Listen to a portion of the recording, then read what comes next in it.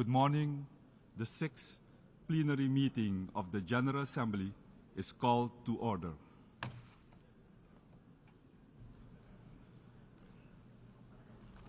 The Assembly will hear an address of His Excellency Wavell Ramkelalawan, President of the Republic of Seychelles. I request protocol to escort His Excellency.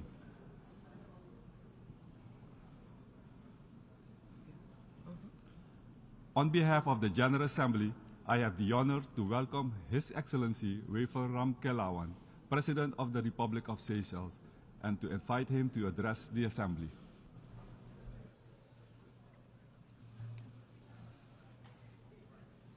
Mr. President of the United Nations General Assembly, Mr. Secretary General of the United Nations, Excellencies, ladies and gentlemen, I wish, first of all, to congratulate Ambassador Denis Francis on his election as President of the 78th session of the United Nations General Assembly and extend our best wishes of success in his tenure of office. We also thank his predecessor, Ambassador Sabah Korosi, for his steadfast leadership over the preceding session. Excellencies, trust and solidarity form the bedrock of a functional multilateral order.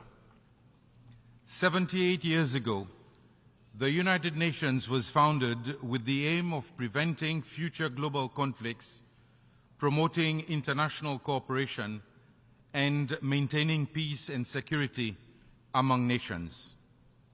The lessons of history are clear. Unwavering commitment to meaningful cooperation and dedication to global peace and security are essential to enhance human existence and prevent the recurrence of past tragedies. As the challenge to global peace, security, and prosperity takes on new dimensions, the lessons of the past become even more relevant. The world stands at the brink, facing conflicts and wars and human-induced disasters, while countless people continue to struggle for a decent existence. Disunity and distrust threaten to paint a bleak future, void of hope and possibilities. Overcoming this predicament demands that we find common ground amidst division. As we gather here today at the 78th session of the United Nations General Assembly, we are confronted with the urgent need to rebuild trust and reignite global solidarity in order to accelerate action on the 2030 Agenda and its Sustainable Development Goals. Only through collective action can we achieve the vision of a better world for all. At the heart of our discussion lies the 2030 Agenda, a transformative blueprint for sustainable development. It serves as a roadmap to eradicate poverty, promote human rights, protect our planet, and ensure that no one is left behind. Yet, as we review our progress, it is evident that we are falling short of our targets, and the global pandemic has further exacerbated the challenges before us. Now, more than ever, we must renew our commitment to the SDGs and take decisive action to fulfill our promises. We are lagging behind.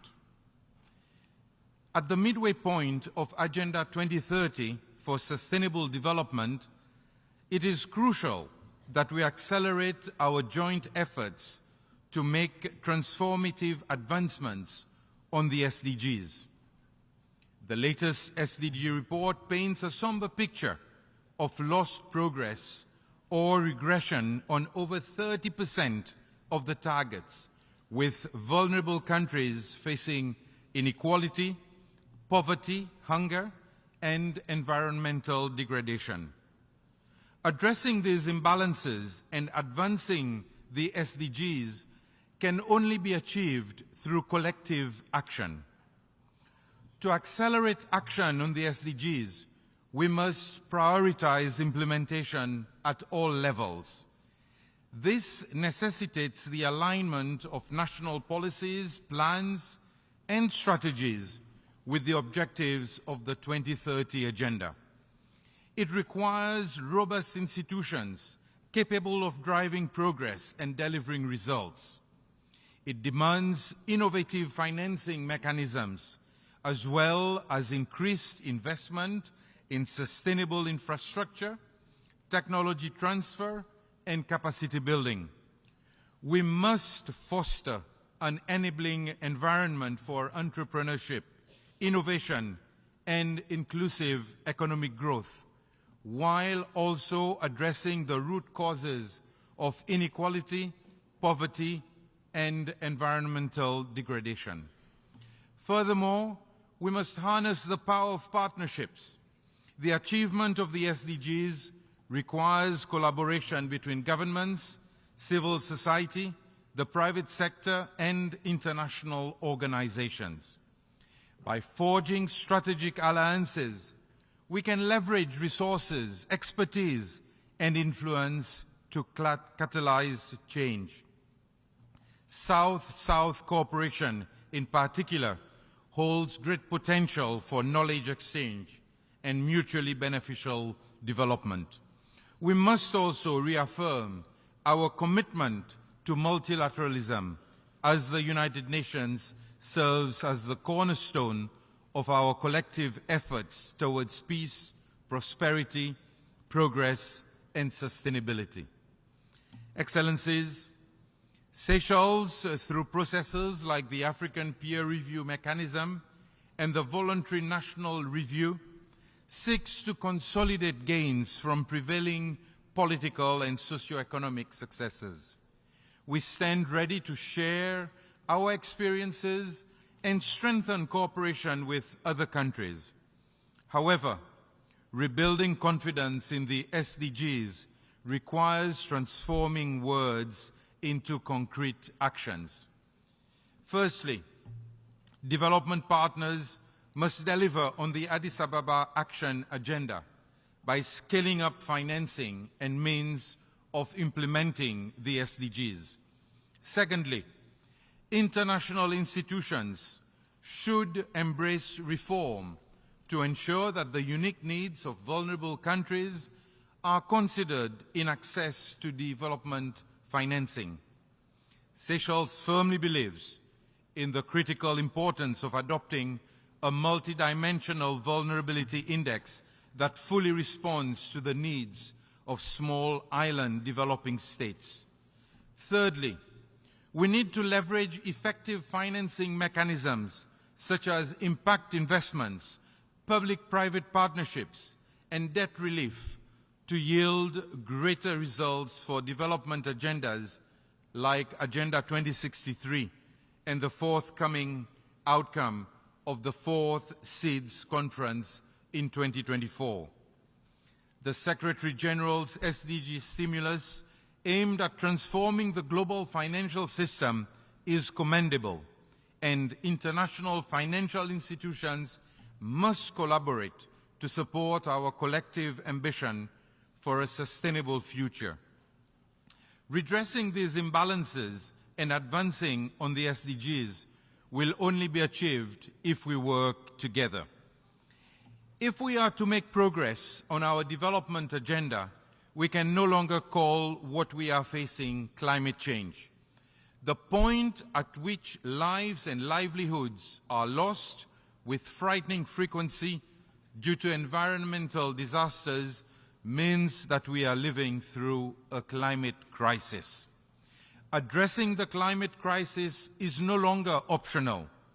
It is an immediate necessity. To quote the Secretary-General, the era of global warming has transitioned into an era of global boiling, and leaders must lead to limit the rise in global temperatures to 1.5 degrees. Seychelles is committed to renewable energy and energy efficiency. But as a small island developing state, we lack the capacity and infrastructure to develop these solutions fully. OECD and G20 countries, as major emitters, must take decisive actions to lead in combating climate change. The establishment of the Loss and Damage Fund is a positive step, but its operationalization is crucial to compensate those most at risk.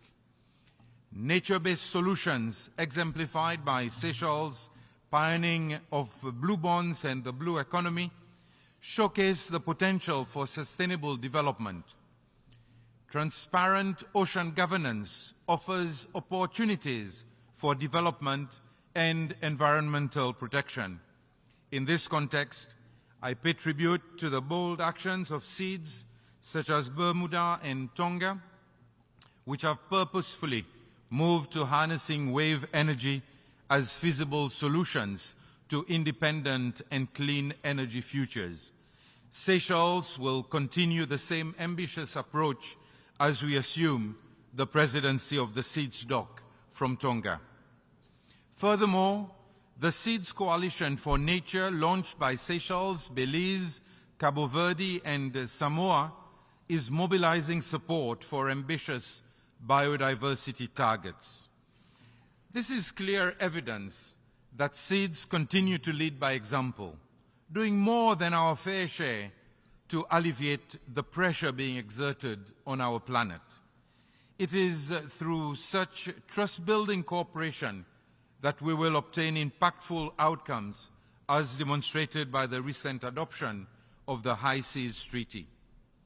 Excellencies, to achieve the SDGs and ensure peace, prosperity and progress and sustainability for all, we must embrace the interconnectedness of our world.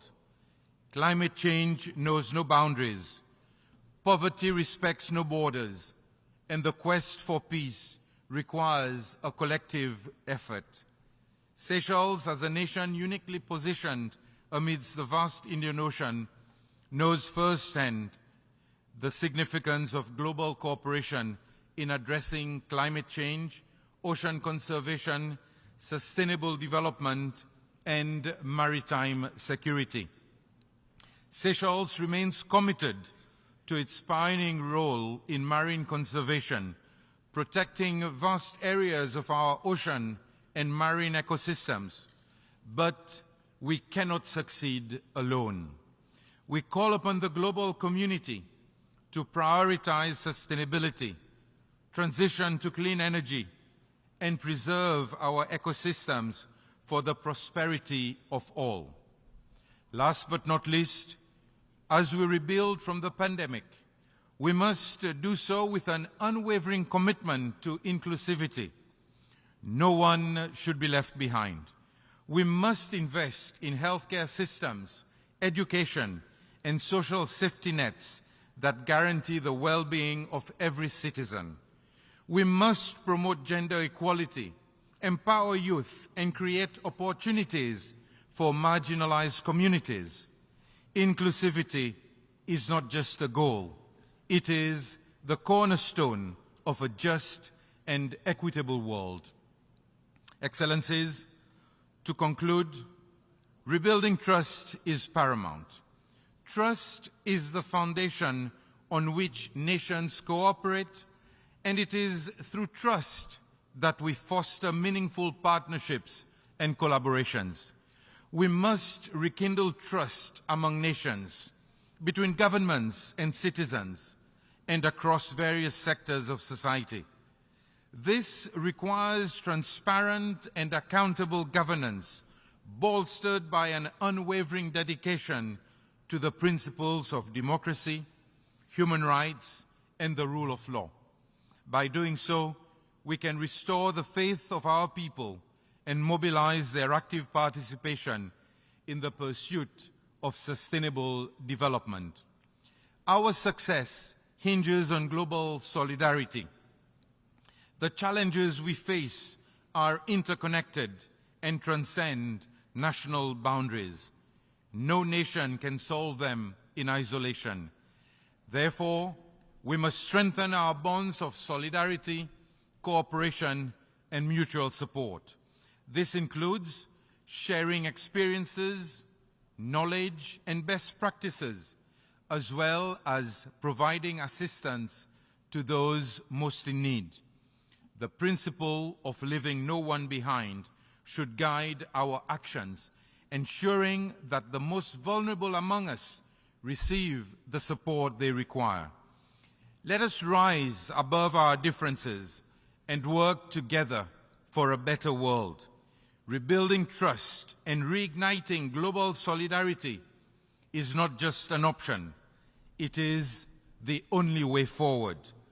Together, we can accelerate action on the 2030 Agenda and its Sustainable Development Goals, creating a world that embraces diversity, respects nature, and ensures a future of peace, prosperity, progress, and sustainability for all. I thank you. On behalf of the Assembly, I wish to thank the President of the Republic of Seychelles for the statement made, and I request protocol to escort His Excellency.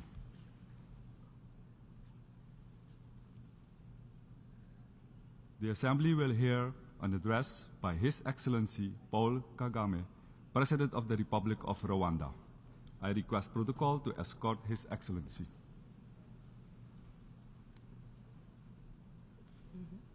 On behalf of the General Assembly, I have the honor to welcome His Excellency Paul Kagame, President of the Republic of Rwanda, and to invite him to address the Assembly. Excellency Denis Francis, President of the General Assembly, Excellency Secretary General Antonio Guterres, Excellencies, Heads of State and Government, distinguished ladies and gentlemen. This year, the World Health Organization declared that the COVID pandemic is no longer a global health emergency. Recovery is well underway, but unfortunately, the starting line was not the same for all of us across different regions. This year's SDG Summit has once again raised the alarm about slow pace of SDG implementation, and I commend the Secretary General for the sharp focus he is bringing to this issue. Developing countries are constrained by a debt crisis, including higher costs of borrowing. This is causing economic disparities to widen and slowing down our collective progress towards the Sustainable Development Goals. The primary cause of this crisis is high interest rates in developed economies in order to correct for years of quantitative easing. At the same time, developing countries face exaggerated risk premiums for both currency and political risk, which are simply unjustified. We need serious cooperation to address this. In developing countries, we also have a responsibility to be accountable for the quality of our financial governance and the management of our natural resources. Increasing access to finance also requires reform of our global financial institutions. In this regard, we welcome the proposals of the Bridgetown Initiative, as well as the Paris Summit for a new global financing pact. Rwanda also supports the second replenishment of the Green Climate Fund to create the fiscal space for vulnerable nations to tackle climate change. Africa and small island developing states, many of which are represented in the Commonwealth, want to work with the partners and be part of the solution. That is an important outcome of the recent African Climate Summit held in Nairobi under the leadership of President William Ruto. However, we must not only cool down on climate, we must also cool down on conflict. Today, there is no sign of ongoing conflicts ending anytime soon. We do not even see hope from those with the most influence that an end is in sight. Innocent lives are left alone to carry the burden of this instability. That is a profound injustice. The migration crisis is a case in point. Every year, migrants and refugees undertake dangerous journeys in search of a better future. Rwanda remains committed to working with partners, including the United Nations High Commissioner for Refugees, to contribute to a durable solution. This decision is informed by our experience and knowing firsthand the pain of losing everything and not having a place to call home. That is part of our promise to leave no one behind. We continue to need a more effective forum to manage global crises. That's why the United Nations was created in the first place. However, that does not absolutely absolve any country or region of the responsibility to address the governance shortfalls which are the root cause of instability. In this regard, I welcome the Secretary General's report on a new agenda for peace. Bilateral interventions, to which Rwanda contributes actively in various places, can provide a rapid response to a crisis situation. But to have a lasting effect, the need to pave the way for multilateral engagement and international political progress. No matter the amount of troops deployed, the mindset should be to get results which serve the interests of the people on the ground. Paying lip service to peace and getting lost in process and formalities only serves to confirm the selective attention of some in the international community. We still have a long way to go. Africa urgently needs to be fully represented in bodies where decisions concerning our future are made. Just as urgently, Africa must be fully prepared to speak with one voice.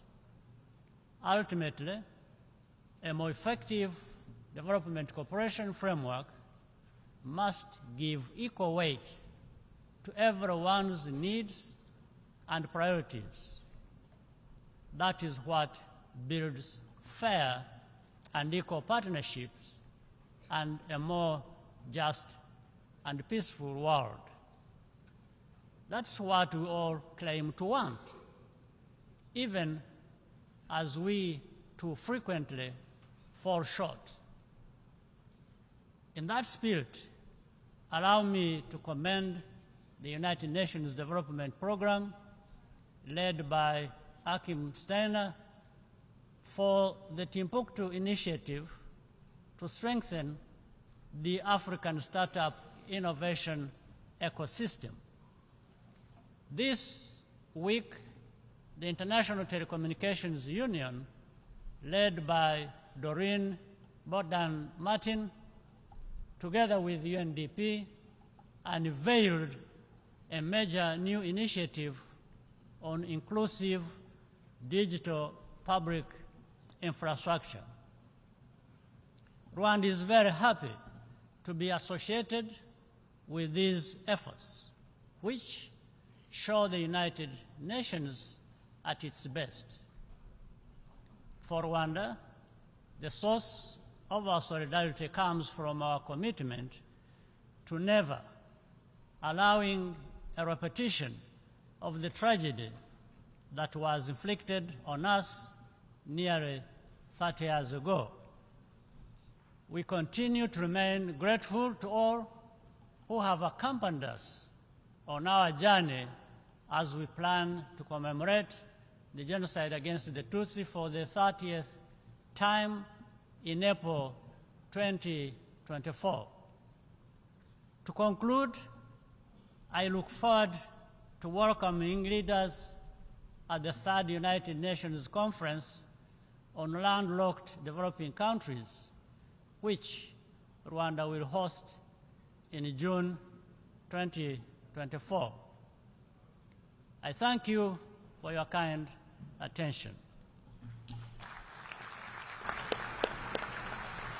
On behalf of the Assembly, I wish to thank the President of the Republic of Rwanda for the statement made, and I request protocol to escort His Excellency. The Assembly will hear an address by His Excellency Nikos Christodoulides, President of the Republic of Cyprus. I request protocol to escort His Excellency.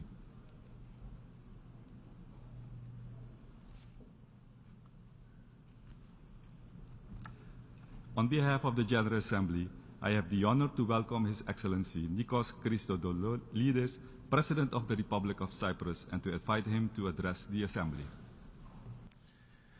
Mr. President, Your Excellencies, on the 26th of July 1946, in San Francisco, our predecessors pledged to save succeeding generations from the scourge of war, which twice in our lifetime has brought untold sorrow to mankind.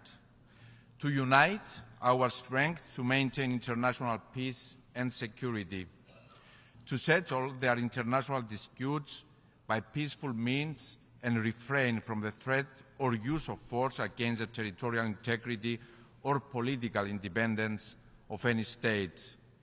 These pledges were the promise of our predecessors bestowed upon us for the future. The UN Charter, ladies and gentlemen, is a promise, not a reality. If we are complacent in our actions, the words are not worth the paper on which they are written. The horrors of the Second World War, which began in Europe and consumed the world, brought nations together. We, assembled here today, must live up to the obligations prescribed in the UN Charter to proclaim never again. Make no mistake, we bear responsibility to ensure the world does not drift into the horror of war. This is our mandate. Do we have the courage? Do we have the resolve to make peace our top priority, to honor the foundations of the United Nations, and to assure its continued relevance? Our predecessors harbored an admirable sense of their own personal accountability to the future. I believe it is that sense of personal responsibility from the individual that underpins the idea and the reality of a United Nations throughout the world. Our predecessors also knew that the path to peace would be challenging. They had the resolve, the deep belief, the knowledge that it will require the ability of all people to come together to make peace a reality, so that their children and the generations to come, so that our children today will not be scarred by another world war. But they also had the greatest of all impetuses. The world, the leaders that came before us inherited ashes, not institutions. They had no choice but to look to multilateralism, to international law, respect for the sovereignty and the territorial integrity of all states. Today, as we stand on the shoulders of our predecessors, we remain accountable to deliver on the vision of peace that sparked the creation of this resilient organization. Will we be worthy and equal to the challenge? Can we act with a sense of urgency without which we too will fail? Excellencies, as a historian by training, I believe adamantly that history serves as an invaluable compass, as the most valuable source of lessons. More than 7 decades following the establishment of the United Nations, the war in Ukraine has shaken the world. It reminds us that never again is a rallying cry, a sacred promise that is fragile and one that we need to protect with all of our resolve. Cyprus condemns in the strongest terms any breach of international peace and security effected through military action by any state against the independence, sovereignty, and territorial integrity of another state. We stand on this instance of violation of international law and on every such instance on the right side of history. Since the very first day of the aggression against Ukraine, the people of Cyprus, a third of them still displaced as a result of foreign aggression against their own country, have displayed solidarity with deeds, not just words, to the people of Ukraine. We do this because we remember. We do this because it is the right thing to do. Excellencies, we call for the immediate cessation of hostilities and encourage the parties to engage in constructive dialogue and negotiation.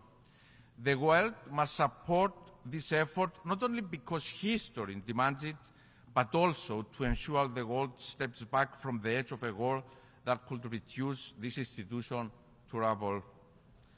Mr. President, the invasion of Ukraine is not the first instance that use of force was used against a sovereign nation in Europe following World War II. Just like Ukraine, in Cyprus, the UN Charter and international law continue to be violated. In 1974, Turkey invaded Cyprus and since then, 49 years on, occupies European territory. And its people, Greek Cypriots and Turkish Cypriots, continue to suffer the consequences of invasion, occupation and division. They are deprived of their fundamental freedoms and human rights. Europe, which decades ago witnessed the worst horrors humankind has ever committed against self, remains fractured as long as Cyprus is divided. Born in 1973, only a few months before Turkey invaded Cyprus, I have witnessed my people mourn, persevere, rebuild forever with a burning desire for peace and reunification. The invasion violently displaced hundreds of thousands of Cypriots, and Turkey continues to occupy approximately 37% of the territory of the Republic of Cyprus. The families of the missing persons desperately await for information on the fate of their loved ones. The enclaves stoically await the end of the division. One of the lessons we are reminded of by the recent invasion of Ukraine is that in the absence of lasting, viable peace, the resulting fragility can lead to destabilization with far-reaching consequences, not just for the country concerned, but for the region to which it belongs and for the world at large. Ukraine has exemplified in the darkest manner that a threat to peace somewhere is a threat to peace everywhere.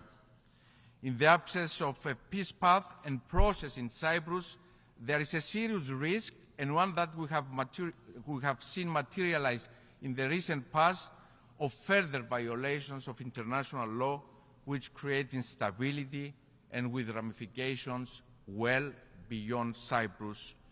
We have witnessed the Turkish military forces perpetrate further violations in Varosha, defense area of Famagusta. Since 1974, Varosha has been held hostage and rendered a ghost town, contrary to UN Security Council resolutions that call for its return to its lawful inhabitants who left their livelihoods, their dreams, and their hopes between those fences. We have witnessed in our maritime zones, and we have witnessed more recently in the buffer zone, where attacks on UN peacekeepers by Turkish forces horrified and alerted us again to the urgency of peace in Cyprus. That is why the resumption of negotiations, firmly anchored on the agreed framework, is my absolute priority. The current status quo cannot be the future of Cyprus. It cannot be the future for Cypriots. As President of the Republic of Cyprus, I believe in peaceful coexistence because despite growing up in a divided country, I also grow up in a country filled with hope or reunification, to stories of all Cypriots living together in peace, united by the land they shared. The new generation of Cypriots is also eager for peace, and that gives me hope and courage. Ahead of my journey to New York, I received a plethora of messages from my Turkish Cypriot compatriots, particularly from the younger generation, calling me to exert every effort to reunify Cyprus. My message from this podium to my Turkish Cypriot compatriots, to all Cypriots, is that I hear their call for peace.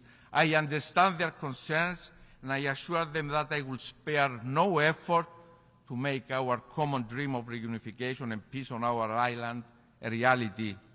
And I want to be able to tell them that the world, the United Nations, the living words of the UN Charter also hear their call for peace. Excellencies, I stand in the General Assembly for the first time, fully aware of the responsibility that has been bestowed upon me to do my utmost to safeguard the future of the Cypriot people, Greek Cypriots and Turkish Cypriots alike, who want to end the division of their country, to coexist and to co-create. Working towards peace in Cyprus is my absolute priority, and I want to take today's opportunity to also send a personal message to President Erdogan. There is not and never will be another basis for a settlement of the Cyprus question to that dictated by the UN Security Council resolutions. Dear Mr. Erdogan, illegality stemming from invasion, aggression, and the use of force cannot be recognized. Cyprus and Turkey are neighbors bound by geography. Peace in Cyprus will send a resounding message of peace in a region and a world that desperately needs it. It will also change the geopolitical map of our neighborhood with a ripple effect in Europe, the wider Eastern Mediterranean, and throughout EU-Turkey relations. Gunboat diplomacy and strong arm tactics belong to the past. They are not the tools of visionary leaders. This is our time to bring the UN Charter to life, a charter of peace between and among us. No one stands to gain from conflict and division. We and the generations that will come after us stand to gain from dialogue, from good neighborly relations. So, Mr. Erdogan, let us work together by a vision of peace. Let us build a brighter future for our countries through dialogue and respect for international legality. Ladies and gentlemen, in this great hall, we all feel the weight of history on our shoulders. The great women and men who have given us this organization and institutions expect us to strengthen them, grow them, and to take personal responsibility for their future. I'm here today with clarity of purpose and determination. The sole effective medium to address this risk of instability generated by the absence of a peace path is to pave one, to foster dialogue through which positions and concerns of all sides can be addressed and discussed in good faith. I stand ready to negotiate boldly and courageously on the Cyprus question in good faith, always within the agreed UN framework that call for a bizonal, bicommunal federation with political equality as defined by the relevant UN Security Council resolutions. At a time when international legality is under attack, international law, the UN Security Council resolutions must prevail. I'm committed to negotiating a settlement that will safeguard the fundamental freedoms and human rights, the interest of all my Cypriot compatriots, Greek Cypriots, Turkish Cypriots, Maronites, Armenians and Latins, all equal. A comprehensive settlement that will allow them to prosper in coexistence and peace, free of any anachronistic dependencies and system of guarantees that have no place in a European country. That is why resumption of peace negotiations based on the agreed framework, preserving the acquis of the previous round of negotiations, is essential. As the UN Security Council has resolved, it is high time for the United Nations to become a driving force of dialogue by appointing, as a first step, an envoy on the Cyprus problem to explore and prepare the ground for the resumption of negotiations. The United Nations and its Secretary General have the responsibility prescribed in the UN Charter to act as a catalyst for peace in Cyprus. In doing so, it can be facilitated by the European Union, which also has the tools necessary and which has expressed its commitment to deliver so as to reunify its last divided member state. Just like the United Nations, the European Union is also a project of peace.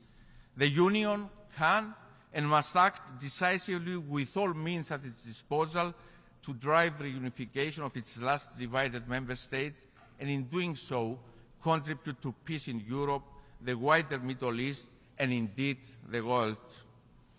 Distinguished delegates, the theme of this year's General Assembly focuses on the 2030 Agenda and its sustainable development goals towards peace, prosperity, progress, and sustainability for all. The achievements of the SDGs requires universal efforts and transformative solutions. Climate emergency and climate change know no borders. On our region, the Eastern Mediterranean is especially vulnerable in this regard.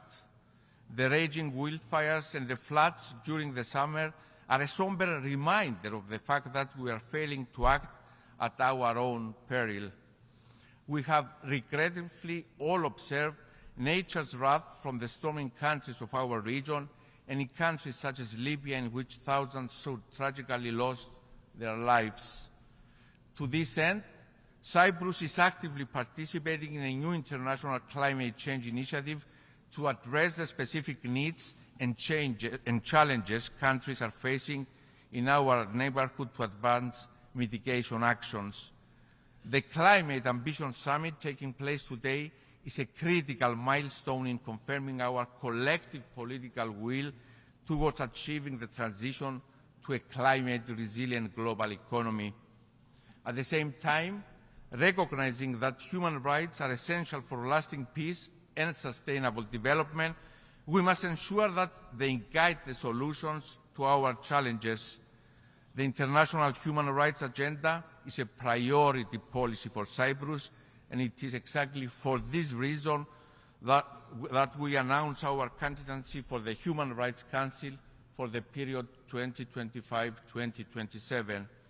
As an European Union member state, we are committed to action against gender-based violence, and we have also joined the Secretary General's Circle of Leadership on the prevention of and response to sexual exploitation and abuse in the United Nations. Ladies and gentlemen, in 1946, Winston Churchill declared that the dangers and difficulties in establishing conditions of freedom and democracy and permanently preventing war will not be removed by closing our eyes to them, nor by a policy of appeasement to aggressors. What is needed is real action, and the longer this is delayed, the more difficult it will be and the greater the dangers will become. Cyprus is at the crossroads of Europe and the Middle East, in part of the world that is no stranger to conflict and instability. We are, however, convinced that the Eastern Mediterranean and the wider Middle East are changing the narrative of being a region in turmoil. We can become a hub of stability, peace, and cooperation, an exemplar of the change capable in the 21st century. Cyprus seeks to act as a facilitator for this common vision and has come together with its immediate neighbors, with Egypt, Israel, Jordan, Lebanon, Palestine, and Greece, building a solid network of cooperation that is underpinned by a vision to make the Mediterranean Sea a sea of peace, cooperation, and prosperity. We shall continue on this path of multilateralism anchored on respect for international legality, and we call on all countries of the region that share these values to join us. This is, after all, the essence of the guiding principles that founded the United Nations 78 years ago. Peace. I come before you today asking for us all to work together toward peace. It is nothing new or groundbreaking, but it's a world changing, and we need to remind ourselves every day that it is within our reach and our responsibility. Thank you very much for your attention. On behalf of the Assembly, I wish to thank the President of the Republic of Cyprus for the statement just made, and I request protocol to escort His Excellency. The Assembly will hear an address by His Excellency Haile Geingob, President of the Republic of Namibia. I request protocol to escort His Excellency.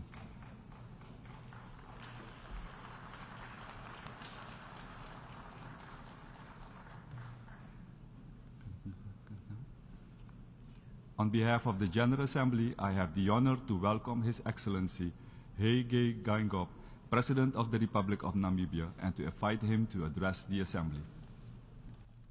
Your Excellency, Mr. Dennis Francis, President of the 78th session of the General Assembly, Your Excellencies, Head of State and Government, Your Excellency, the Deputy Secretary General of the United Nations, distinguished delegates, ladies and gentlemen, Namibia congratulates you on your brilliant election as President of the 78th session of the General Assembly. Allow me to use this opportunity to pledge to you the commitment of Namibia to support the priorities you have set out, namely peace, prosperity, progress, and sustainability. Namibia would like to thank your predecessor, His Excellency Shapa Korosi, for steering with diligence the work of the 77th session of General Assembly. Let me state that Namibia agrees with Secretary General Antonio Guterres, who a few months ago said, quote unquote, unless we act now, the 2030 agenda will become an epitaph for a world that might have been. Therefore, the theme of this session, quote, rebuilding trust and reigniting global solidarity, accelerating action on the 2030 agenda and its sustainable development goals towards peace, progress, and sustainability for all, is fitting.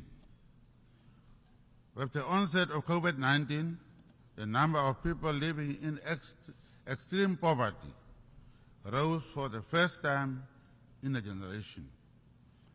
It demonstrates that the fact at midpoint to the global goals, we face the stark reality that we will miss our goals and targets.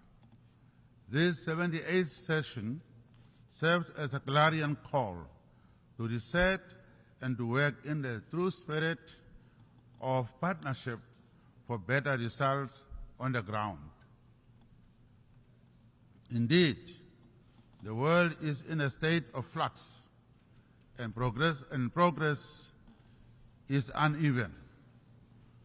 Taking cognizance of the interconnectivity between all the goals and targets, we should accelerate investments in healthcare, renewable energy, education, clean water, and sanitation.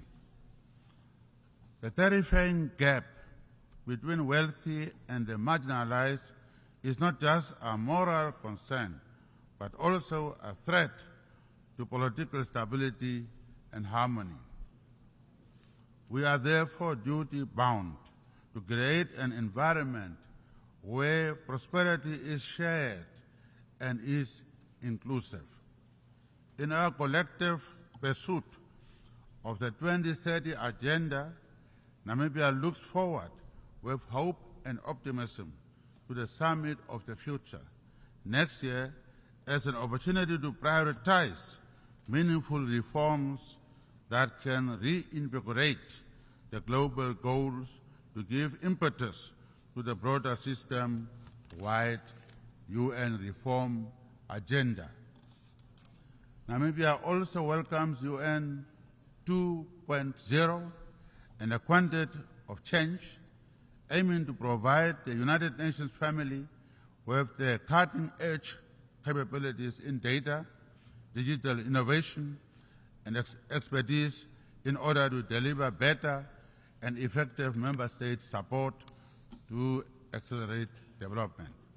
Mr. President, the health of a nation is a bedrock for all developmental activities. This morning, the General Assembly will adopt a political declaration on pandemic prevention, preparedness, and response. Pandemics have long been formidable adversaries that disproportionately wreak havoc in the socio-economic fabric of developing countries. These crises go beyond their immediate health implications, unraveling years of development progress, straining healthcare systems, and exacerbating existing socio-economic disparities. We need to change the status quo. To do so, we must end vaccine apartheid. We need to ensure equitable access to health products.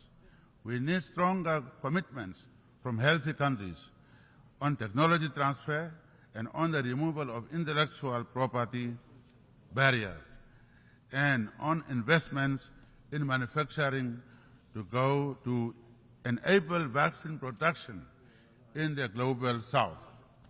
Mr. President, I always say that inclusivity spells harmony and exclusivity spells conflict.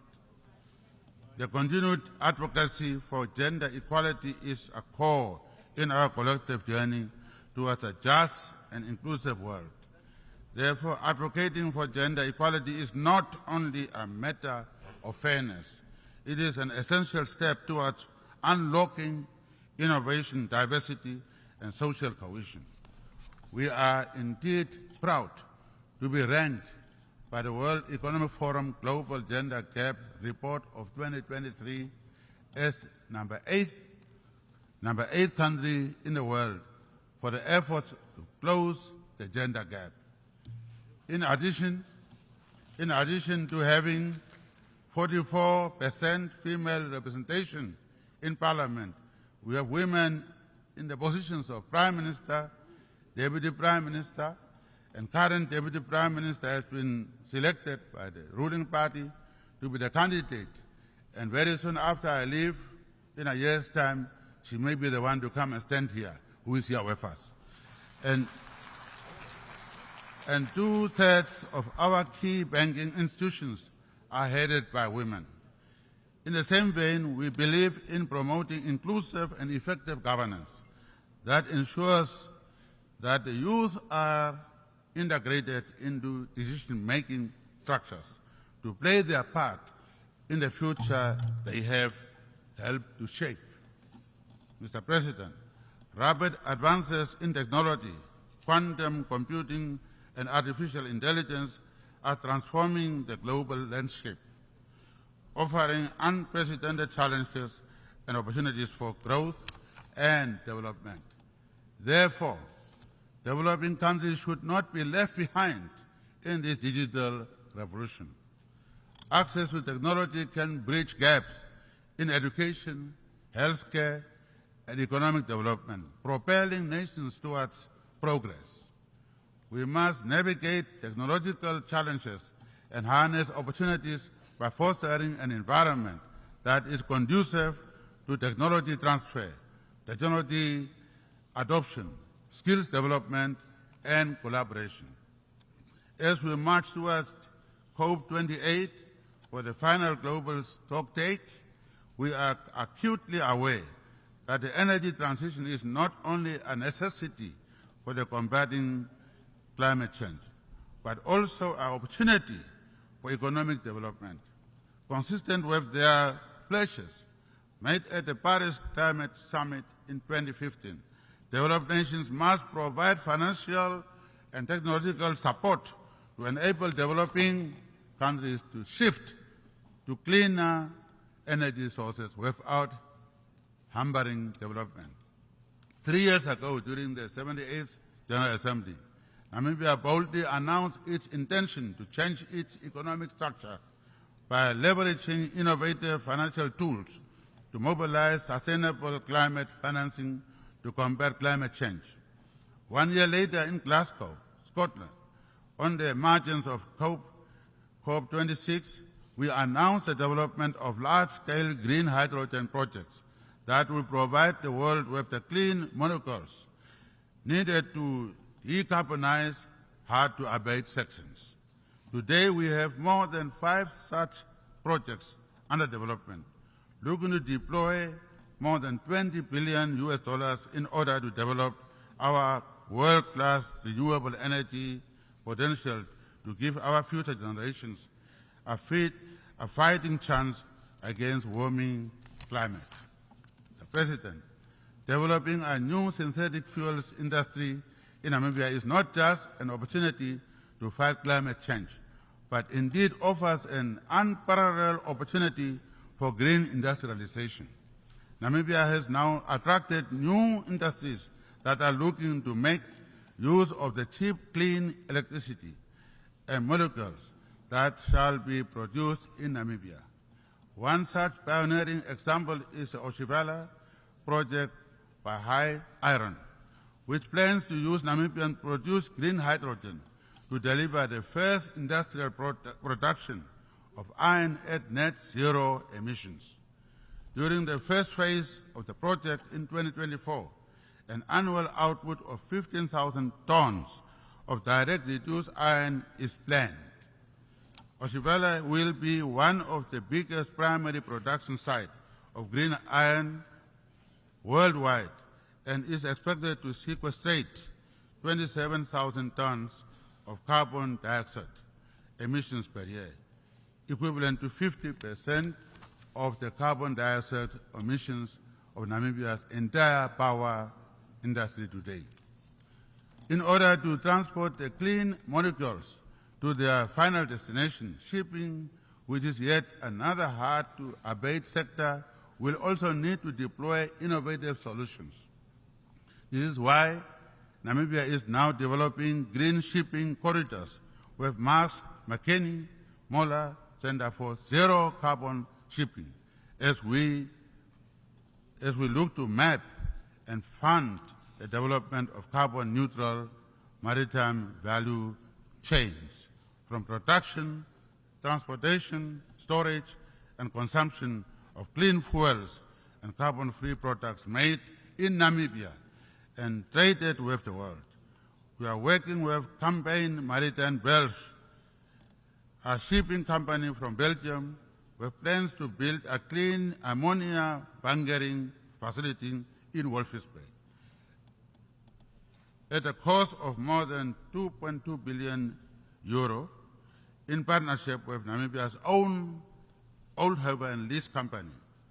On the 28th of September 23, this partnership named Plenary is expected to reveal plans to construct their first Namibian green hydrogen multimodal service station.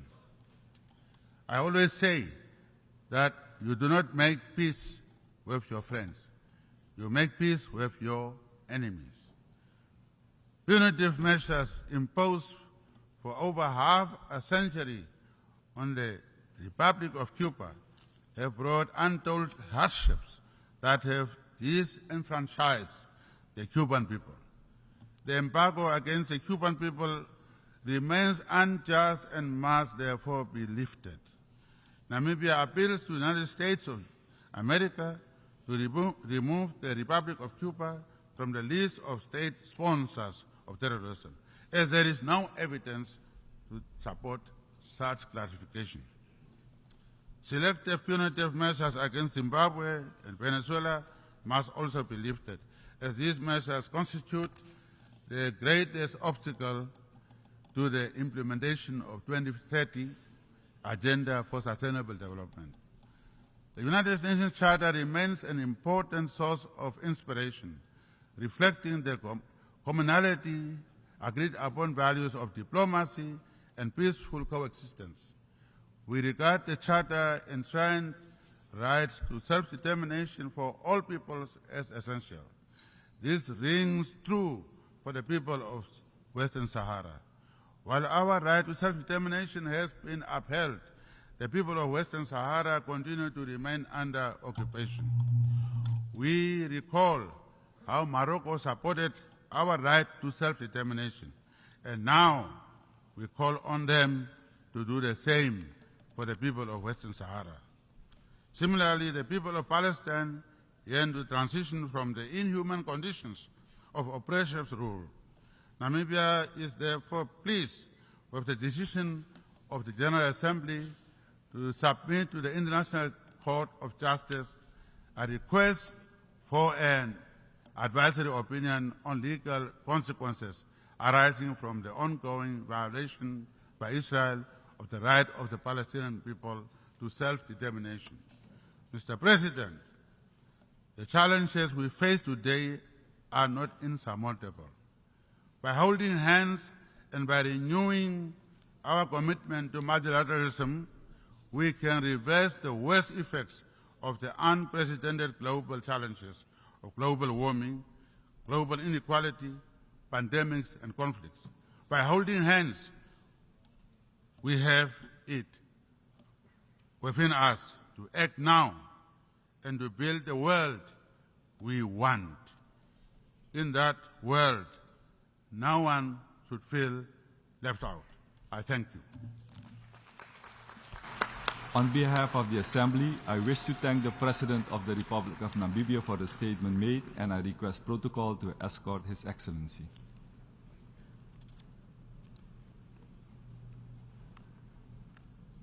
The Assembly will hear an address by His Excellency Klaus Werner Iohannis, President of Romania.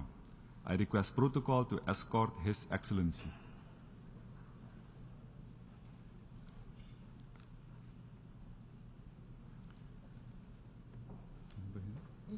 On behalf of the General Assembly, I have the honor to welcome His Excellency Klaus Werner Iohannis, President of Romania, and to invite him to address the Assembly.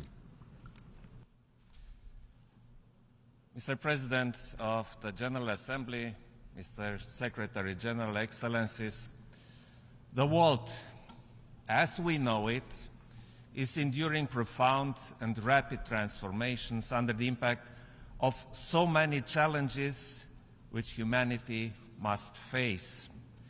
At the same time, against this difficult, very difficult background, we continue to defend our core values, the United Nations Charter, and effective multilateralism.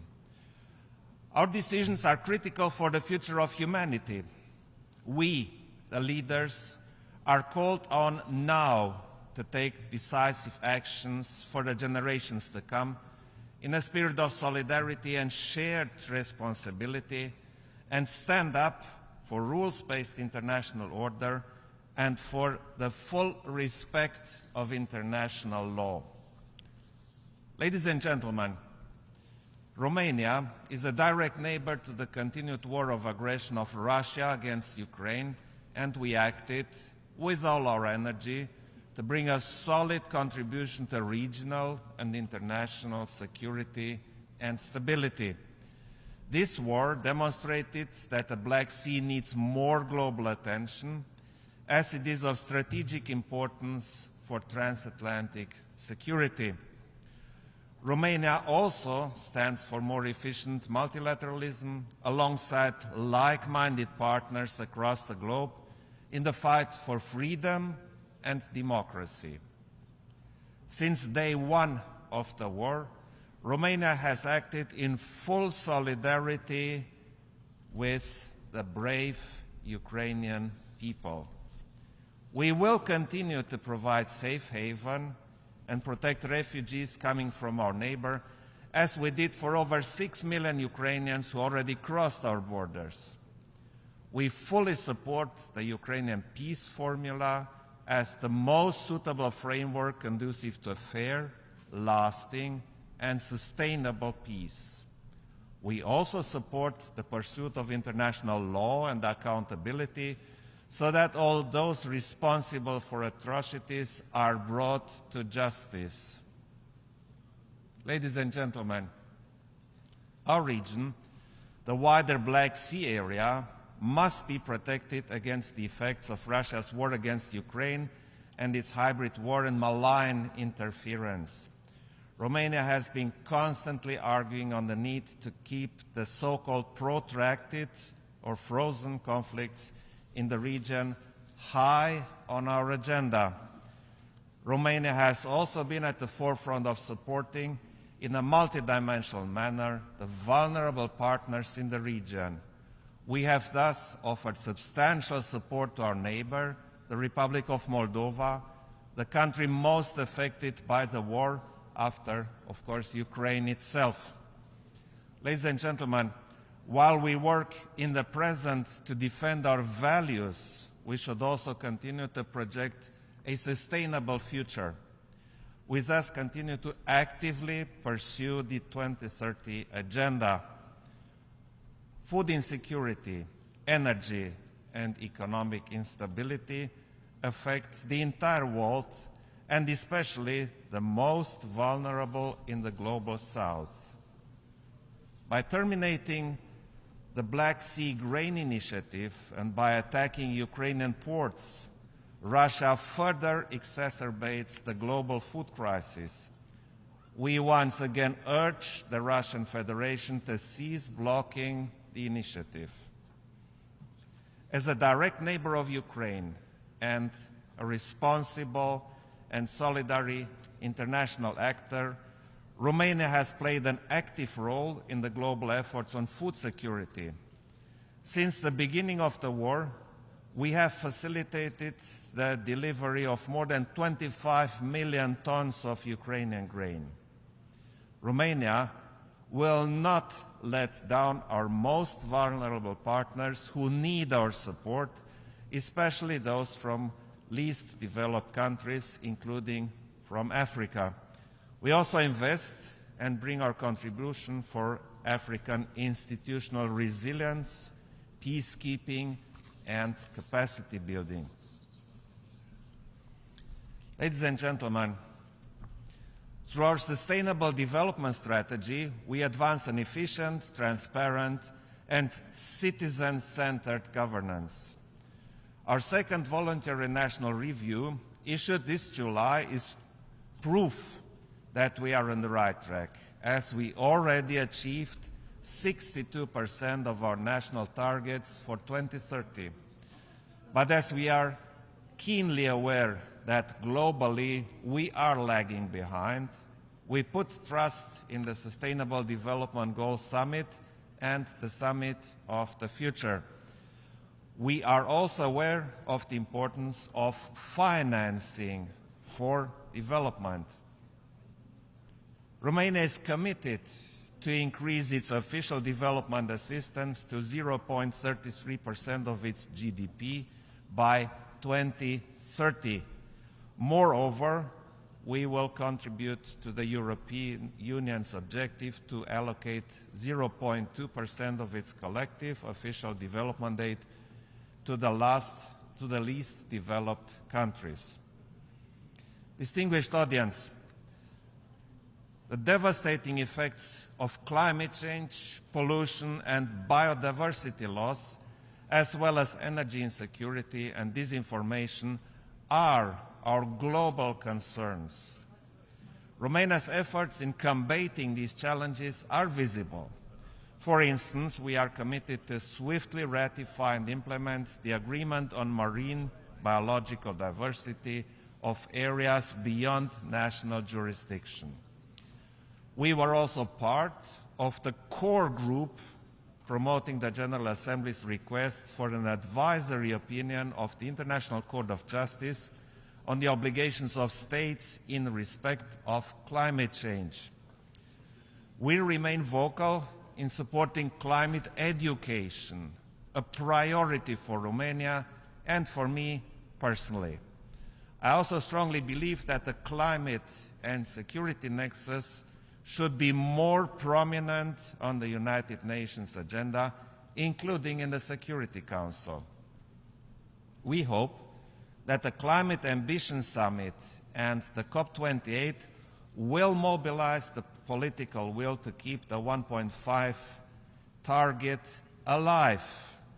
We must accelerate a just energy transition and emissions reduction while ensuring energy security. Countering disaster risks also requires joint efforts, and the Emergency Platform Initiative is a step in the right direction. Romania actively participates in international assistance missions, shares best practices, and offers training on response measures. In our endeavors, we should use the opportunities brought by digitalization, innovation, and new technologies, as well as the strategic investments in renewables as enablers of sustainable development. At the same time, Romania welcomes the Secretary General's initiative for a code of conduct for information integrity on digital platforms.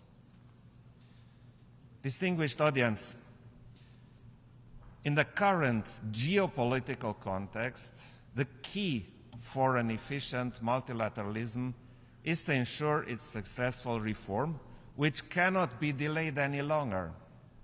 An enlarged Security Council could include important additional voices from the African group, from various small island developing states, and even from the smallest regional group, the Eastern European one. As we celebrate 75 years since the adoption of the UN Declaration on Human Rights, Romania strongly advocates for strengthening the UN human rights system, including for its adequate funding. As a member of the Human Rights Council, we continue to be an active supporter of democracy, rule of law, non-discrimination, freedom of expression, children's and women's rights. At the same time, the full respect and promotion of international law remain at the very core of our foreign policy. As an example, Romania is advocating for an enlarged acceptance by states of the jurisdiction of the International Court of Justice, and we count on your support for our solid candidature for the World Court. Dear colleagues, next year's Summit of the Future represents an excellent opportunity to find joint global solutions. The Pact for the Future must provide the United Nations with the tools to deliver for us and for future generations. We must stand for our people and for the future we want. I thank you. On behalf of the Assembly, I wish to thank the President of Romania for the statement made, and I request protocol to escort His Excellency.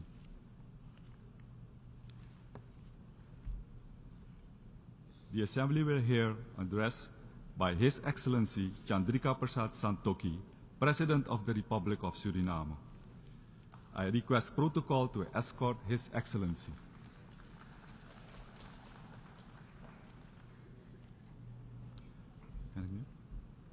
On behalf of the General Assembly, I have the honor to welcome my own President, His Excellency Chandrika Prasad Santokhi, President of the Republic of Suriname, and to invite him to address the Assembly. Thank you, Mr. Chair, President of the General Assembly, Secretary of the United Nations, Excellencies, Heads of Delegations, ladies and gentlemen, good morning.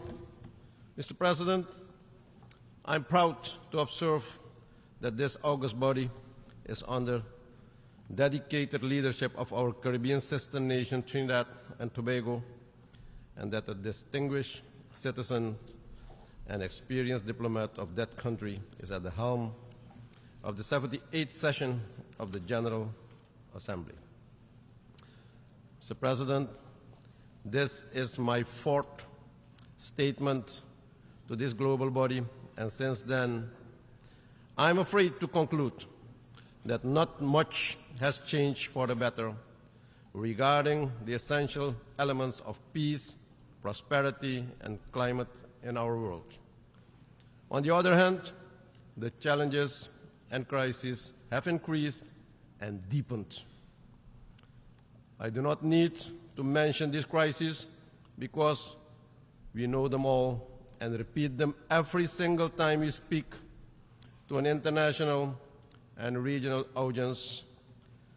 And the more important and relevant matter at hand is, what do we do about?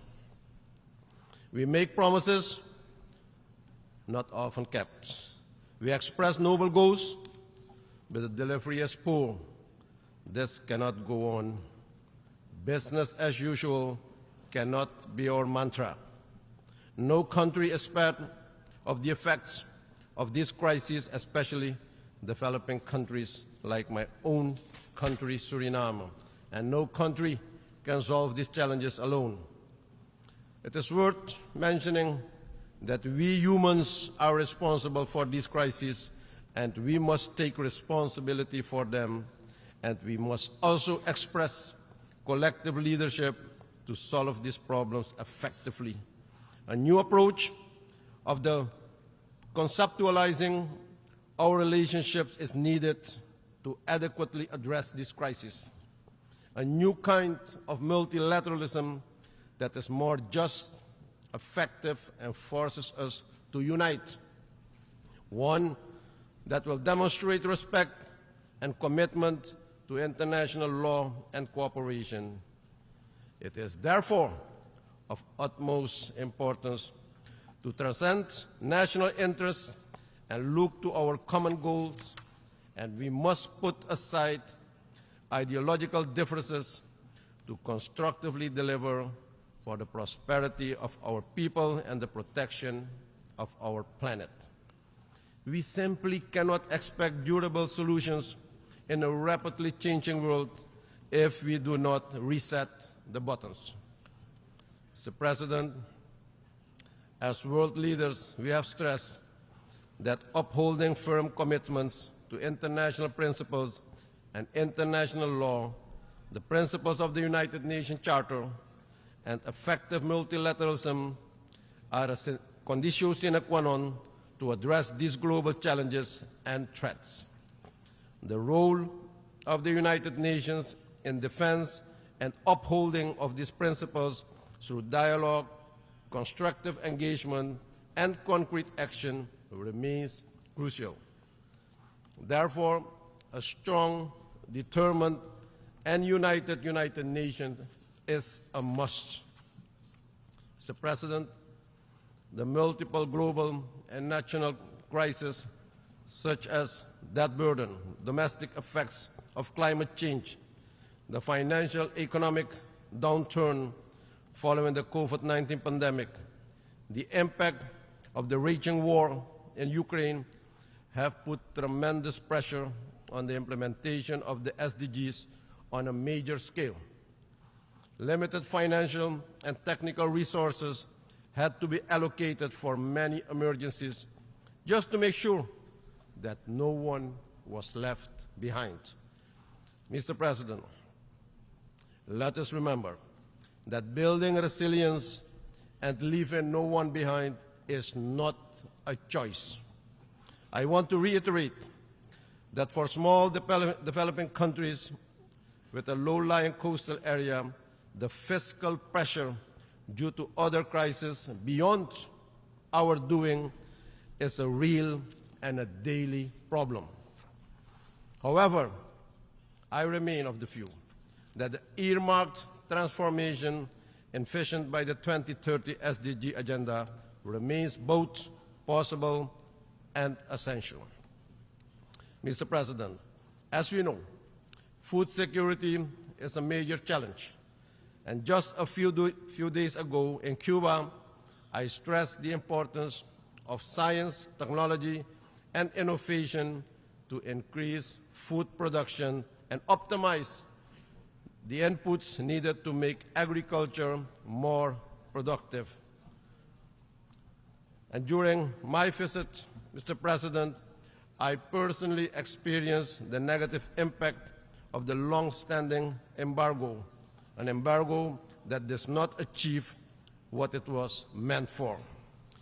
The CARICOM Food Security Program is an example to reduce the region's food import bill by 25% by the year 2025 and promote local production with modern technology. Mr. President, the reach and impact of digital technologies will only continue to increase in the coming years, and it is crucial that the benefits of this innovation are leveraged to ensure an accessible, transparent, safe, and secure, digitally transformative environment.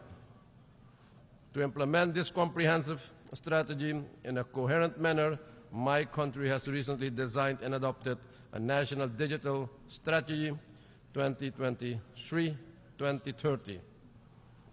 Mr. President, the political, humanitarian, and security environment in Haiti is deteriorating. While I appreciate the efforts made so far to assist in finding an immediate solution, much more political efforts need to be made to translate the intentions into real actions. The people of Haiti are looking toward a regional and international community for assistance. At the same time, the Haitian stakeholders, which are divided in opposing groups, must demonstrate the will to dialogue and reach consensus for a way forward in the shortest time possible. Mr. President, another climate conference of the parties, COP28, is on our doorstep. As we are amidst in the reality of the increased intensity of the devastating global impact of climate change.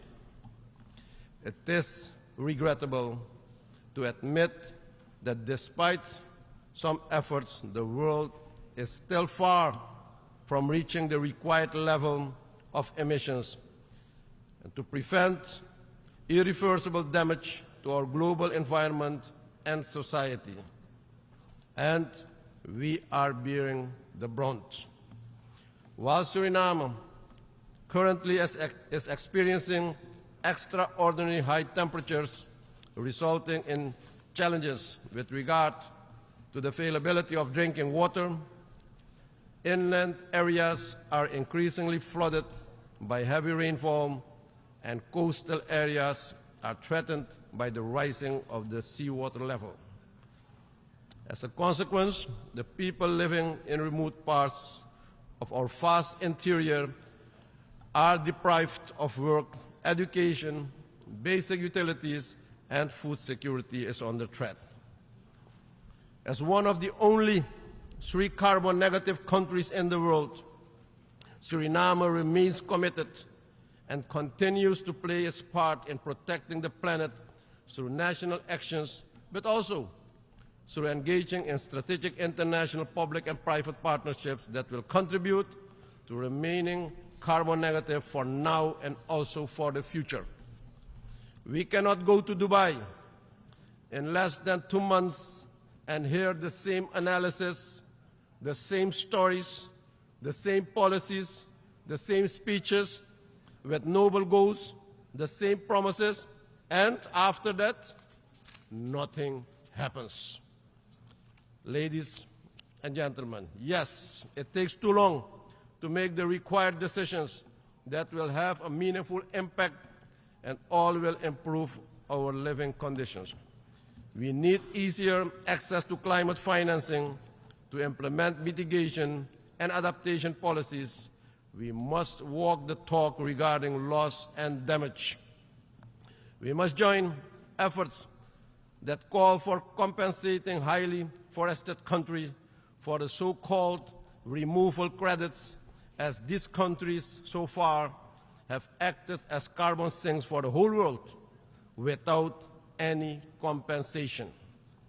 Mr. President, many of us have raised the urgent and comprehensive reform of the international financial architecture as the most critical issue to address the economic, financial, and environmental challenges faced by developing countries.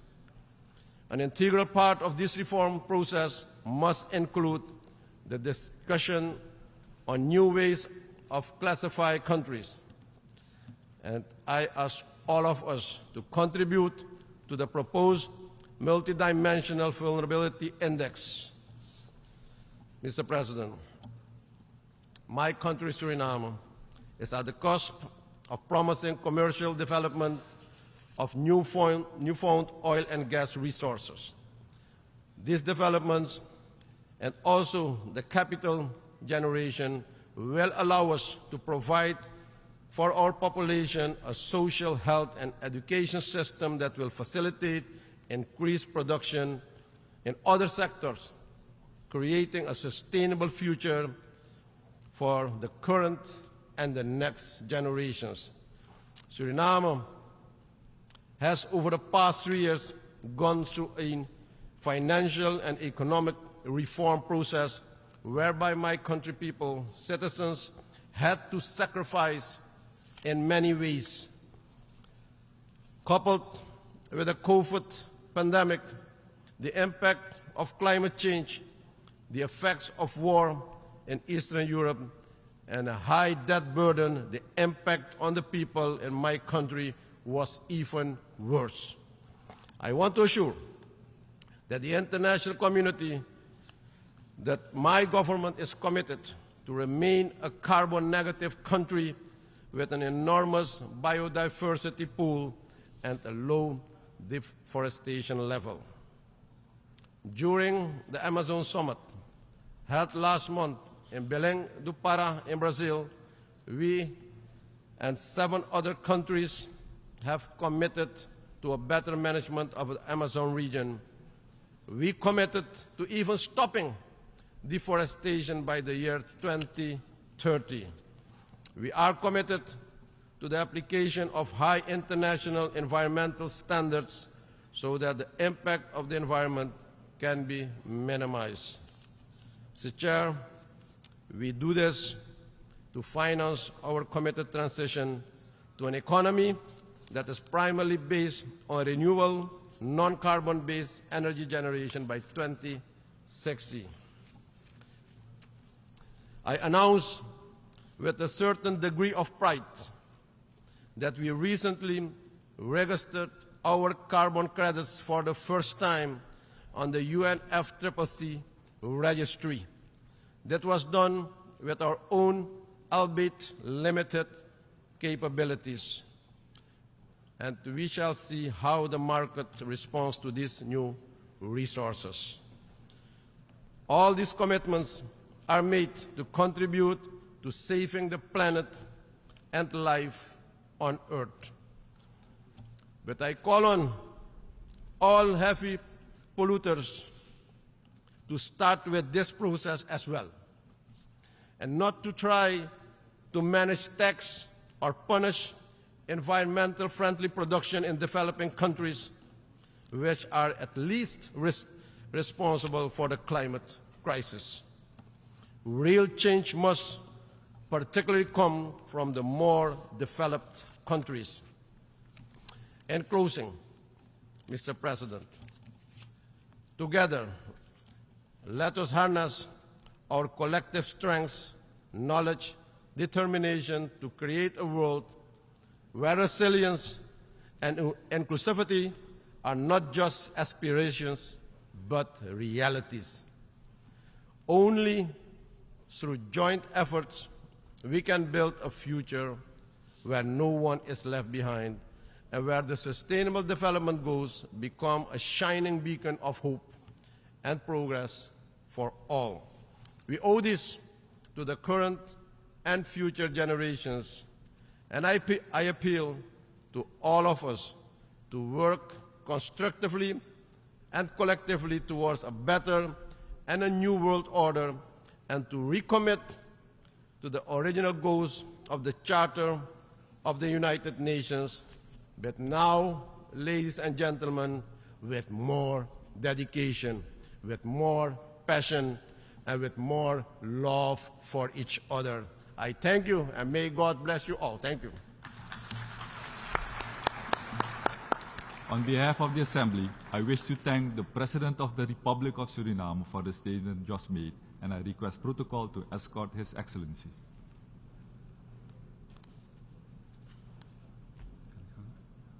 The Assembly will hear an address by His Excellency Željko Komšić, Chairman of the Presidency of Bosnia and Herzegovina. I request protocol to escort His Excellency. On behalf of the General Assembly, I have the honor to welcome His Excellency Željko Komšić, Chairman of the Presidency of Bosnia and Herzegovina, and to invite him to address the Assembly.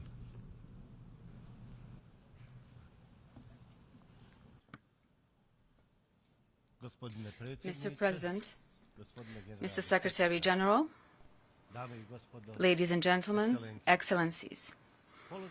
Building on the theme of this year's session of the United Nations General Assembly, which is rebuilding trust and reigniting global solidarity, accelerating action on the 2030 Agenda and its Sustainable Development Goals towards peace, prosperity, progress and sustainability for all.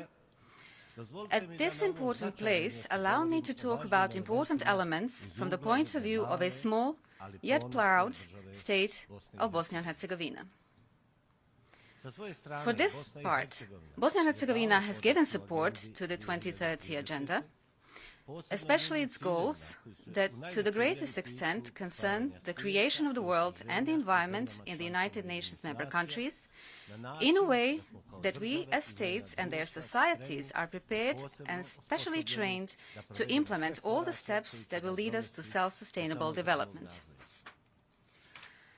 However, in today's world, often dominated by war and various geopolitical goals, it will be very difficult to achieve this, at least in a way as it is planned in the 2030 Agenda.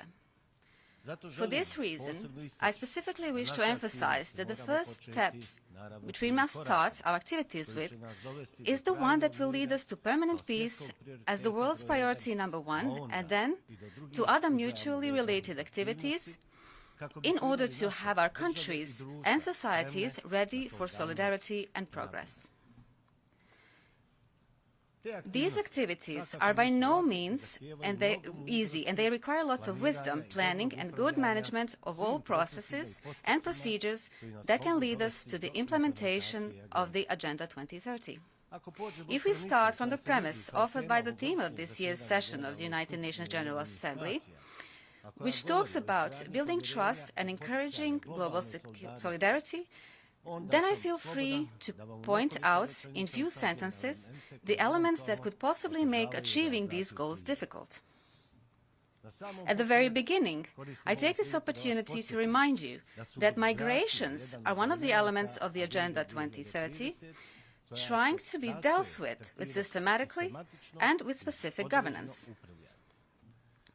Although the Agenda for Sustainable Development until 2030 recognizes migrants as agents of change and development in countries of their origin, transit and destination, the Agenda primarily focuses on migrants as beneficiaries of sustainable development goals through a higher level of protection of their rights and transparency. Furthermore, the Agenda does not refer to a broader concept of diaspora or to the role that it plays as a possible means of development. This statement, extracted from one of the IOM's documents,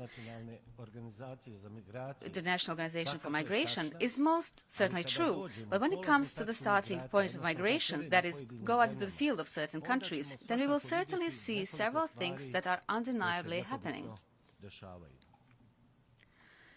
The current form of migration management has reached such a stage where large and powerful countries, for their own benefit, carry out a certain type of selection of migrants in such a way as to select the best and most educated among them, such as doctors, engineers, scientists, and other highly qualified persons, and are ushering them to larger countries where their knowledge and abilities are exploited exclusively for the benefit of these larger systems.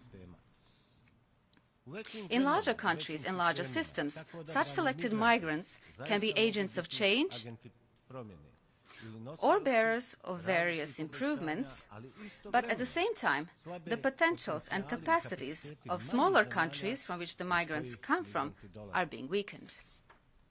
Small countries, in addition to losing their best quality personnel, are also losing all investments made, including the financial ones, the investments made in creating these highly qualified profiles.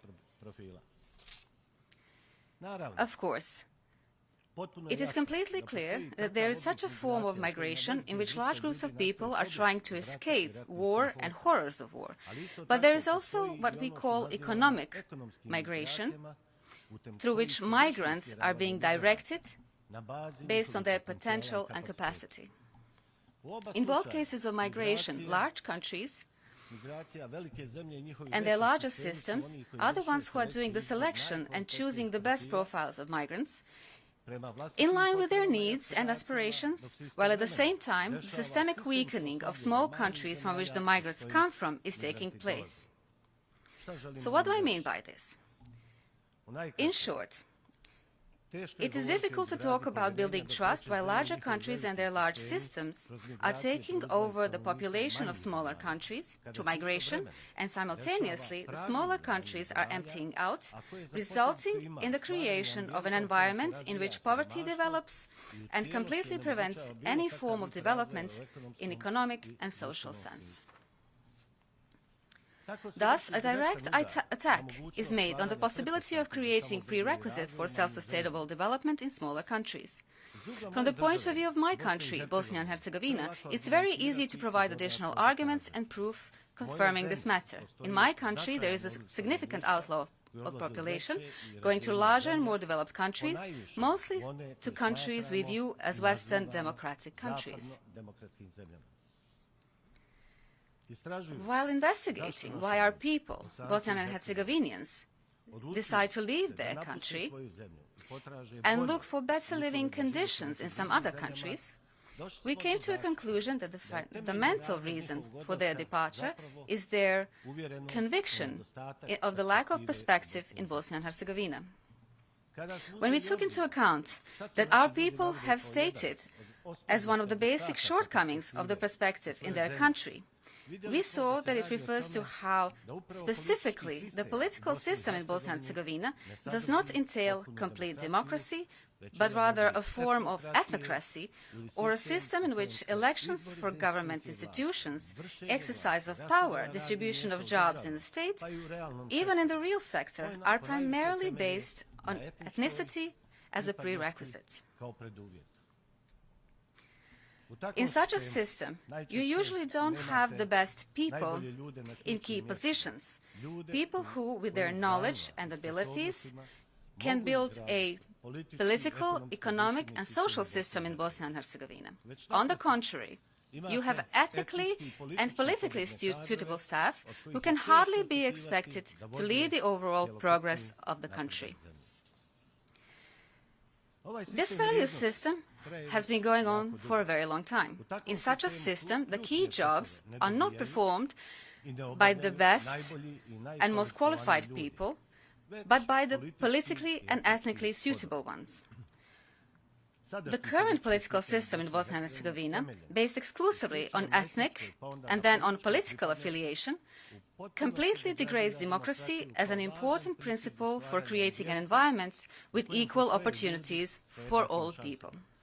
Such a system, which guarantees participation in government to certain political actors and their ethnically based political parties, has the form of former and current totalitarian systems, in which power is exercised in an autocratic manner through autocratically inspired political actors. As a result of this unfinished political system, we have a slow development of the country, while such politics obstruct what, in my opinion, is one of the key goals of my country, its path to membership in larger supranational systems such as the European Union or NATO alliance. The irremovability or particularly difficult replaceability of the authorities creates such an environment where even the authorities themselves no longer work for the benefit of their citizens because they feel that there is no need for such a thing. The distribution of power and social power is already guaranteed to them in advance by the system itself, a system based on ethnicity. Our current political system is skillfully used by our Western and Eastern neighbors and through ethnic communities in Bosnia and Herzegovina, to which they claim national rights. They are running Bosnia and Herzegovina not with the primary aim of helping the members of these ethnic communities, but with the aim of dividing Bosnia and Herzegovina or making it meaningless as a state. Our two neighbors, through the ethnic communities in Bosnia and Herzegovina, to which they strive to claim every right, even 27 years after the aggression they had carried out over Bosnia and Herzegovina, are in this manner making an attack on the sovereignty of our country, which makes it almost completely impossible to have any democratic development of Bosnia and Herzegovina. This practice also violates the minimum of interstate trust because, unfortunately, our neighbors are not investing sincere energy with the goal of building interstate cooperation, but are rather investing energy in weakening our state. This is a visible problem, which extends to the entire region of the Western Balkans, where there are different ideas, plans and intentions to change the internationally recognized borders, to reorganize the region into something that has no point of contact with democracy. For such activities and policies, neighboring countries very often have, at first glance, surprising and unexpected support from countries that we consider to be democratic liberal states and societies, but certainly also from those that are not democratic, and that we recognize today as aggressor states with authoritarian regimes.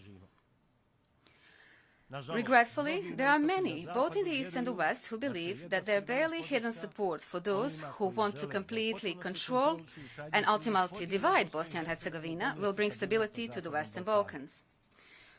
We, who represent the state of Bosnia and Herzegovina here at the United Nations, believe that this will not bring either stability or progress in the Western Balkans. Our neighbors cannot divide Bosnia and Herzegovina amongst themselves without entering into mutual conflict.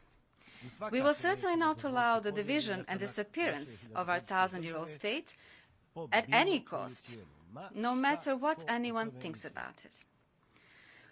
That is why I believe that it's in the interest of the United Nations, if peace is to be preserved in the Western Balkans, to support the state of Bosnia and Herzegovina and its institutions.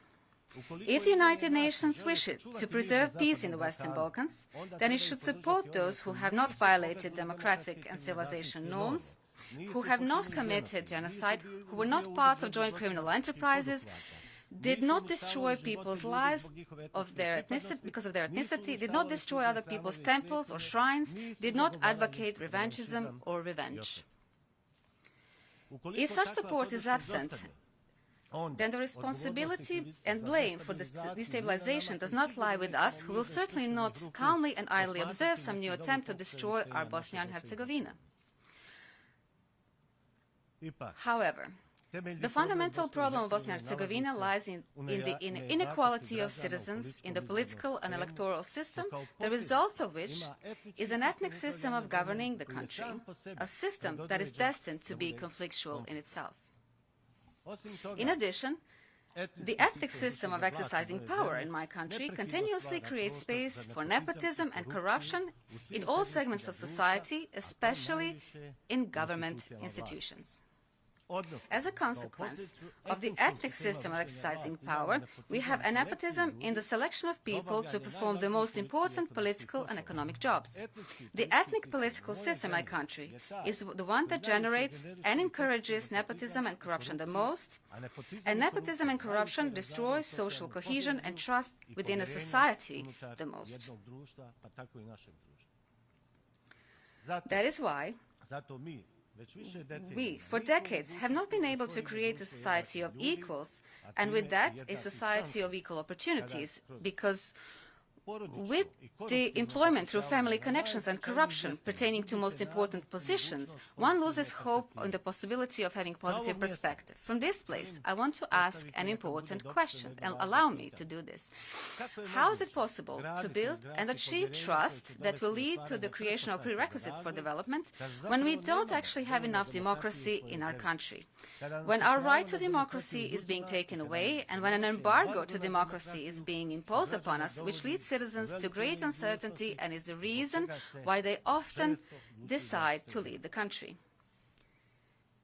The latest interventions of the international representatives in Bosnia and Herzegovina, like the intervention of the High Representative, by means of legal violence and the suspension of the entity constitution for 24 hours, which is an inconceivable precedent in the democratic world, did not remove obstacles to the normal functioning of the state, but rather strengthened the undemocratic ethnic principle and deepened the discrimination of citizens in the constitution and the electoral law.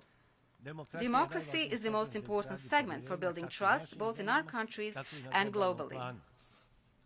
It is very important, in order to create prerequisites for self-sustainable development, that the transition in these societies ends as soon as possible, through the transition from former totalitarian, autocratic systems to a system based on full democracy.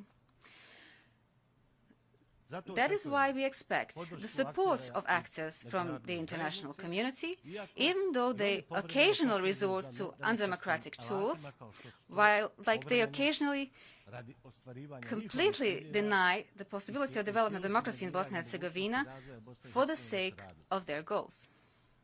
Of course, we are fully aware that there is a number of countries, members of the United Nations, with which such history and historical context, that they are not interested in democracy and its development.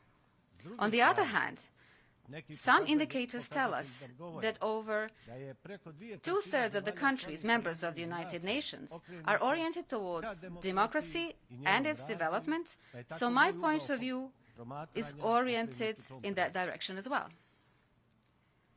I wish to add another important element here, which is indispensable in building trust for self-sustainable development. It is achieving a system of full human rights, which, as its final outcome, offers a society of equal people, equal citizens, and as a result of that, we can have a society of equal chances with open perspectives for everyone. If you do not have a system of equals, that is, equal citizens, then it will be difficult to build trust in such a system, especially in a still post-war society such as in Bosnia and Herzegovina. Particularly, if you have in mind that our society has suffered aggression from our western and eastern neighboring countries, a direct consequence of which were the committed atrocious war crimes and even the crime of genocide. Such scenarios for Bosnia and Herzegovina continue to be implemented through political means this time, in peacetime conditions, while continuously asking for support from various parts of the international community. At the same time, and regardless of the aforementioned scenarios, our obligation is to create internal prerequisites for building a society of equal people and equal citizens, and one of the basic tools that will enable us to avoid the possibility of future conflicts. Contained within the judgments of the eminent courts that deal with the protection of human rights, such as the European Court of Human Rights, there is a valuable resource for building a stable society in which the risk of internal conflict is reduced to a minimum. But potentially aggressive policies we take away an efficient mechanism to violate territorial integrity and sovereignty of Bosnia and Herzegovina from neighboring countries. In short, this means that we in Bosnia and Herzegovina will have to change the entire paradigm within society and shift from ethnic political representation to civic political representation, which is a standard in a democratic world. We must use this opportunity to draw attention of the United Nations on something that is, in my opinion, and I'm sorry to say this, a very uncivilized stand of the government and the Prime Minister of our neighboring country, who have rejected the judgment of the European Court of Human Rights in the latest judgment in the Kovacevic case, and have stood up for the very principles that were rejected in the mentioned judgment, like the political principle of legitimate representation based on ethnicity, which is a generator of inequality among the citizens of Bosnia and Herzegovina, and the means by which the neighbors undermine the state of Bosnia and Herzegovina. This was done in such a way that it can be qualified as an interference in the internal affairs of Bosnia and Herzegovina. The disrespect of the judgments of the international courts, as could be heard from the Prime Minister of a neighboring country, is reminiscent of the attitudes towards international law that Vladimir Putin has built in the case of Ukraine. However, this is not only about having a negative attitude towards the international standards of the United Nations, but also a policy towards Bosnia and Herzegovina conducted by its neighbors. Only when civic political representation is accepted in Bosnia and Herzegovina through the implementation of the judgments of the European Court, and when in parallel the attacks on the sovereignty of the state of Bosnia and Herzegovina from the neighborhood stop, only then will we be able to participate in projects at full capacity and more efficiently, such as Agenda 2030, as an equal participant and actor of all planned activities. In that case, we, as a country, will be ready and equipped with potential to accept all the challenges posed before us by the self-sustainable development activities, to build our mutual social trust and as a society of equals, and to be an active actor in building trust on a global level.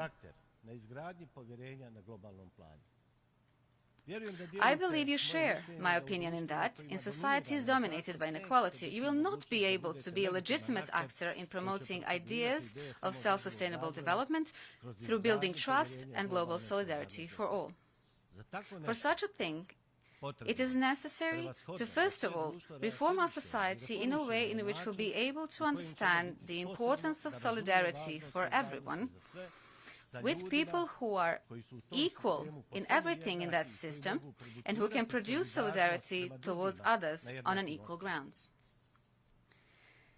In the conclusion of this address, in addition to everything previously stated, I would like to emphasize that Bosnia and Herzegovina will actively work on the implementation of Agenda 2030.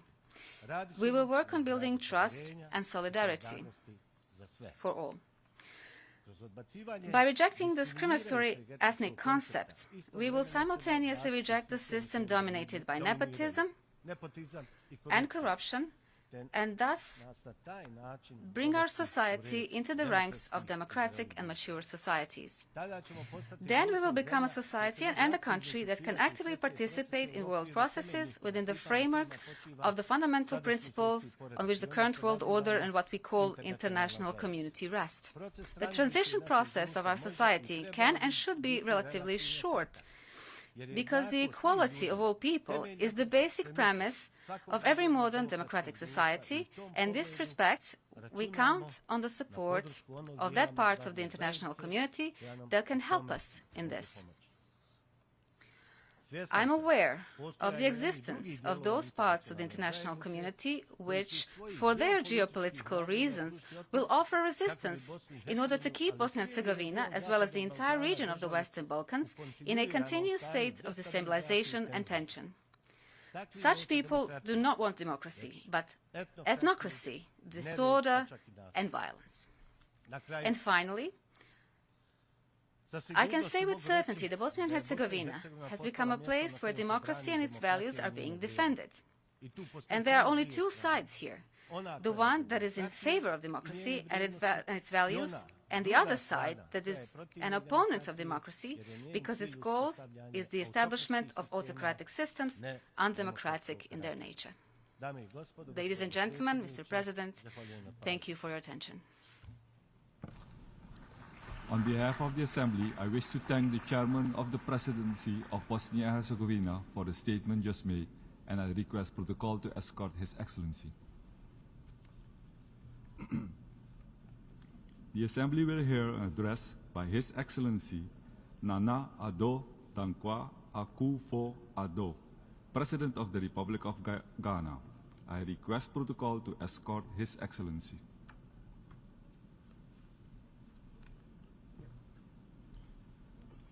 On behalf of the General Assembly, I have the honor to welcome His Excellency Nana Addo Dankwa Akufo-Addo, President of the Republic of Ghana, and to invite him to address the Assembly.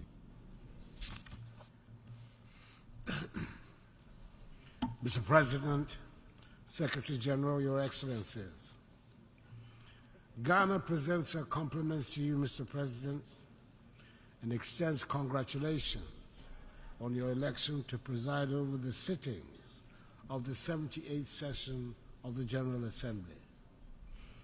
Ghana will also use this, the greatest of all platforms, to express the deep condolence and sympathies of our people and government to the peoples and governments of Morocco and Libya over the recent tragic events that have engulfed their countries. I do not need to employ any hyperbole, nor find any fancy words to state the reality of the situation humanity currently faces. Our world is not a happy place today. Wherever we look, and in whichever area of our lives to which we turn our attention, there is unhappiness, distrust, and loss of confidence in the structures that have guided the governance of the world since the end of the Second World War, nearly 8 decades ago. Mr. President, the theme chosen for this meeting is rebuilding trust and reigniting global solidarity, accelerating action on the 2030 Agenda and its sustainable development goals towards peace, prosperity, progress, and sustainability for all. The choice of the theme implies that there's general acknowledgement that things are not what they ought to be in our world. The mutual trust among nations that is required to ensure harmony, has considerably diminished. The cohesion that we need to build the peace and prosperity of our societies is disintegrating and nearing Cold War lows. We do not seem to have any common values on which we can all agree, nor common goals to which we all aspire. The fault lines are not just between poor and rich, or the South and North, or the developed and developing countries.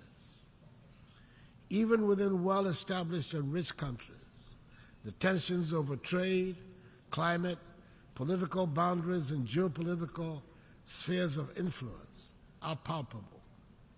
Long-held definitions are being challenged, and sacred truths and beliefs are being questioned or discarded outright, and in some instances, the deliberate peddling of blatant untruths has become acceptable.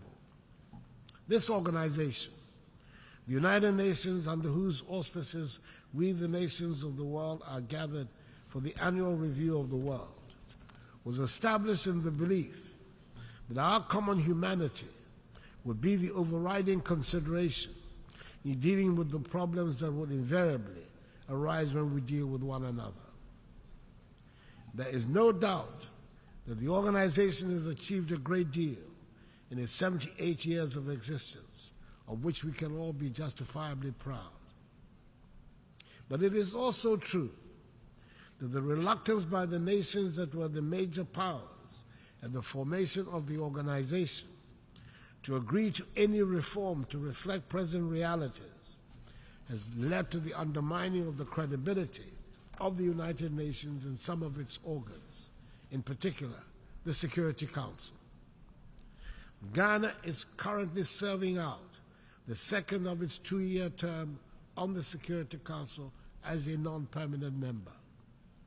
This is the fourth time in the 66 years since we joined the UN, the first post-colonial African nation to do so, that we've had the privilege of serving on the Council. Mr. President, it has been a sad and disappointing experience for us. We've witnessed it firsthand, over and over again, that the big powers of the United Nations might be preaching democracy, fairness, and justice around the world, but are happy to practice the opposite here at the United Nations, prioritizing parochial interests over those of humanity.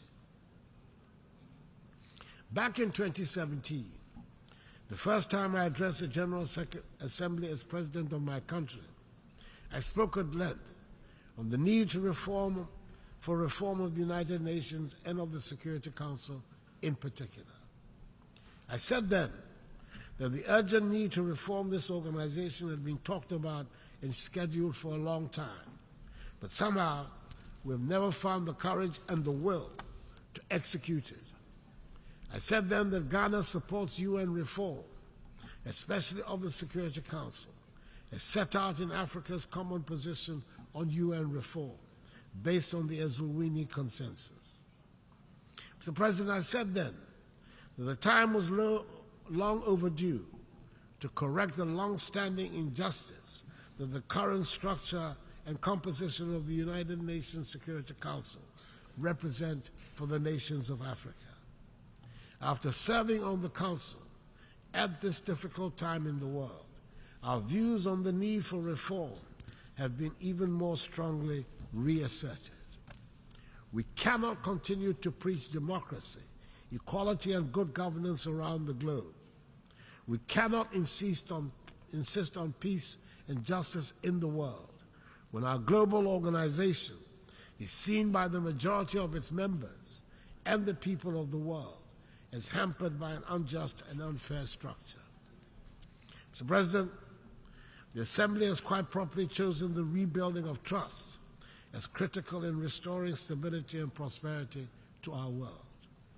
We cannot rebuild that trust when the organization that should bind us is seen by many as helping to perpetuate an unfair world order, which is reinforced by an inequitable, dysfunctional global financial architecture. Mr. President, for the past year and a half, A full-scale war is being waged in the center of Europe. The United Nations appears unwilling or unable to influence the events taking place in Ukraine. Ghana has sat on the Security Council throughout this period and can testify that the global solidarity we seek to reignite under the umbrella of the UN will only happen if and when it suits those who wield the mighty power of veto. And at the moment, there's nothing to show that these countries have any interest or inclination to do so. Ghana still believes that this organization provides the best vehicle for the world to manage its hydra-headed problems, but it can only function effectively and meet our expectations when we reform the pillars upon which it rests. Anything short of that will continue to undermine its credibility. Mr. President, I do not refer to the events in Ukraine and seek to pretend to ignore the tragic events in my own neighborhood of West Africa and the Sahel. Instability in the Sahel and widespread terrorist activities have put West African countries under severe political pressure and economic strain. Several countries in the region have lost vast stretches of territory to the rampaging terrorists. Coups d'etats have re-emerged as what some mistakenly hope would be the solution to the threats that confront their nations.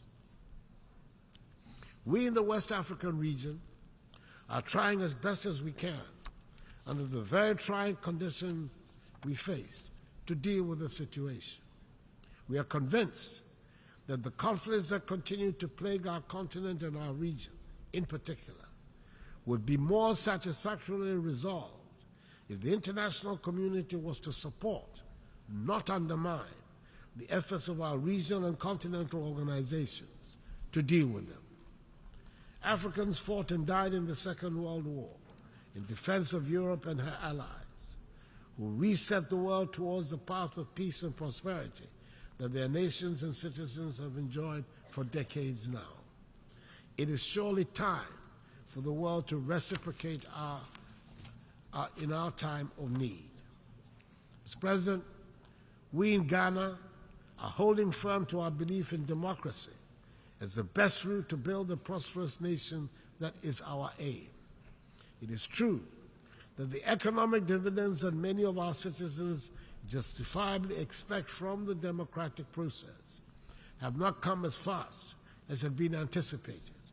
But we're determined to hold fast to the course because we believe that ultimately it will succeed in delivering freedom and prosperity for the mass of our people. We're also having to countenance for the first time in recent human history not just the question of democracy and a deliberate campaign of disinformation against democracy, but also the propagation of authoritarian rule as the faster route to economic advancement.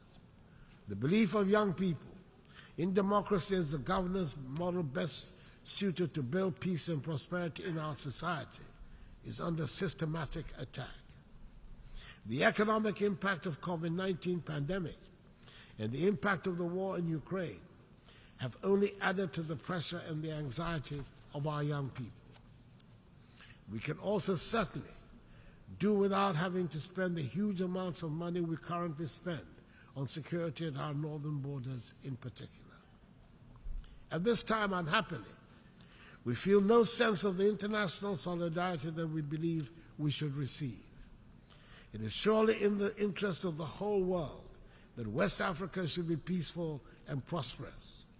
We want our young people to be part of a peaceful and prosperous West Africa, rather than part of the thousands that arrive at an unwelcoming Europe after perilous journeys across the Sahara and the Mediterranean Sea.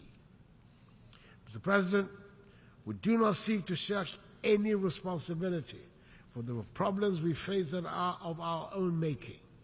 And it bears repeating that we are not craving for sympathy, and we do not want to be a scar on anybody's conscience. But we cannot, and the world should not pretend that the present-day economic and social conditions of Africa have nothing to do with the historical injustices that have fashioned the structures of the world. It is time to acknowledge openly that much of Europe and the United States have been built from the vast wealth harvested from the sweat, tears, blood, and horrors of the transatlantic slave trade and the centuries of colonial exploitation. Maybe we should also admit that it cannot be easy to build confident and prosperous societies from nations that for centuries have their natural resources looted and their peoples traded as commodities. For centuries, the world has been unwilling and unable to confront the realities of the consequences of the slave trade. But gradually, this is changing, and it is time to bring the subject of reparations firmly to the fore. Granted, the current generations are not the ones that engaged in the slave trade, but that grand inhuman enterprise was state-sponsored and deliberate, and its benefits are clearly interwoven with the present-day economic architecture of the nations that designed and executed it. Reparations must be paid for the slave trade. No amount of money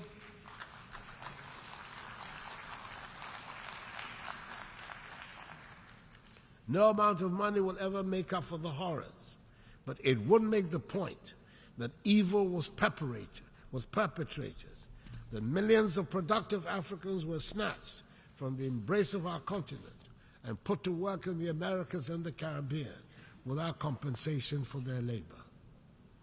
If there are any hesitations in some minds about the paying of reparations, it is worth considering the fact that when slavery was abolished, the slave owners were compensated for the loss of the slaves because the human beings were labeled as property, deemed to be commodities.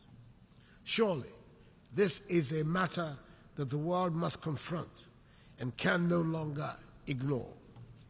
The African Union has authorized Ghana to hold a global conference on the issue in November in Accra. It is probably also the time to return to that vexed subject of illicit financial outflows out of the continent of Africa. I refer to the report of the panel chaired by the highly respected former South African President Thabo Mbeki on the illicit flow of funds from Africa, which states that Africa is losing annually more than 88 billion United States dollars through illicit financial outflows. Yes, those monies too must be returned to the continent. It is difficult to understand why the recipient countries are comfortable about retaining such funds and are happy to call those countries from whom the monies are taken as corrupt. I believe that a joint task force of the African Union Commission and the OECD Secretariat under the auspices of the United Nations should be charged to find ways of stopping the damaging outflows. Mr. President, before the pandemic, we, like many other parts of the world, were making progress with the 17 SDGs, and we had good reason to believe we would achieve the 2030 target. Today, the picture we have on our performance is not very bright. Most of the 21 targets designated for achievement by 2020 have not been met, and we are not on track to achieve many other targets by 2030. According to the 2023 SDG report, just 12% of the SDG targets are on track to be achieved. Progress on 50% of the targets is weak. The most disappointing part is that we have stalled or retrogressed more than 30% of the targets. We need to accelerate action on the entire project. Mr. President, it is within our capacity to turn things around. A good start would be to make the needed changes to the structures of our organization. Then we can rebuild trust and reignite global solidarity. Mr. President, I thank you for your attention.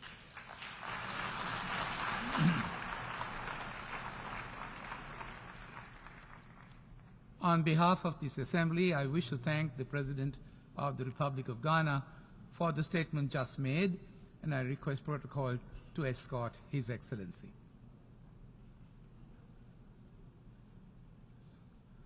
The Assembly will hear an address by His Excellency Gitanas Nausėda, the President of the Republic of Lithuania. I request protocol to escort His Excellency.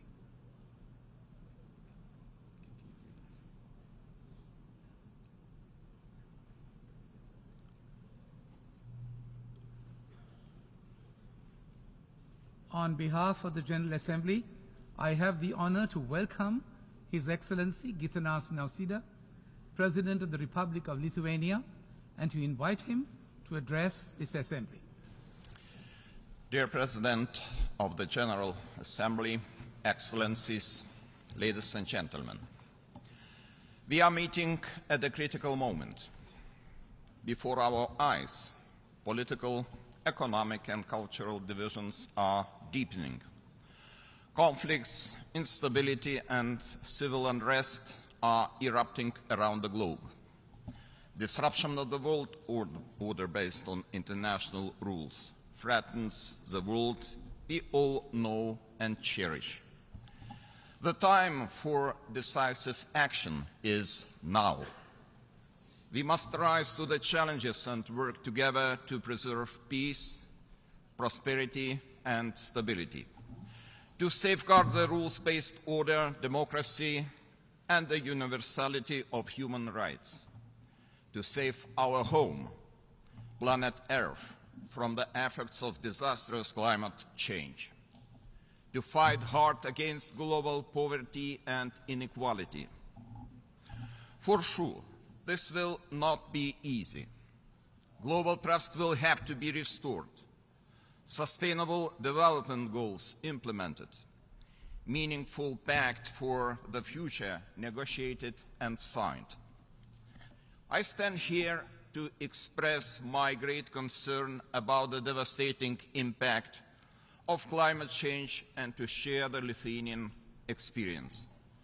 Today, green transformation is no longer a matter of choice.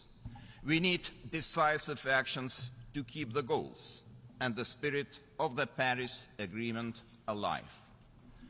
Lithuania is resolutely committed to averting, minimizing and addressing climate change. We aim to achieve a 70% reduction in greenhouse gas emissions by 2030 and become climate neutral in 2050. The central role in our strategy will be played by renewable energy.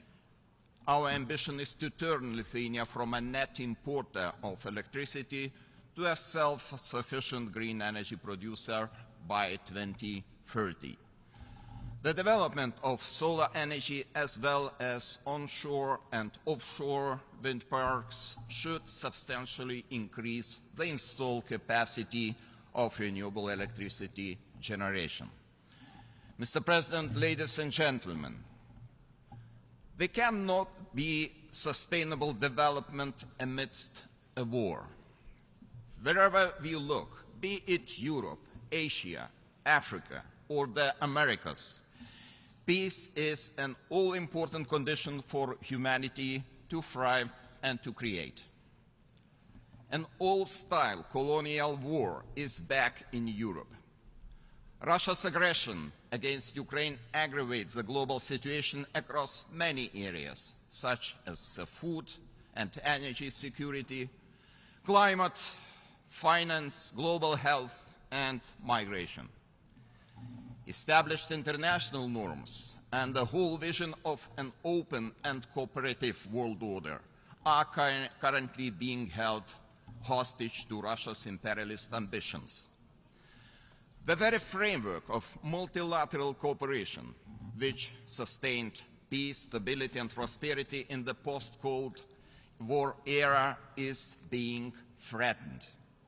The integrity of the Charter of the United Nations and the rules-based international system is put at serious risk. The international community can no longer allow Russia to manipulate and abuse global rules. Its numerous crimes, such as the wholesale destruction of Ukrainian cities and towns, murder of thousands of innocent civilians and displacement of millions, bring disgrace upon the UN Security Council, where Russia still sits as a permanent member with the power of veto.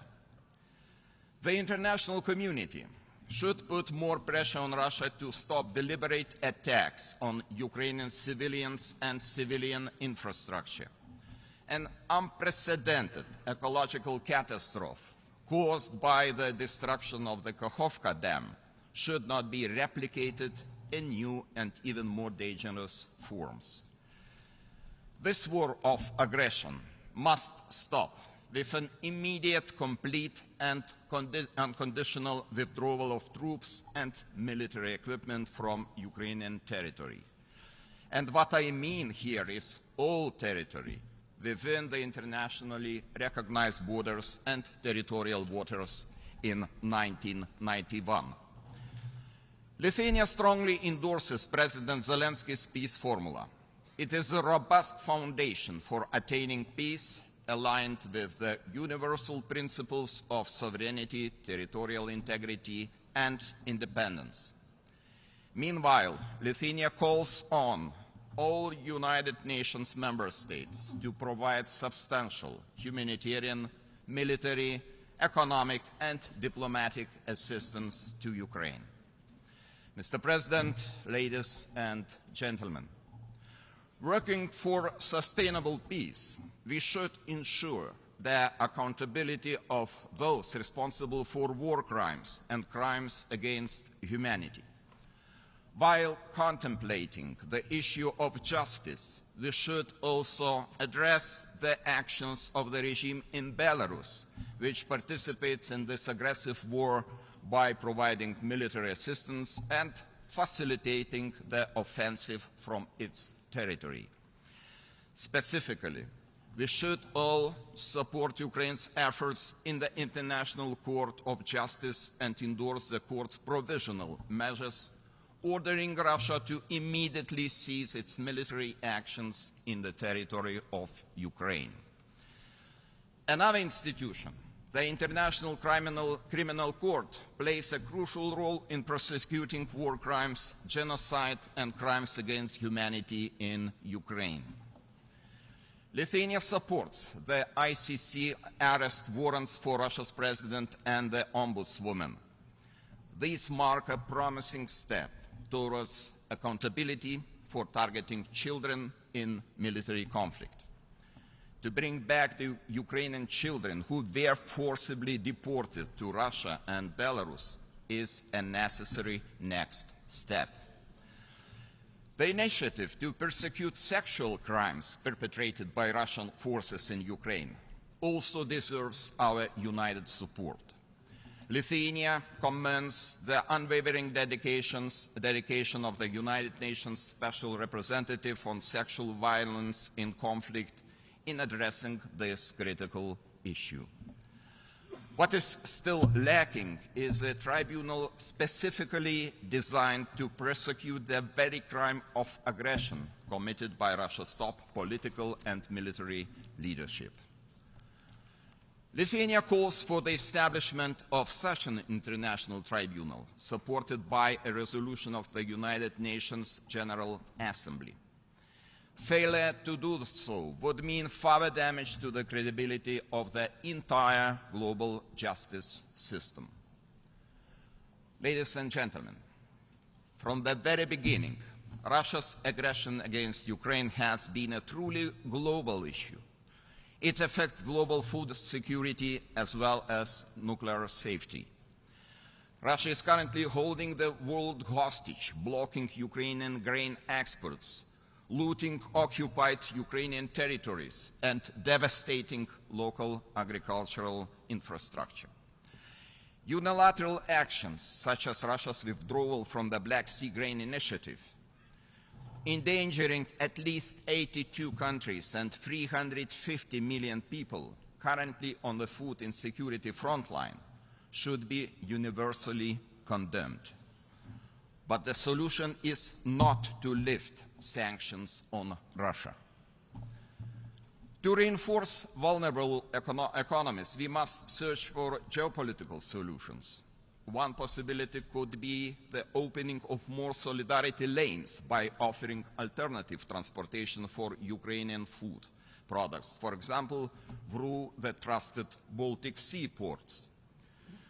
Local food production and fertilizer availability in vulnerable regions could also be boosted by international support. Looking into the issue of nuclear safety, Lithuania expects more active cooperation by Russia in protecting the Zaporizhzhia nuclear power plant, according to recommendations of the International Atomic Energy Agency. It is also with greatest concern that we follow recent decisions by Russia on arms control. Last year, Russia broke the emerging consensus in the Nuclear Non-Proliferation Treaty Review Conference. Later, Belarus announced agreement to deploy Russia's nuclear weapons on its territory, which goes against the international commitments under the same treaty. Finally, Russia officially announced its withdrawal from the Treaty on Conventional Armed Forces in Europe. It means Russia is preparing for more war, not to settle for peace. Mr. President, ladies and gentlemen, the only way for us to turn back the tide of destabilization that threatens us all is to join forces in building a better world. We need a collective effort to rebuild trust among nations. Violations of international law and universal human rights cannot be normalized. Neither justice nor peace is free. We must stand for peace. We must stand for justice. Accountability and the rules-based international order will be vital in forging a world that is fair and secure. It is our responsibility for the future generations. Today, I expect this Assembly to remain steadfast and condemn all kinds of aggression, which clearly violate the Charter of the United Nations. However, to condemn is not enough. Decisive action must be taken. The politics of fear and coercion on the global scale must be stopped once and for all. We must resolutely defend the equality of sovereign nations, both large and small. We must remain true to the Charter's fundamental principles, including respect for international law and arms control. These principles must guide our path forward. Each and every nation is important. We must stand together against the power of fear. Together, we can change the world. Thank you.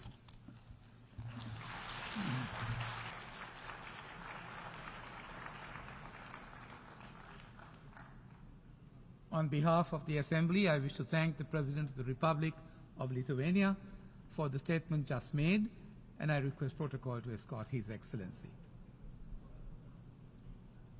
The Assembly will hear an address by Her Excellency Zuzana Kaputova, President of the Slovak Republic. I request protocol to escort Her Excellency.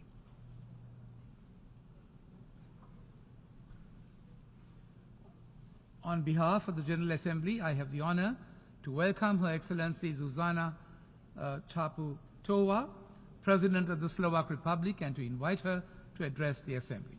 Thank you. Dear President of the General Assembly, dear Secretary General, Excellencies, ladies and gentlemen. At this Assembly and other global forums, we hear many words spoken about the challenges we face. From the growing intensity of armed conflicts to devastating effects of climate changes. We discussed the task of providing for a growing global population with limited resources and exploited ecosystems. We debate the opportunities of emerging technologies that can transform our lives, but they can also trigger the destruction of our democratic way of life.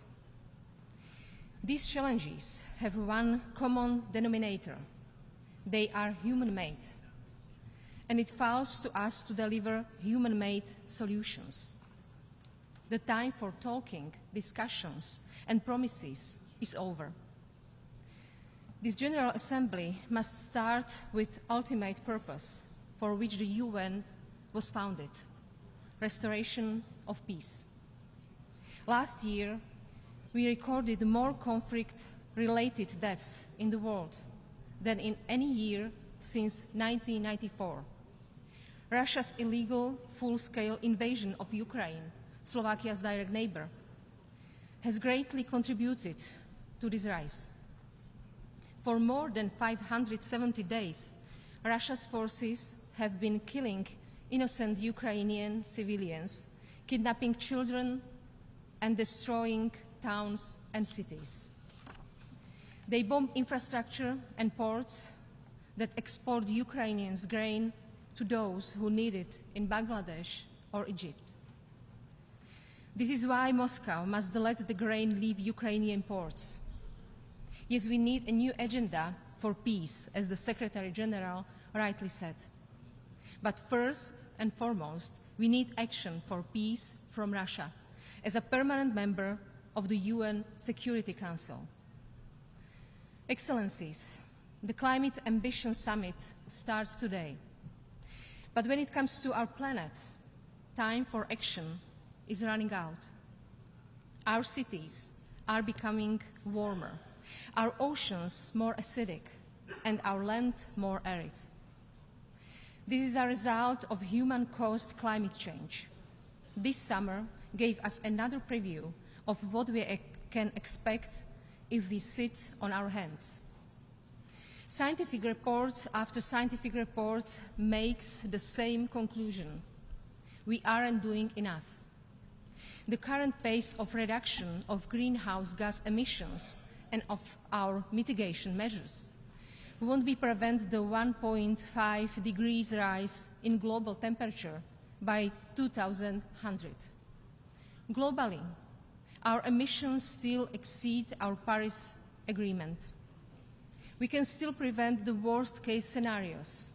Global emissions must peak before 2030. That is 7 years from now. This is our responsibility, not of the governments that come after us. To see results 7 years from now, we must all act today. Let's turn this ambition into our joint and global commitment. Feasible, effective, and low-cost options for mitigation and adaptation are already available. They can speed up our green transition. In Slovakia, we are doing our share. 85% of our electricity is already produced with zero emissions. In the next 7 years, we will use 5% of our GDP to decarbonize our economy and increase the use of renewables. In 2030, our emissions will be 55% lower than in 1990. Europe may be warming twice as fast as any other continent, but Africa, while responsible for less than 4% of global emissions, is the most vulnerable to the effects of climate change. Working together as partners, we can solve this challenge. The already existing green technologies must be available to everyone. Slovakia will continue to meet its obligations under the Global Climate Finance Commitments. Finally, a remark on climate change is simple. We need to wake up. We are not battling an external threat. This is not a meteor heading for Earth.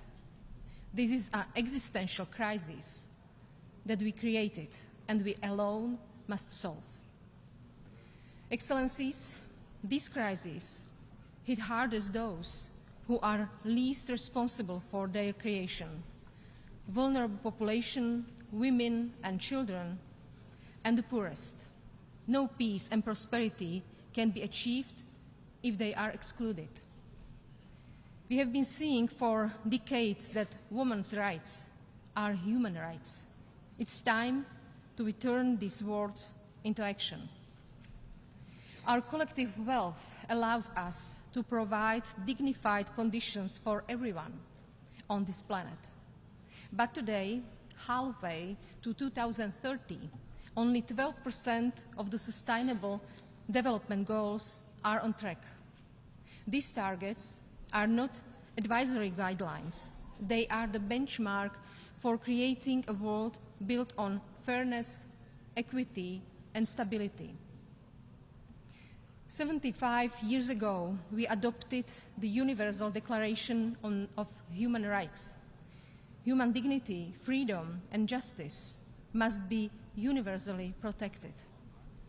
This is even more importantly today, when new technologies promise to unlock huge potential in areas such as public health, connectivity, or addressing climate change. But technological progress is sometimes moving faster than the evolution of human minds and emotions. The rapid rise of social media platforms and the related flood of disinformation and hate speech prove this. Platforms have removed barriers across the globe, linking people like never before. But they have also destroyed barriers that protected the rights and integrity of others. Any technology must be used with one goal in mind, that of dignity and rights of every individual. If not addressed, social media platforms, artificial intelligence, and other emerging technologies can act like steroids for the current crisis. That is why we cannot postpone their democratic regulation. Facts and science are essential to overcoming our global challenges. The COVID-19 pandemic illustrated this well. Disinformation undermined our efforts to build consensus and a common vision. If humankind continues to build alternative truth and distrust each other, we will never be able to take the actions needed to address these universal challenges. In my final words to you, let me leave you with a message of hope. When I meet Slovakia's young people, I am left with great optimism for the future. Data shows that for them, equality is the most important societal value. We should listen to our children and work on achieving a vision of humankind where equality is a rule, not the exception, where development can be sustainable and climate resilient, where we can live in peace. They are looking to us for actions. The cost of our joint failure is not an abstraction. It will count in concrete deaths, displacement, injustices, and the loss of species and ecosystems. We politicians are often asked about our legacy. Should this be our legacy? For me, the choice is clear. Our response should be clear as well. Thank you.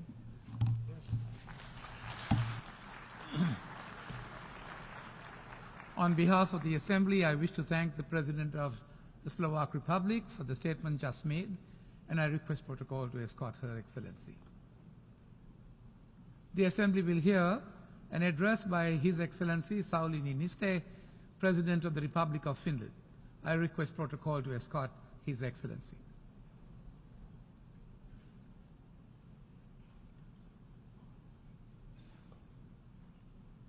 On behalf of the General Assembly, I have the honor to welcome His Excellency Sauli Niinistö, President of the Republic of Finland, and to invite him to address the Assembly.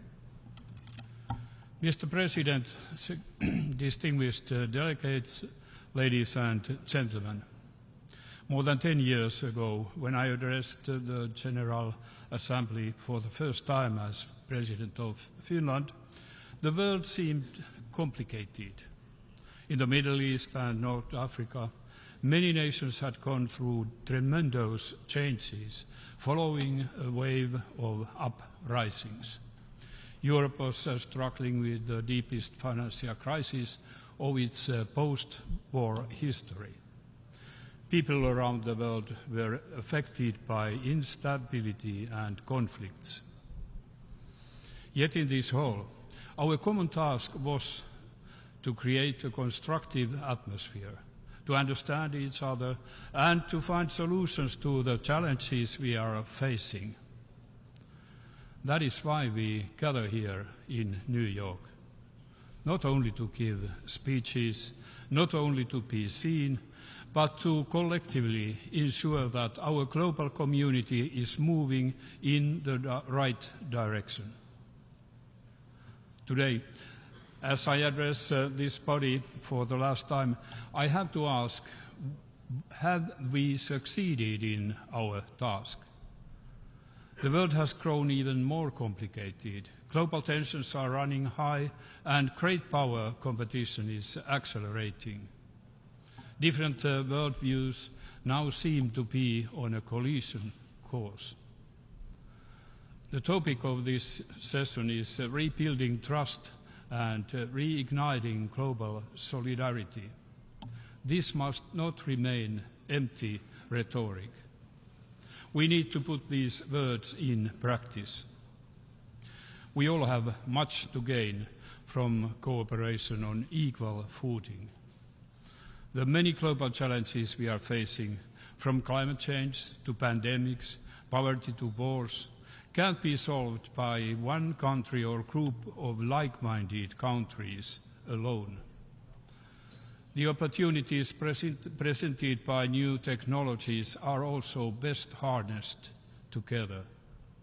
The multilateral system remains the best means to respond to the challenges faced by the international community. But that system now finds itself under pressure. As global realities have changed, many have started to question the existing structures. As we strive to strengthen multilateral cooperation, all voices must be heard, particularly the critical ones.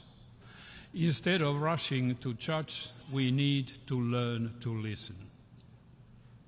In my first speech here, I spoke of the rapid economic growth in the so-called Global South, and then the tremendous changes it was bringing about.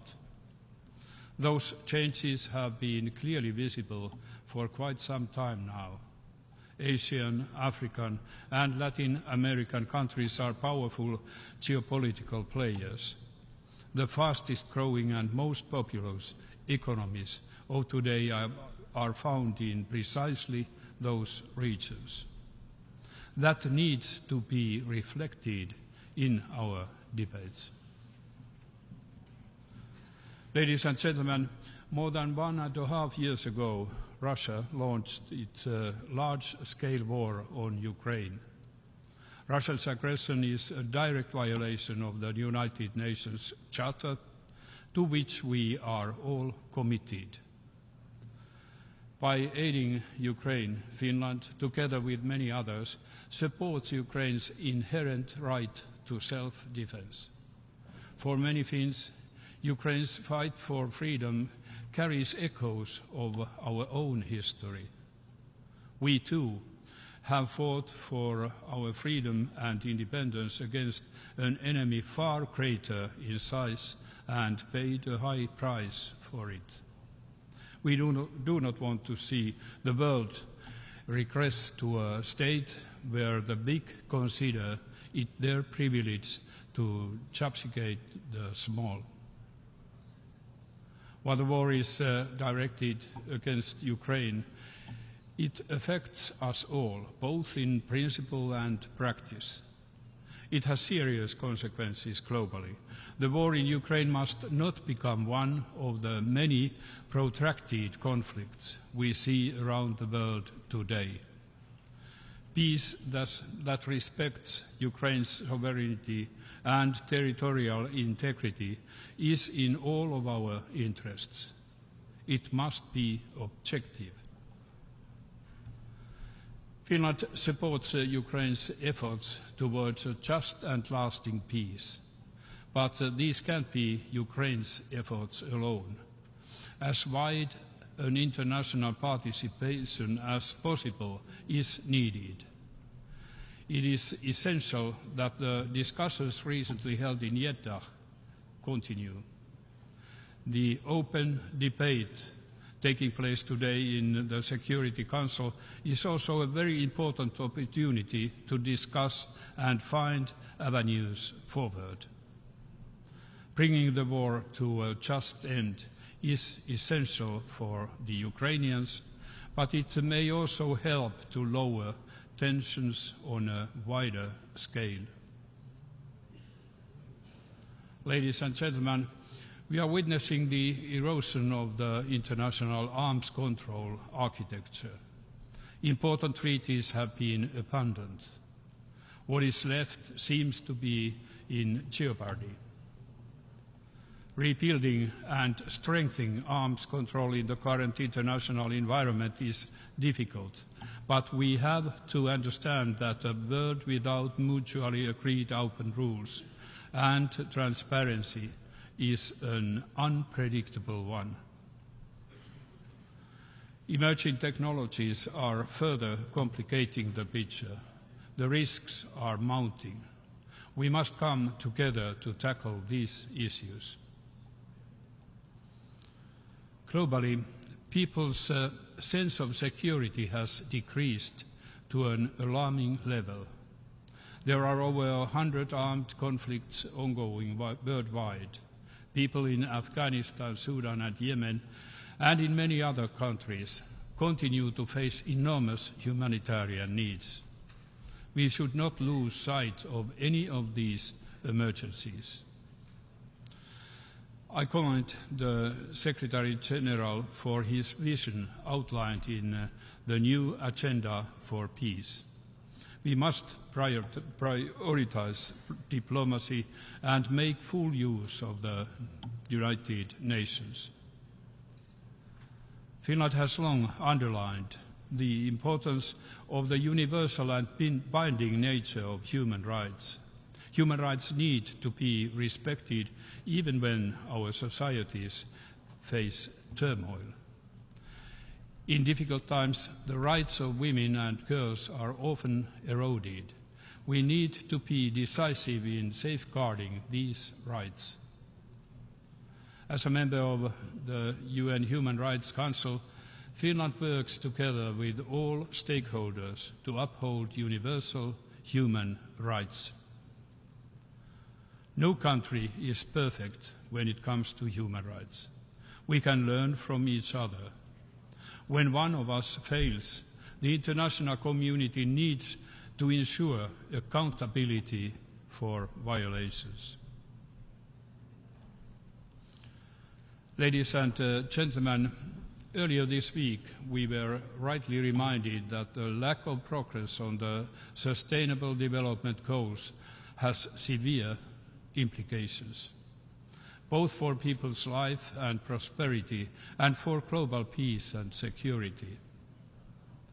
This is most urgent task to ensure a sustainable future for all life on this planet, and we are not on track.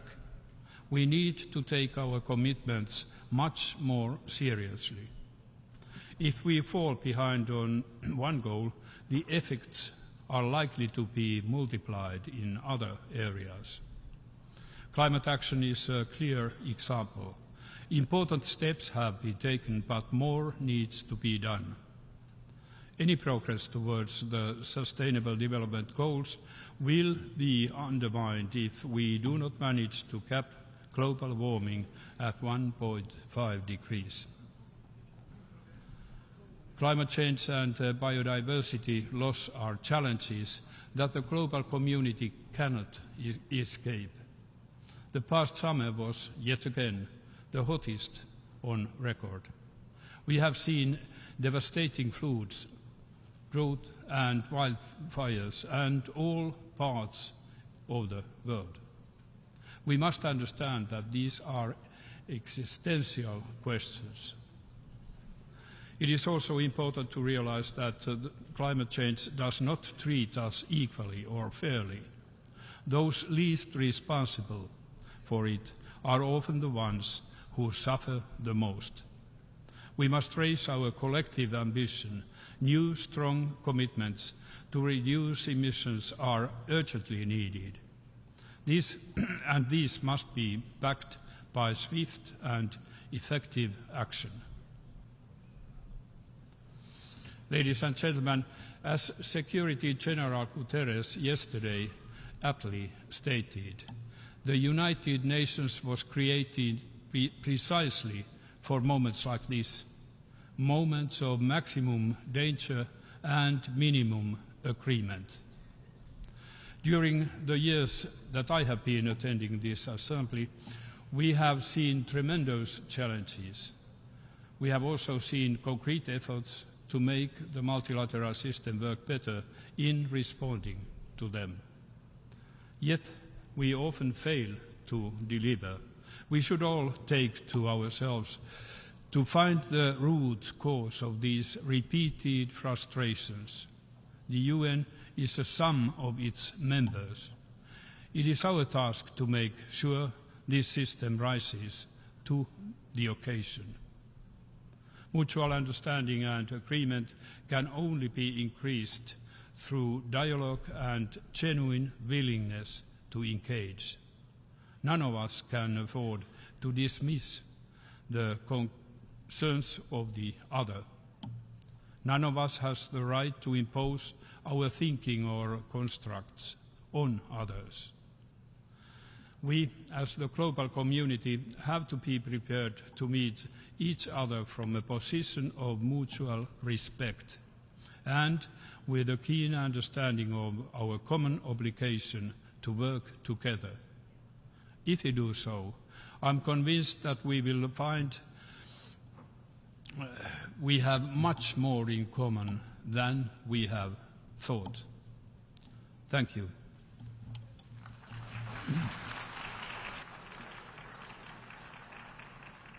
On behalf of the Assembly, I wish to thank the President of the Republic of Finland for the statement just made, and I request protocol to escort His Excellency. The Assembly will hear an address by His Excellency Rumen Radev, President of the Republic of Bulgaria. I request protocol to escort His Excellency.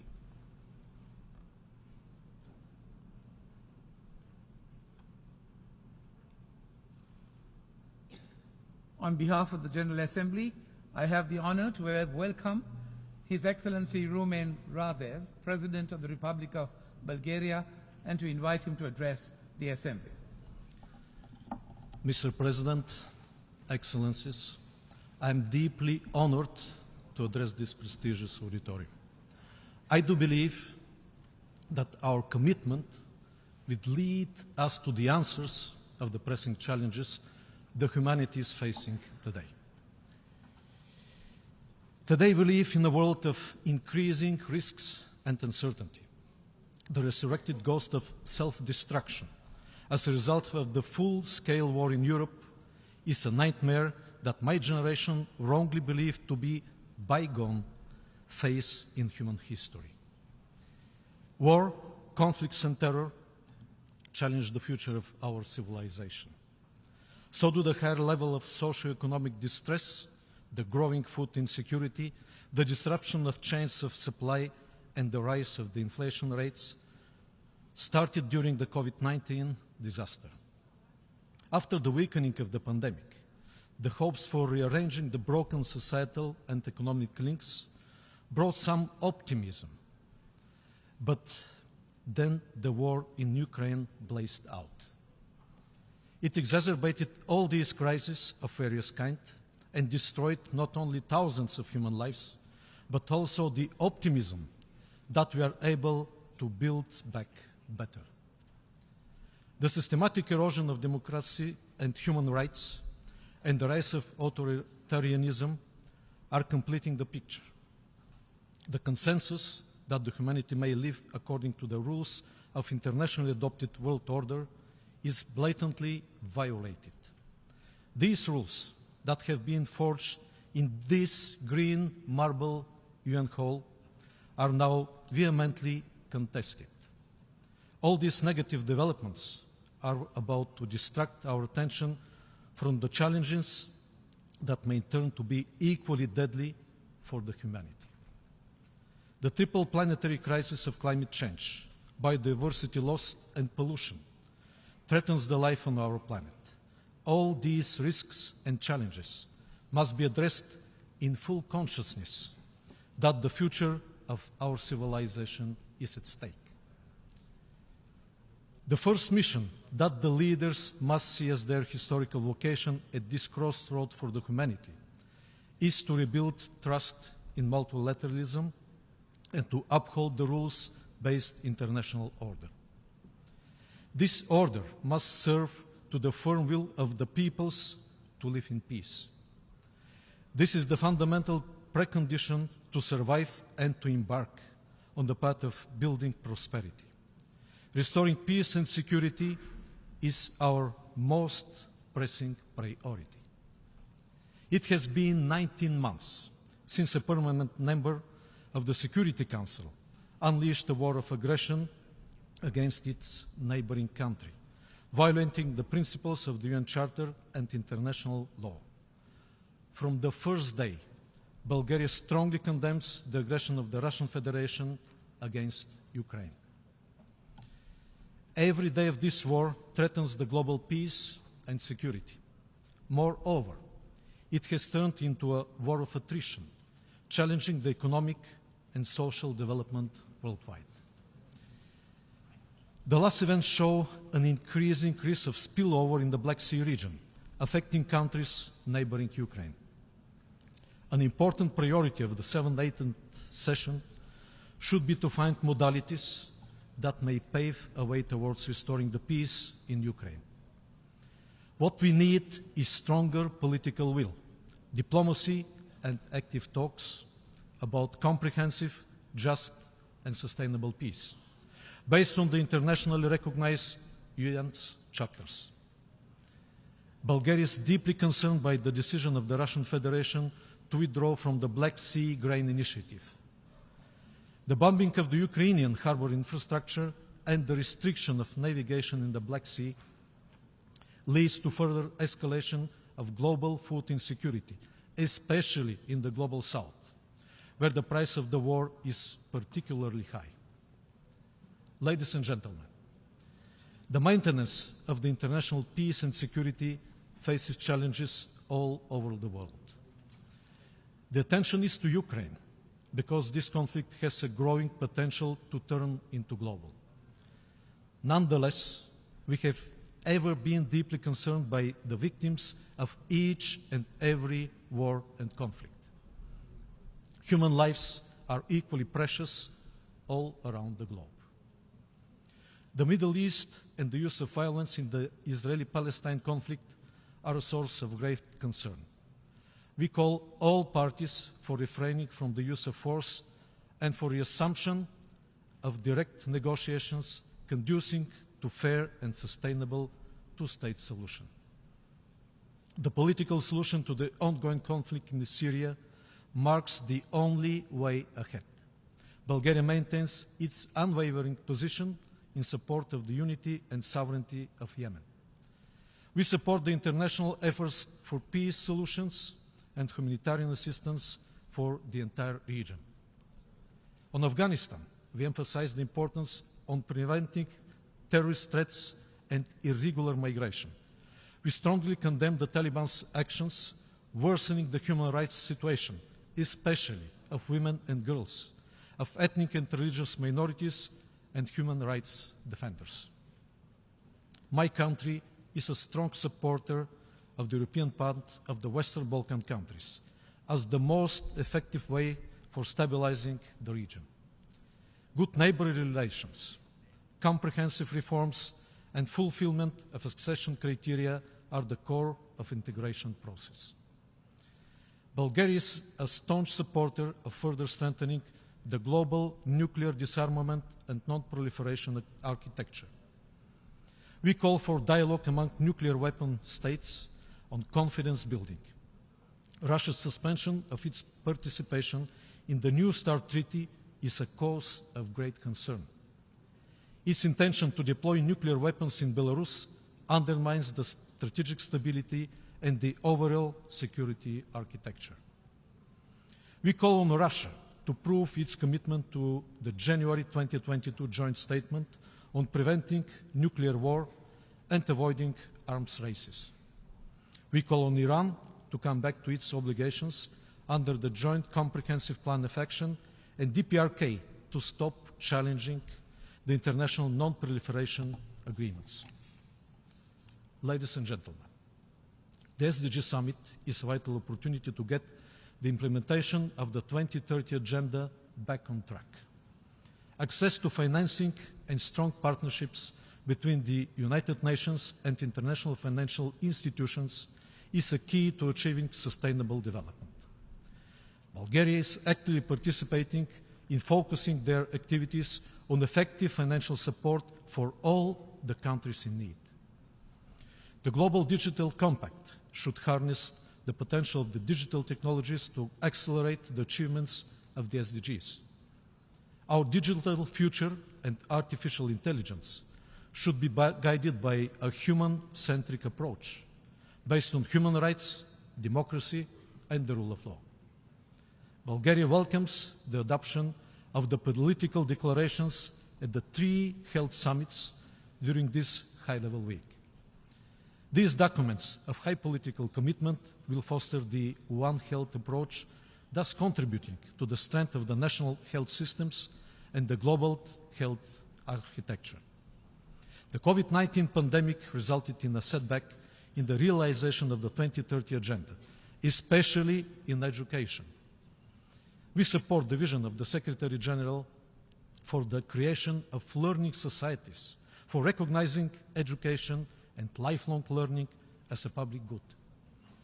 And we stand ready to deliver on the commitments made at the 2022 Transforming Education Summit. Excellencies, these days we spoke a lot about peace among nations, but we need as well making peace with the nature. Climate change is a threat multiplier and mitigating it is essential. Decisive climate action is a pressing global imperative and a test for the ability of the multilateral system to respond. Urgent action is crucial to halt and reverse biodiversity loss. Bulgaria welcomes the recently established Global Biodiversity Framework Fund and the adoption of the agreement under the UN Convention on the Law of the Sea. Sustainable water management is critical to the achievement of the entire 2030 Agenda.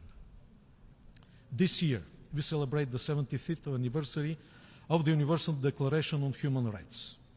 This remarkable document is a powerful enabler of equality, fundamental freedoms, and justice. Bulgaria remains a firm supporter of the mandate of the United Nations High Commissioner for Human Rights and of the UN human rights system at large. Strongly committed to the further advancing the human rights agenda worldwide, my country has presented its candidature for the Human Rights Council for the period 2024-26 and will strive to ensure their wide support and successful implementation. As co-chair of the Group of Friends on Children, Bulgaria consistently advocates for the rights of the child, and this issue ranks high among our priorities as member of the UNICEF and UN Women's Executive Boards. Investing in children's health, nutrition, education, and protection from violence is crucial for the responding to the 2030 Agenda's basic principles of leaving no one behind. My country consistently emphasizes issues such as gender equality and empowerment of women and girls, promoting the rights of people with disabilities, fight against discrimination and hate speech.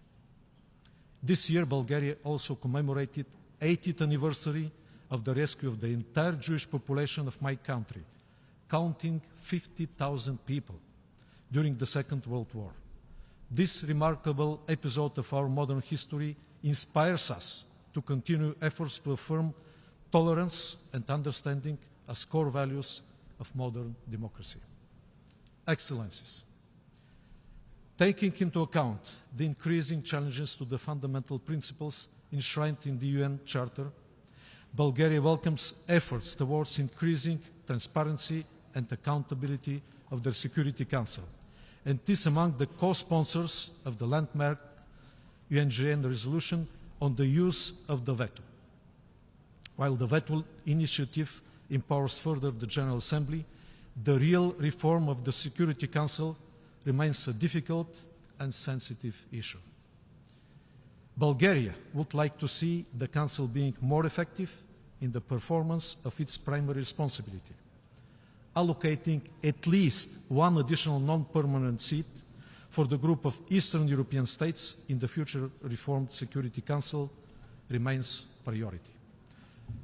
Thank you for your attention.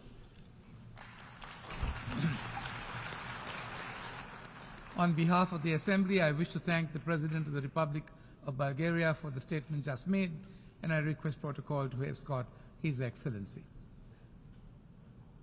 The Assembly will hear an address by His Excellency Mohammed Irfan Ali, President of the Cooperative Republic of Guyana. I request protocol to escort His Excellency. On behalf of the General Assembly, I have the honor to welcome His Excellency Mohammed Irfan Ali, President of the Cooperative Republic of Guyana, and to invite him to address the Assembly. Mr. President, please accept my warm congratulations on your election to the presidency of the General Assembly for its 78th session. I assure you of Guyana's full support as you carry out your responsibilities. I also take this opportunity to express our appreciation to His Excellency Shaba Kurosi for his leadership as President of the 77th session of the General Assembly. I join those before me in expressing Guyana's solidarity with the governments and peoples of Libya and Morocco in the wake of the recent devastating flood and earthquake. The theme of this year's Assembly recognizes the need for us to collectively reset global relationships and imbue them with enhanced trust and solidarity. Only in doing so can we aspire to confront the most pressing challenges of our era: climate change, conflicts, the energy and food crisis, and achieving sustainable development. I remain convinced that multilateralism remains the most effective approach to address these challenges, foremost of which is climate change. We are all experiencing its devastating effects. The difference, however, is our capacity to respond. It is well established that those bearing the brunt of the climate phenomena have made no contribution to the current crisis. Small island developing and low-lying coastal states like Guyana are among the hardest hit and require adequate financing to address the attendant effects. The commitments by the developed countries, including the pledge of US $100 billion per year, remain unfulfilled. How much longer must developing countries wait for these commitments to be fully delivered? Although at net zero emissions, Guyana continues to pursue growth premised on a low-carbon development strategy. Our goal is to ensure that our resources are utilized sustainably to foster inclusive and equitable development for our people. As a country with the second highest forest cover per capita in the world, we know the importance of forests in mitigating the effects of climate change at a global level. Our advocacy in this regard has resulted in Guyana being issued 33.4 million tons of carbon credits, the first jurisdictional scale program in the world. Thus far, we have secured $750 million for the period 2016 to 2030. Guyana is committed to a clean energy transition. We're aiming for over 80% reliance on renewable energy by 2030. Technology, capacity, and financing are key for developing countries to build a relevant energy mix and a share of renewable energy needed. Guyana is using revenue from oil and gas resources to finance its transition to renewable energy, notwithstanding our already globally recognized net zero status. Allow me to expound on the critical question of a just, affordable, and equitable transition.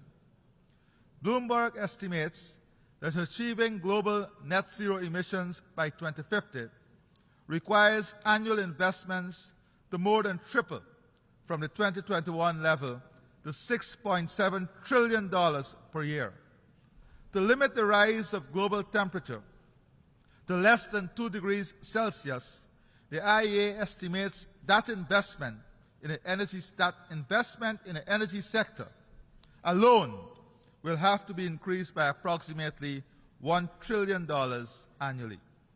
At the same time, in developing countries, the situation is more frightening, with close to 900 million people worldwide having no access to electricity. All of this against the backdrop of a widening financing gap in achieving the SDGs.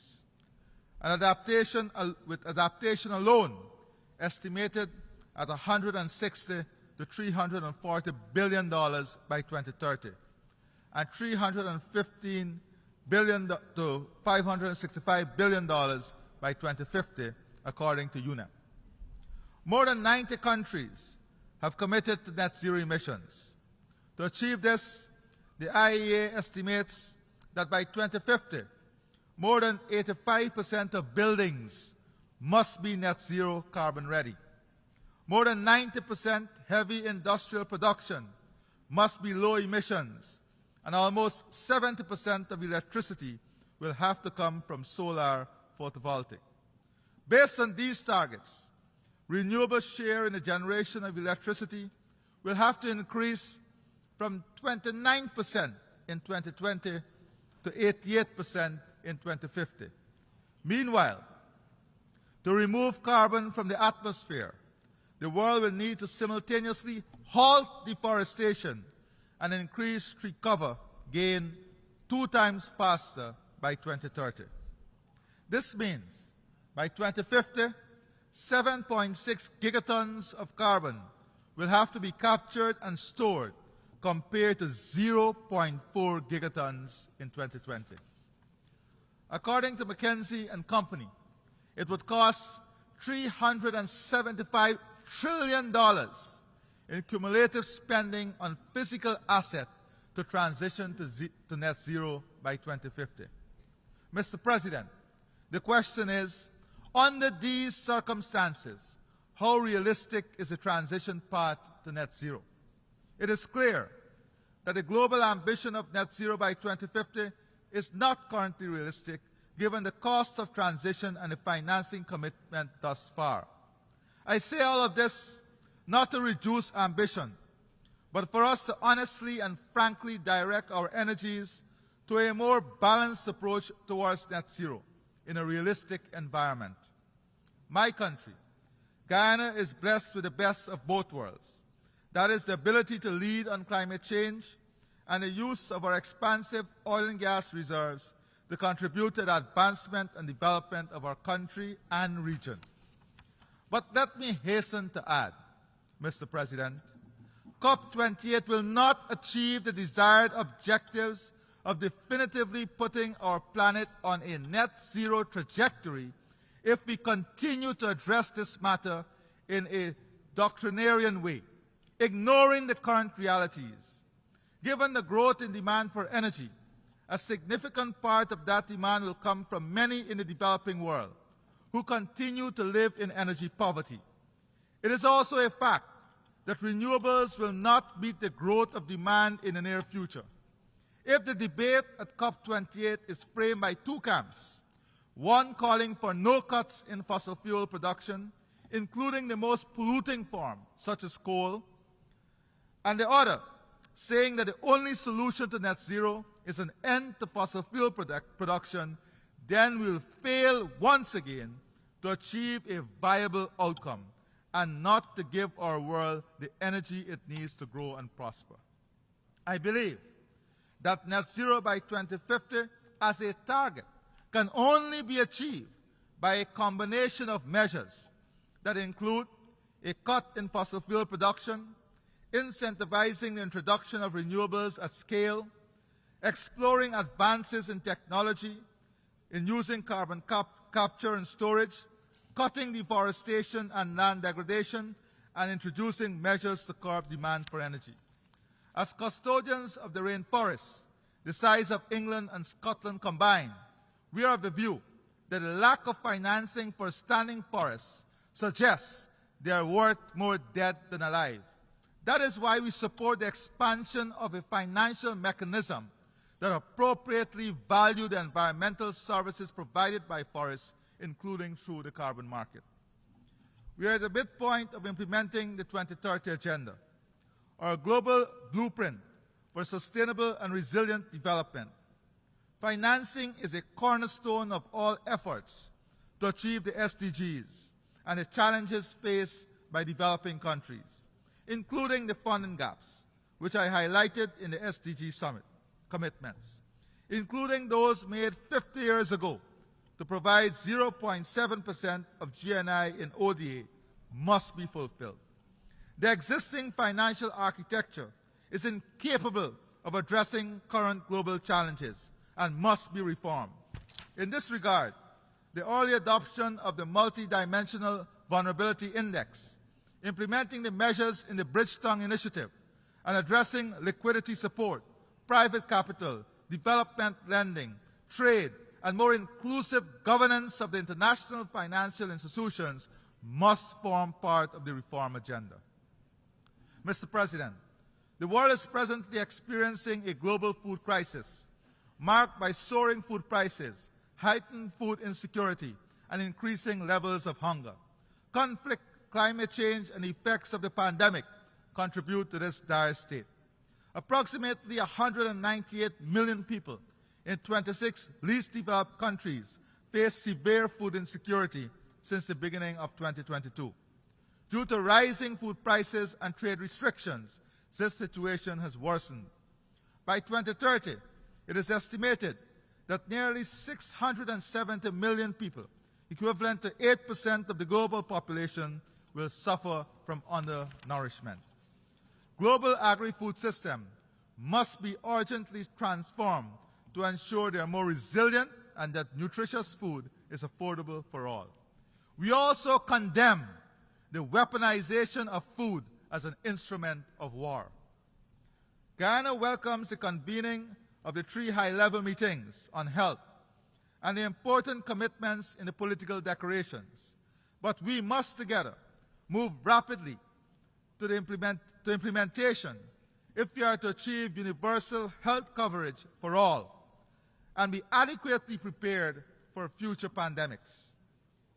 Guyana has already made tremendous strides on the path to universal health coverage.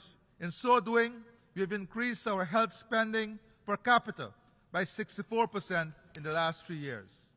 Mr. President, global peace is hinged on respect and human dignity. Our work at all levels must advance the dignity and rights of every person on our planet to create a just, equitable, and peaceful world. We have noted that since the war began in Ukraine more than a year ago, the developed world provided approximately $220 billion in support to Ukraine. The World Bank has added more than $37.5 billion in emergency financing, almost $260 billion mobilized in less than 2 years. On the other hand, aid to the Palestinian people over a period of 26 years amounted to just over $40 billion, according to figures compiled by the OECD. Haiti receives just over $20 billion in aid for reconstruction and development over the past 60 years. African countries were recipients of just over $113 billion over a 3-year period to fight hunger, according to the OECD. To be clear, Guyana unequivocally supports the principle of sovereignty and territorial integrity as enshrined in the UN Charter and remains in full solidarity with the people of Ukraine and what they justly require from the international community. However, I cannot overlook the disparity in the approach to other countries and regions of the world. This must be corrected. Clearly, this is a demonstration of an unjust ecosystem surrounding and supporting development financing, peace, and security. Importantly, it also proves that if truly committed, mechanisms do exist to unlock financing at scale. Mr. President, adherence to the rule of law, including international law, must continue to be the cornerstone of all of our engagements. This is being undermined by threats and naked acts of aggression against sovereign states and by the perpetuation of old conflicts and disputes between states. The Russian invasion must end. Greater diplomatic efforts must be made to bring an end to this war. The ongoing crisis in Haiti is of grave concern. Urgent and decisive action must be taken to secure a comprehensive solution. I commend the offer of the governments of Kenya and Rwanda to lead the multinational force in Haiti, as well as the offers by the Bahamas and Jamaica. Guyana is committed to working closely with partners within the UN and CARICOM frameworks to find a long-lasting, stable, and sustainable solution to the Haitian crisis, so that our Haitian brothers and sisters can live in peace and dignity. The Republic of Cuba has been the object of aggression for more than 6 decades. We repeat our call for the dismantling of the unacceptable embargo against our sister Caribbean state. The economic and political aggression, along with the designation of Cuba as a state sponsor of terrorism, must come to an end. I also reaffirm Guyana's long-standing solidarity with the Palestinian people and support for their dignified existence in their homeland in accordance with the two-state solution. As member states of the United Nations, let us do more to move past rhetoric so that the peace process can progress. Mr. President, when I addressed the OAS last Friday, I recalled to that hemispheric body how Guyana was excluded from the OAS for 25 years from its birth as a nation on account of a spurious territorial claim to 2/3 of our homeland by Venezuela. But justice prevailed and Guyana was ultimately admitted. It is sad, however, that 57 years after Guyana's independence, we remain threatened.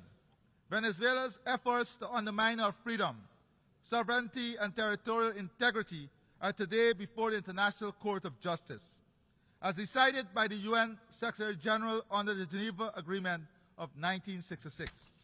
The ICJ's jurisdiction in the matter has been twice affirmed by the court.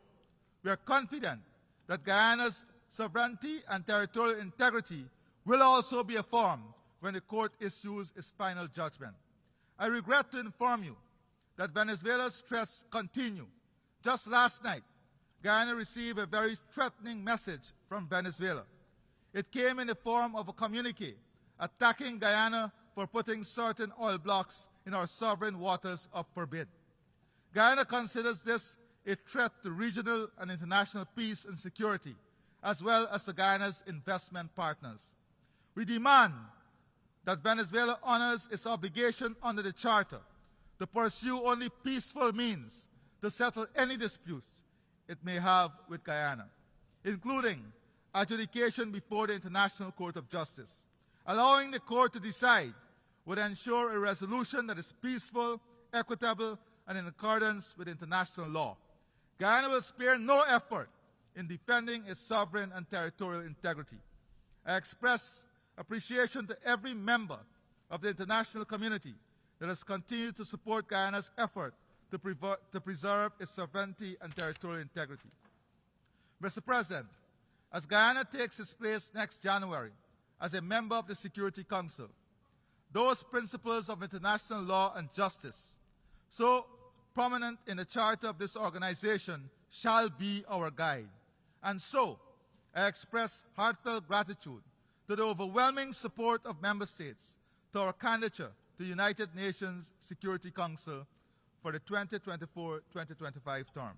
I wish to assure the entire UN membership that Guyana is committed to working with fellow Council members and the wider UN membership to fulfill the mandate of the Security Council.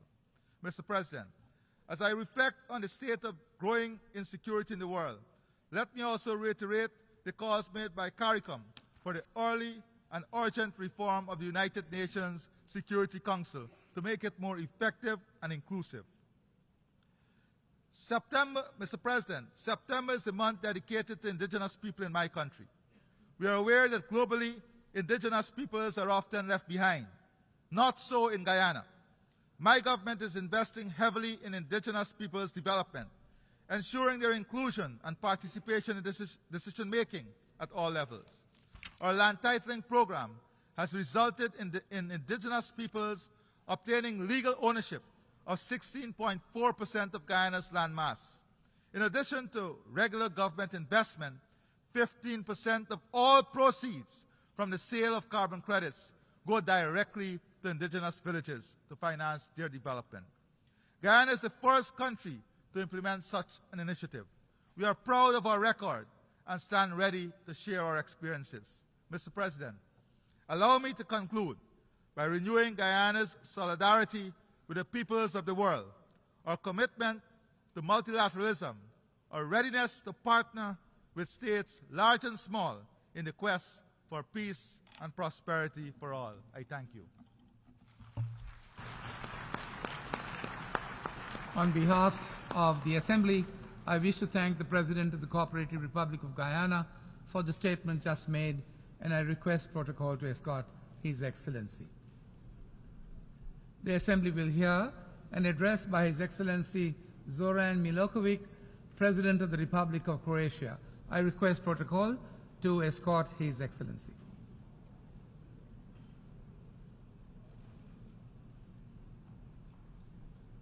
On behalf of the General Assembly, I have the honor to welcome His Excellency Zoran Milosevic, President of the Republic of Croatia, and to invite him to address the Assembly. Mr. Vice President, Excellencies, ladies and gentlemen, it is my particular honor to address this august body. I would like to use this opportunity to congratulate on being elected to your esteemed position, and I wish you much success in your work during these challenging times. The world we live in today requires joint global and concerted efforts as a key to success in addressing serious global crises. We strongly believe that we have to strengthen the multilateral system based on international law and make sure it is effective and fair, able to endure and deliver results that will serve to achieve our common goals, commitments, and a better future for the people and the planet. We need to safeguard the role of the UN as the center of the global cooperation. We are also hopeful that genuine efforts will be invested in the reform of the Security Council, our main instrument for securing global peace and security. In 2015, we adopted 2030 Agenda for Sustainable Development, also on the basis of the consensus that to transform our world, we need to realize that sustainable development cannot be realized without peace and security, and the peace and security will be at risk without sustainable development. In 2023, at a midpoint in implementation of the 2030 Agenda, The assessments of the Global Sustainable Development Progress Report showed that the efforts to achieve that synergy so far have proved insufficient. Time to reinvigorate our political commitments to the full and efficient implementation of the 2030 Agenda and its sustainable development goals is irreversibly running out.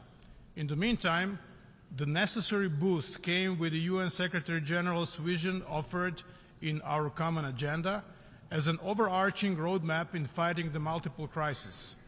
The preparatory process for the next year's Summit of the Future, along with its outcome, the Pact for the Future, represents a unique opportunity to strengthen national and international governance and to make it more sustainable and resilient to future crises and shocks, safeguarding the planet for future generations. The international financial system is increasingly unable to adequately and efficiently respond to the challenges at hand. More needs to be done to update and upgrade the global financial infrastructure so it becomes more adapted to the needs of the world. Most notably, we need to scale up development and climate finance. In this sense, we support the efforts by international financial institutions to review their structures and operating processes with a view to reform in order to meet the challenges of the 21st century. Peace is not maintained by itself. Investment in conflict prevention is far more cost-effective than investing in the conflict resolution and recovery after the fact, post facto. This is why prevention of conflict and sustaining peace should be at the center of the framework of the new Agenda for Peace, intertwined with a renewed commitment to multilateralism, global solidarity and trust. Croatia is the chair of the UN Peacebuilding Commission for 2023, strongly advocates its strengthening and enlarging of both its geographical and thematic scope. We support the Secretary General's call for the universality of conflict prevention and sustaining peace, and the assessment of the Global Sustainable Development Progress Report showed that the efforts to achieve that synergy so far have proved insufficient. The PBC should also work more closely with international financial institutions and regional actors, forming the Sustainable Peace Network. In addition to its advisory powers, the PBC could also be vested with decision-making powers, enabling it to establish UN civilian missions upon the request of countries concerned, helping to address the root causes of instability. In this regard, 2030 Agenda for Sustainable Development and its Sustainable Development Goals can be an excellent prevention tool by bringing prosperity and inclusion by leaving a safer place for future generations. According to the Sustainable Development Report 2023, Croatia's performance in implementing the Sustainable Development Goals was assessed among top ranks. However, a lot of work is still in front of us. Croatia has a large natural heritage that it wants to preserve for future generations through the implementation of the SDGs. While accepting the clean energy transition, Croatia is taking a number of measures to alleviate the transition shock in the rejection of fossil fuels and to ensure a fair transition and prevent energy poverty. With regard to biodiversity, Croatia is committed to work jointly for the development and full implementation of an ambitious and transformational Kunming-Montreal Global Biodiversity Framework. Furthermore, we firmly believe that the protecting, restoring, and sustainably using biodiversity is essential for the pandemic prevention and promotion of the One Health approach, which needs to be included in future prevention plans. We are also committed to working together to intensify cooperation in protecting the marine environment and combating plastic pollution. If we want healthy oceans and seas, our ambition needs to be high and ocean protection stepped up significantly. Croatia welcomes the landmark adoption of the Treaty of the High Seas on Ocean Biodiversity. The successful negotiation of the BBNG agreement is the most recent proof of devoted multilateral work and presents not only a milestone in conserving marine biodiversity of nearly 2/3 of the world's ocean, but also a triumph for multilateralism. Today, Croatia proudly joined the first tier of countries that have signed the treaty and commits to ratify it as soon as possible. We call on other countries to do so as well, to enable its swift entering into force and to start its effective implementation. As a member state of the EU, Croatia has already committed itself politically and legally to contribute in making Europe the first climate-neutral continent by 2050. By further pursuing that course and by accelerating development of renewables and increasing green investments, we believe we can turn current crisis into a new chance for our economies. Here I will mention as an example one of such project that can boost new growth of European economy based on decarbonization and clean industry. It is the project of North Adriatic Hydrogen Valley, which encompasses Italian region of Friuli Venezia Giulia, Slovenia and Croatia. By putting the clean energy transition in the heart of the fight against climate change on the global level, we should not forget that the most vulnerable communities who have historically contributed the least to climate change are often the ones most and the worst affected, both by the climate conditions and by the costs of the green energy transition. As a remedy, establishment of a loss and damage fund to help vulnerable countries cope with the destructive impacts of climate change at COP27 marked a historic breakthrough in this respect.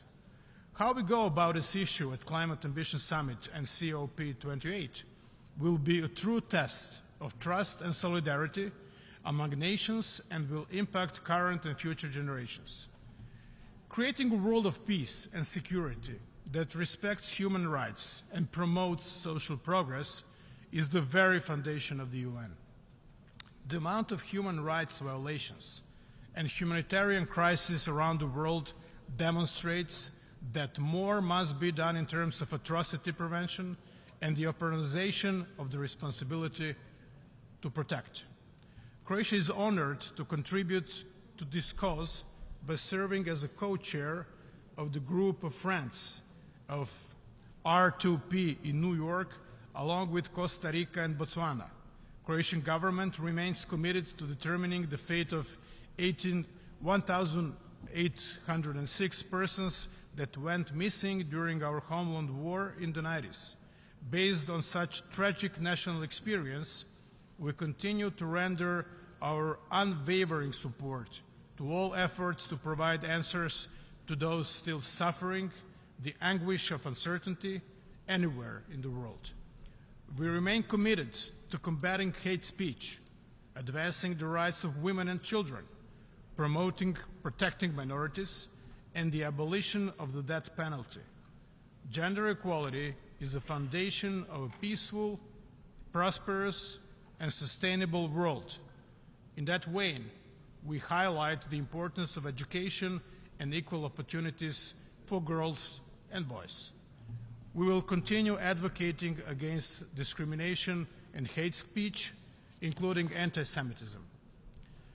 Croatia continues to attach the utmost importance to its immediate neighborhood in the Southeast Europe. Issues of the past and war legacy, like resolving remaining cases of missing persons and engaging in meaningful cooperation in handling the war crimes without discrimination and in line with international standards, access to archives, as well as other unresolved and highly sensitive issues must be fully tackled. We actively support the European perspective for our close neighbor Bosnia and Herzegovina and have warmly welcomed the recent EU decision on granting the BH the status of the EU candidate country. We continue to advocate electoral reforms that would ensure legitimate representation of all constituent peoples, in particular Bosniaks, Croats, and Serbs, at all the levels of the government, which is, in our view, essential for the future stability and prosperity of the country. We're very concerned about the latest development in Kosovo-Serbia relations and would like to encourage measures for de-escalation of tensions. Similarly, these two countries need to focus on normalization of relations and deliver on their commitments and start implementing on what was agreed this year in Brussels and Ohrid. We continue to advocate universal recognition of Republic of Kosovo and its right to existence as an equal member of the community of nations.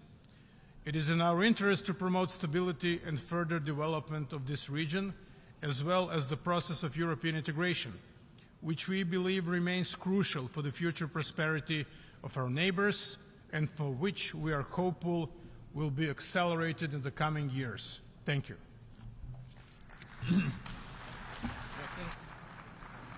On behalf of the Assembly, I wish to thank the President of the Republic of Croatia, Zoran Milanovic, for his statement just made, and I request protocol to escort His Excellency. The Assembly will hear an address by His Excellency Guillermo Lasso Mendoza, Constitutional President of the Republic of Ecuador. I request protocol to escort His Excellency.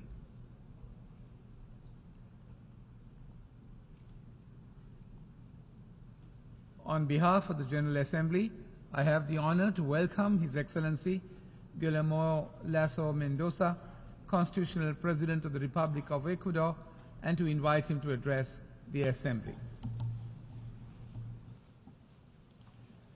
Señor Denis Francis, Presidente del periodo 78 President of the de sesiones de la 78th Asamblea session General. of the General Assembly. Distinguidos delegados y representantes Distinguished de las delegates naciones and del representatives of the nations of the world. Estamos aquí para renovar nuestro We compromiso are here con los to renew our ideales commitment y to principios que the dan vida ideals a and las Naciones principles Unidas. that give life to the United La paz, Nations. la solución Peace, diplomática de los the diplomatic conflictos resolution of y el conflicts, respeto a las and libertades respect y derechos for humanos. freedoms and human rights. En esta breve intervención compartiré nuestra visión In this y brief esfuerzos address, I shall share our vision and efforts to address the global challenges that we are facing, including climate change, chronic infant malnutrition, and even the most urgent threats to our security. Since my government took office, we have rolled out an historic policy of environmental transition, which preserves our natural heritage. In parallel, we have made great strides in transitioning from unsustainable production systems to a low-emission circular economy. In January 2022, we expanded the protection of the Galapagos Islands with the establishment of the Brotherhood Marine Reserve of 60,000 square kilometers. This decision represents the greatest step forward by my country towards the preservation of our incomparable biodiversity. In addition, we have enhanced the Eastern Tropical Pacific Marine Corridor, acting in common purpose with the kindred nations of Colombia, Costa Rica, and Panama. Together, we have created the largest cross-border reserve in the world in protecting 500,000 square kilometers, home to innumerable and unique species that use these migratory routes. We did this for our peoples and for the world. Above all, my government has been able to balance environmental aspirations with good economic sense. We have been pioneering in implementing an innovative debt for conservation swap initiative. This redirects resources towards the protection of the Galapagos Islands. Without doubt, this is great news for the world. The debt swap amounted to $1.63 billion, making it the largest transaction of its kind in the history of humanity. This figure is equivalent to 10% of Ecuador's public debt with external private creditors. Of this amount, $450 million will be channeled into the Galapagos Life Fund for the protection of marine ecosystems and more than 2,500 species, 38 of which are migratory. In this way, we are showing the world how debt and all of its financial weight can be converted into opportunities of various kinds.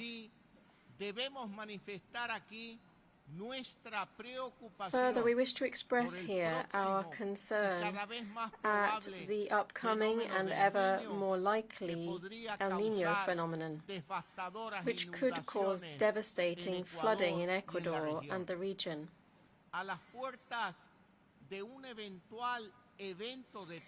To prepare for a potential event on such a scale, we have prioritized prevention. And we are working with the United Nations to seek alternative forms of financing through multilateral organizations. We appeal to the international community to consider risk mitigation measures through the large financial funds and non-reimbursable international cooperation. Because the severity of this event is related to climate change. This is a huge task that requires the collaboration of all sectors of the international community to achieve the Sustainable Development Goals and to protect the future of us all. However, we are not only concerned by environmental issues. We are also focusing on improving the quality of life of the most disadvantaged in society, particularly children. Faced with alarming figures of chronic infant malnutrition, we have implemented the successful Ecuador Grows Without Child Malnutrition program. Through this program, in just 28 months, we reduced the rate of malnutrition in infants under the age of 2 by 3.5%, shrinking it from 23.6% to 20.1%.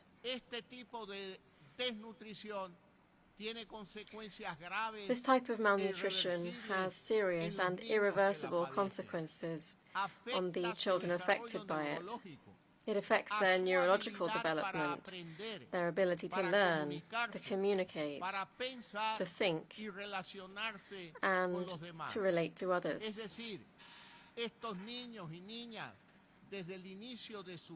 So, these children, from the beginning of their lives, face enormous disadvantages that have negative repercussions on their future.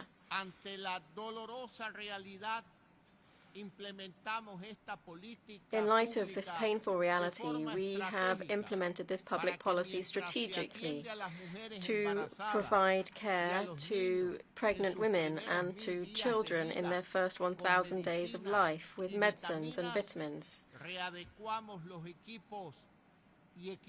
We have repurposed and equipped health centers.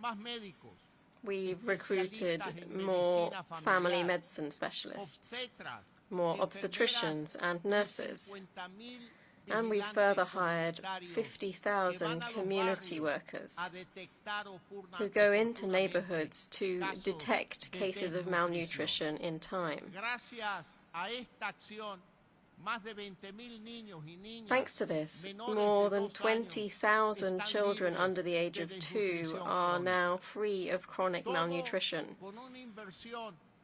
And all of this has happened with investment of $650 million over 28 months in government. Solutions don't depend on how much money a state has, but rather how much political will its leaders have. In our government, with a lower average oil price, we've prioritized state resources for this cause. Because there's no growth nor economic development if we do not invest in social issues and in our children. We hope to be able to share our experience with all of you and to join forces so that in the near future we can all together say the world is growing without child malnutrition. President,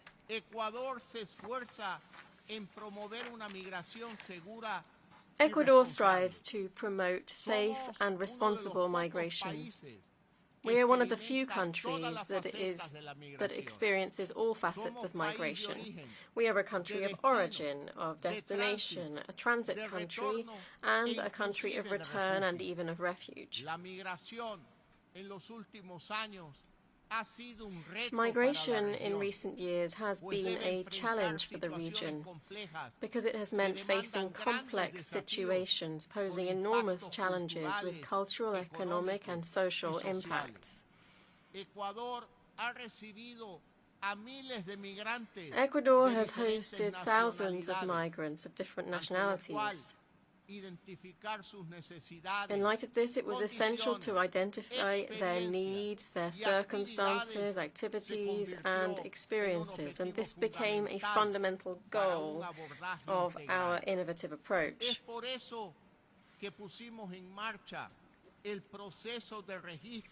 It led us to begin a registration process for foreign migrants residing in our country, irrespective of their migratory status.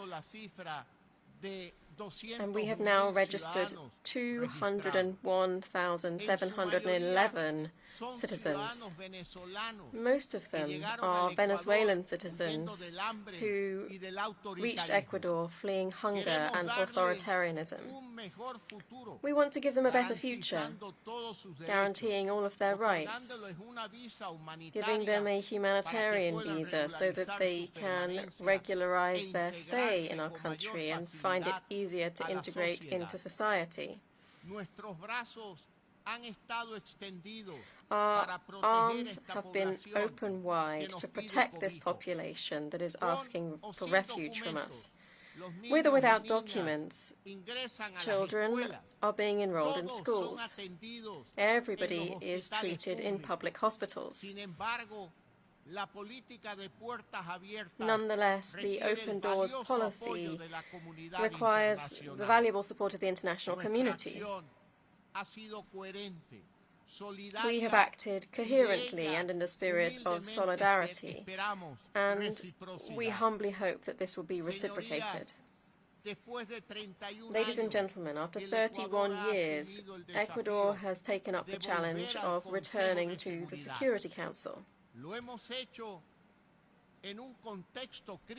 We've done this at a critical juncture for humanity, marked by extremely complex phenomena, such as the post-pandemic global vulnerability and an unexpected war which has heightened nuclear tensions. At the same time, new problems related to radicalization and violent extremism are emerging. Ecuador has risen to the challenge. Over the 9 months of our membership of the Security Council, we have acted consistently in accordance with the United Nations Charter, We have prioritized the peaceful resolution of conflicts and the protection of civilians, the Women, Peace and Security agenda, as well as combating illegal arms trafficking. Our action is in response in particular to new threats such as transnational organized crime that undermines democratic stability, civic safety, and the rule of law. I reiterate my statement at the high-level meeting of the Security Council on Ukraine. We call once again for a cessation of the military aggression in compliance with the order of the International Court of Justice, and for progress towards a peace based on the territorial integrity of Ukraine and the Charter of the United Nations.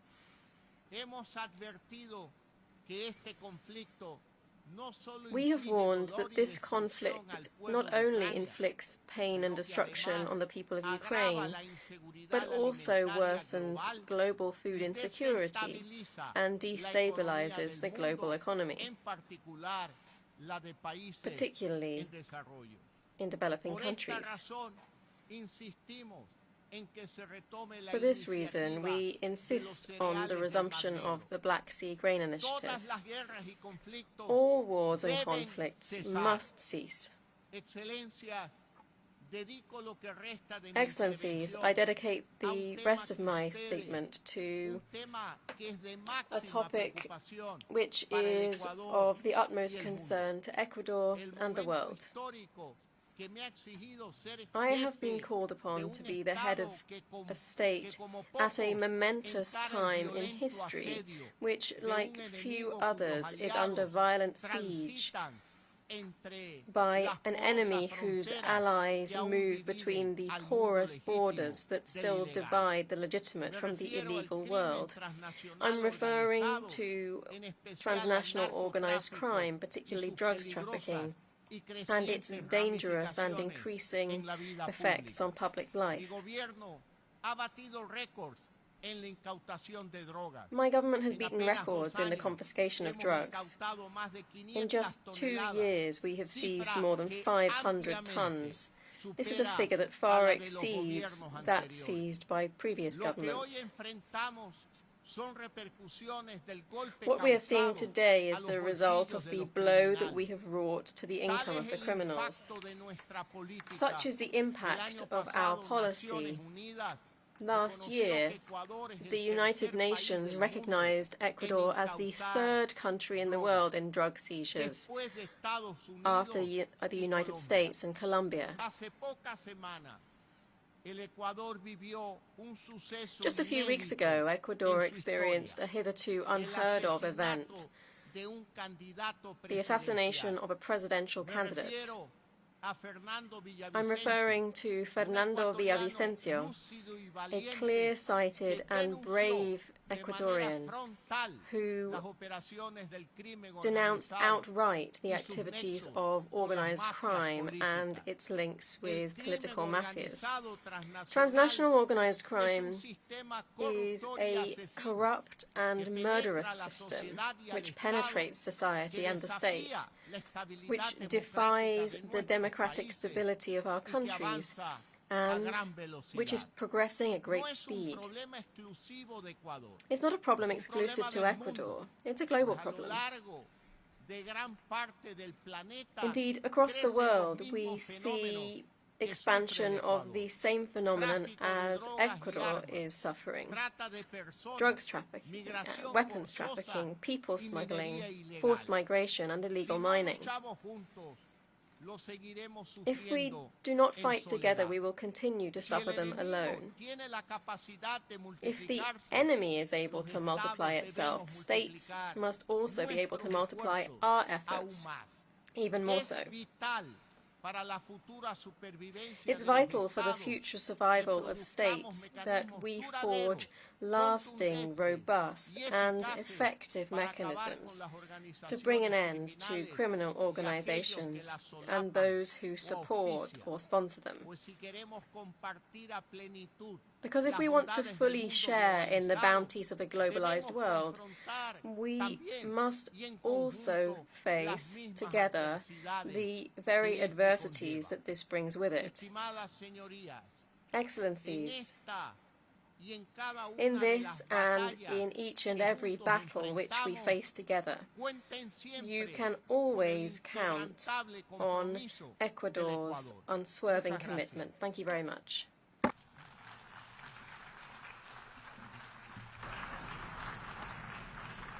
On behalf of the Assembly, I wish to thank the Constitutional President of the Republic of Ecuador for the statement just made, and I request protocol to escort His Excellency.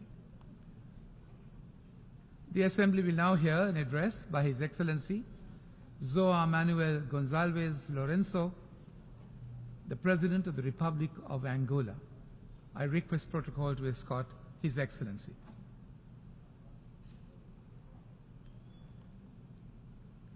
On behalf of the General Assembly, I have the honor to welcome His Excellency João Manuel Gonçalves Lourenço, President of the Republic of Angola, and invite him to address the Assembly.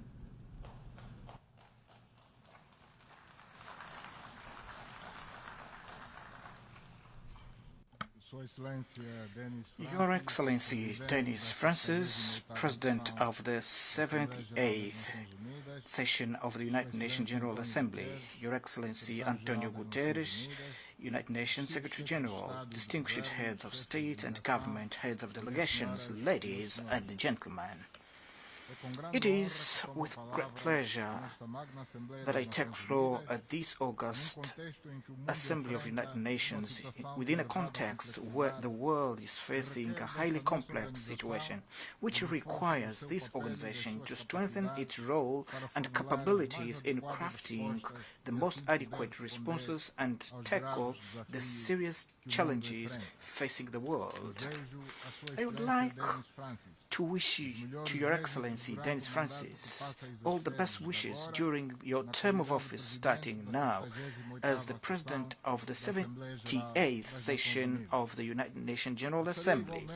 I also would like to express my thanks to Mr. Antonio Guterres and UN Secretary General for the tireless effort you've been undertaking towards peace and development under very challenging circumstances. Excellencies, as I was not present at the 2022 General Assembly session, I did not have the opportunity to, on behalf of Angola and Angolans, to express our views and concerns about the problems faced by the world, which were exacerbated by the eruption of the conflict between Russia and Ukraine in that year.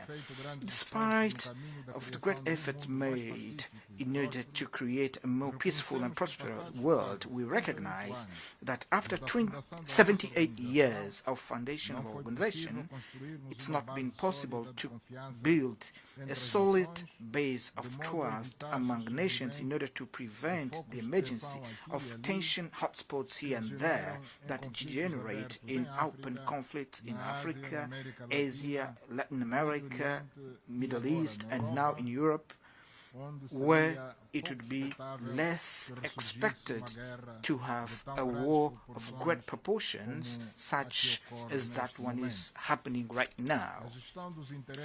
The management of interest at global level in matters of security, science and technology, as well as resources in general terms, where I highlight the strategic raw materials and energy sources, do not yet meet the interests and expectations of different nations and peoples of our planet.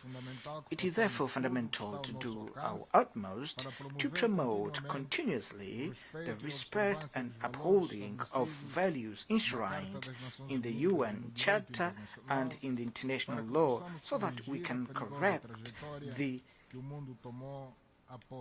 dangerous trajectory that the war had taken after the fall of the Berlin Wall.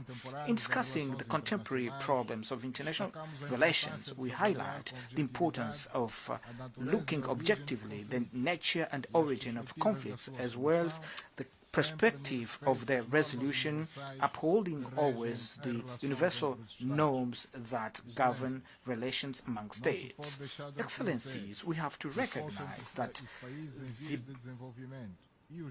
the gap between the developing countries and the developed countries is still an unacceptable reality, because in some cases there is no political will to overcome them. As a consequence, we have difficulties in accessing financial resources and material resources that are necessary to implementing the development project, as well as the conditionalities imposed in know-how transfer that become factors that delay the implementation of the sustainable development goals provided in 2030 agenda of the United Nations.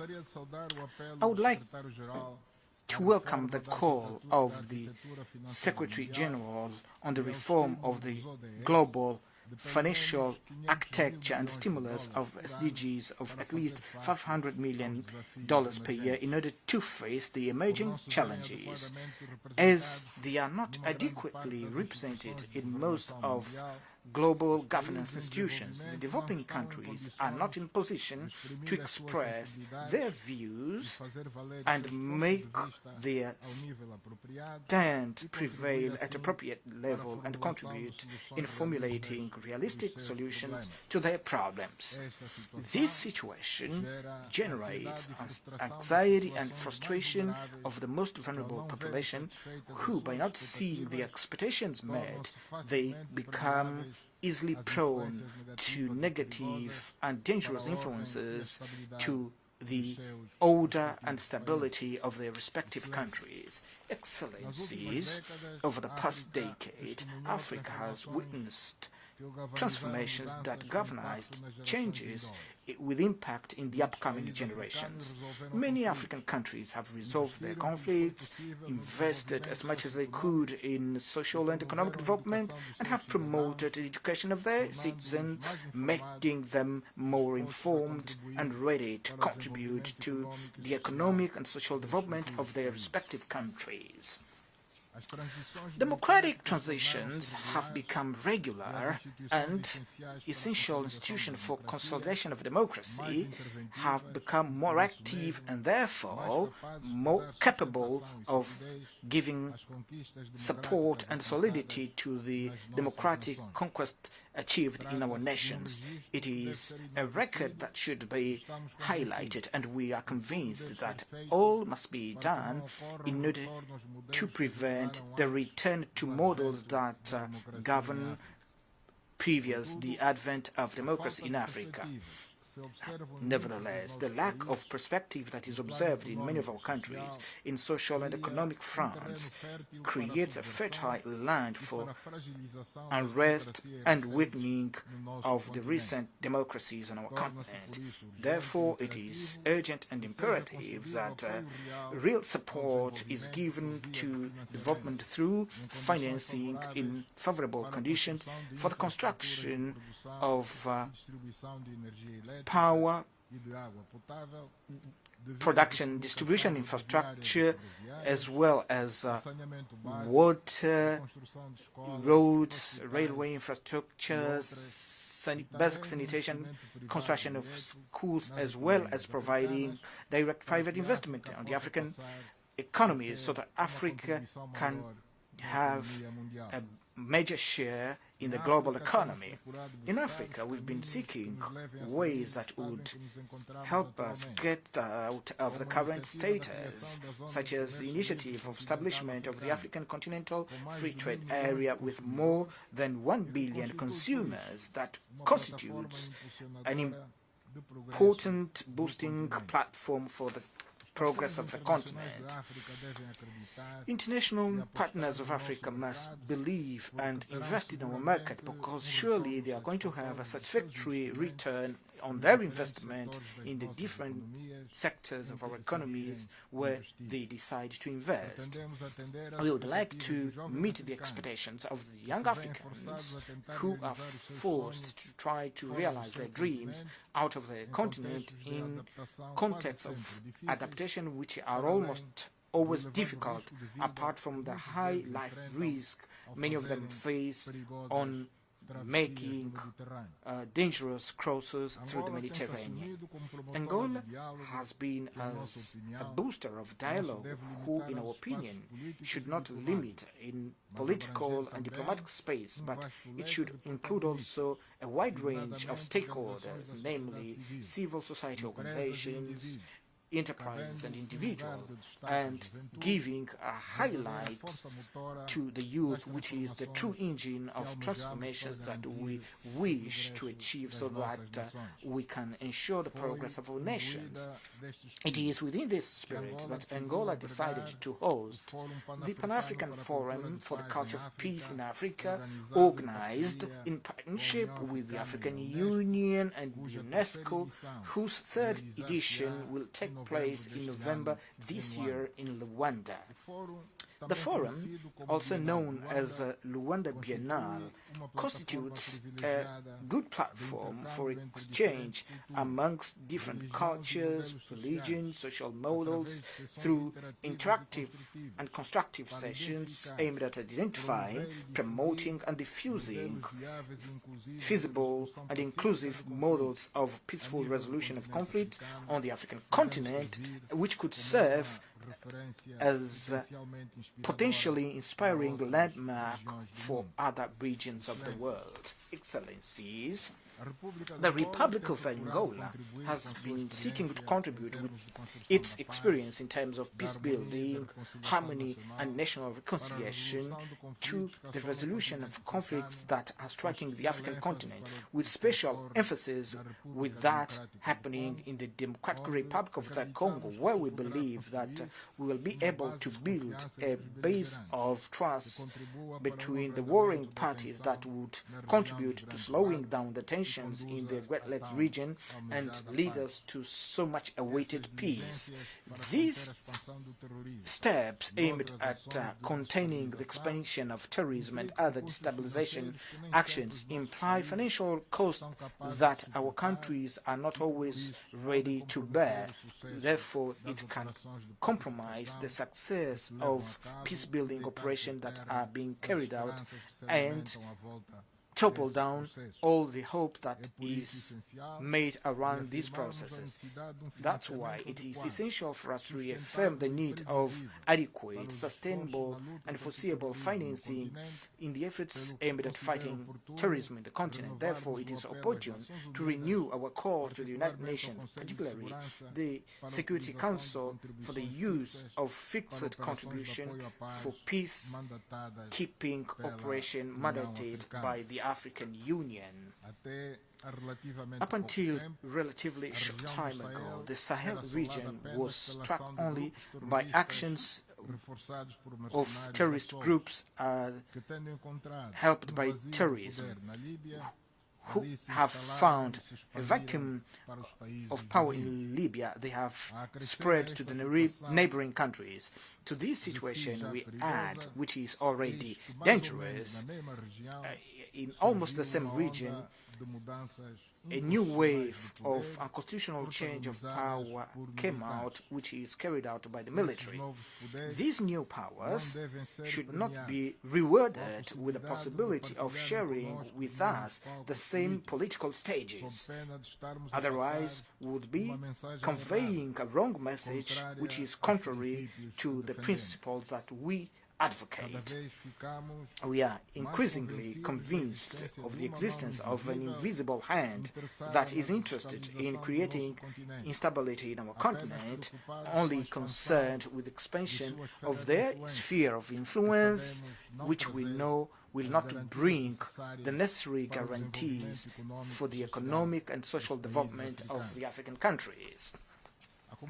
The international community is concerned not only with the situation in Sahel countries, in the Horn of Africa, in Mozambique and the DRC, as well as with the conflict in Sudan, which, apart from the high number of deaths, wounded people, destruction of infrastructure of the country, has caused a high number of internal displaced people and refugees, and that has become one of the biggest humanitarian catastrophes that the world has witnessed, whose consequences are felt in the neighboring countries.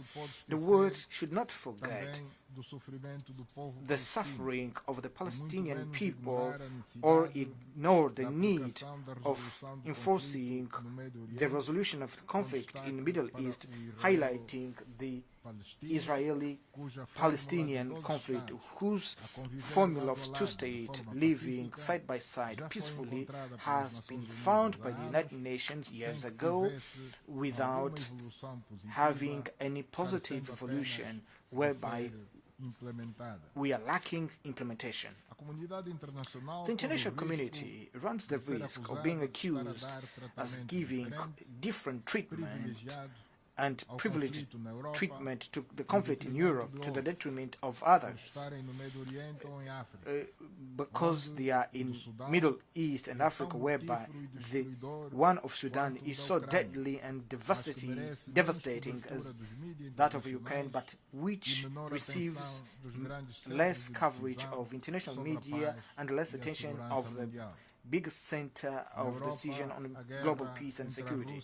In Europe, the war between Russia and Ukraine should deserve all our attention and urgency of putting it to an immediate end due to the level of human and material destruction that is seen there, and also risk to escalate to a big conflict of global scale and its negative effects on energy and food security. All evidences indicate that it is unlikely to have winners and losers on the battlefield. That's why we have to engage the involved parties to give privilege as soon as possible to dialogue and diplomacy, establish a ceasefire and negotiate a long-lasting peace, not only for the belligerent countries, but that would ensure the security of Europe and contribute to the global peace and security. Excellencies, over the past 3 years, we faced a great global challenge that was raised by the COVID-19 pandemic, which has demonstrated the importance and the need of solidarity among nations as base of facing and resolving the big global challenges. And this example should serve as a paradigm of our behavior in facing other challenges, mainly those that have to do with the fight against poverty, disparities between the developing and the developed countries in the field of science and technology, which represent, as we all know, important and indispensable factors to boost development and well-being of peoples of our planet. Coordination and articulation among all nations of the world, which was the dominant tone in the process of fight against COVID-19, put into evidence the crucial role of the multilateral institutions. Therefore, we consider pluralism in international relations is the main safeguard of the efficacy of the actions that we undertake to resolve the big challenges affecting humanity at this time.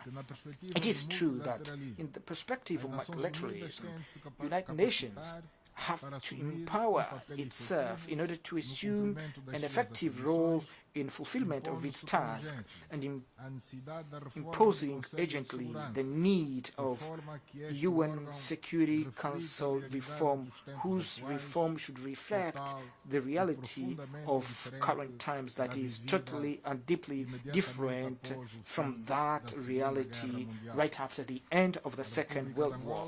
The Republic of Angola advocates, therefore, the need to revise the representation of of different regions of the world in the Security Council. In this regard, as for the African continent, we advocate the Ezurini Consensus and the Sirte Declaration, which established the need of giving Africa seats as permanent member of the Security Council with all privileges inherent to that post. Excellencies,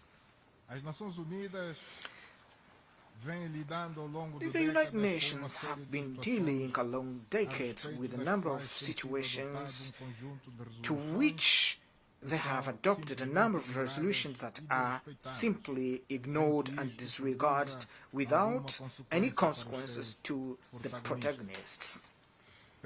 I therefore think it is necessary to reflect together on the need to seek creating mechanisms that would strengthen the authority of the United Nations in order not to debunk, weaken the decisive role in construction of efficient architecture of global peace and security to which all nations of the world should be bound with strong sense of commitment regardless of their economic or military might. It is therefore opportune to highlight the importance of enforcing the resolution in force with regard to embargo on Cuba and the prevailing conflict in the Middle East between Israel and Palestine.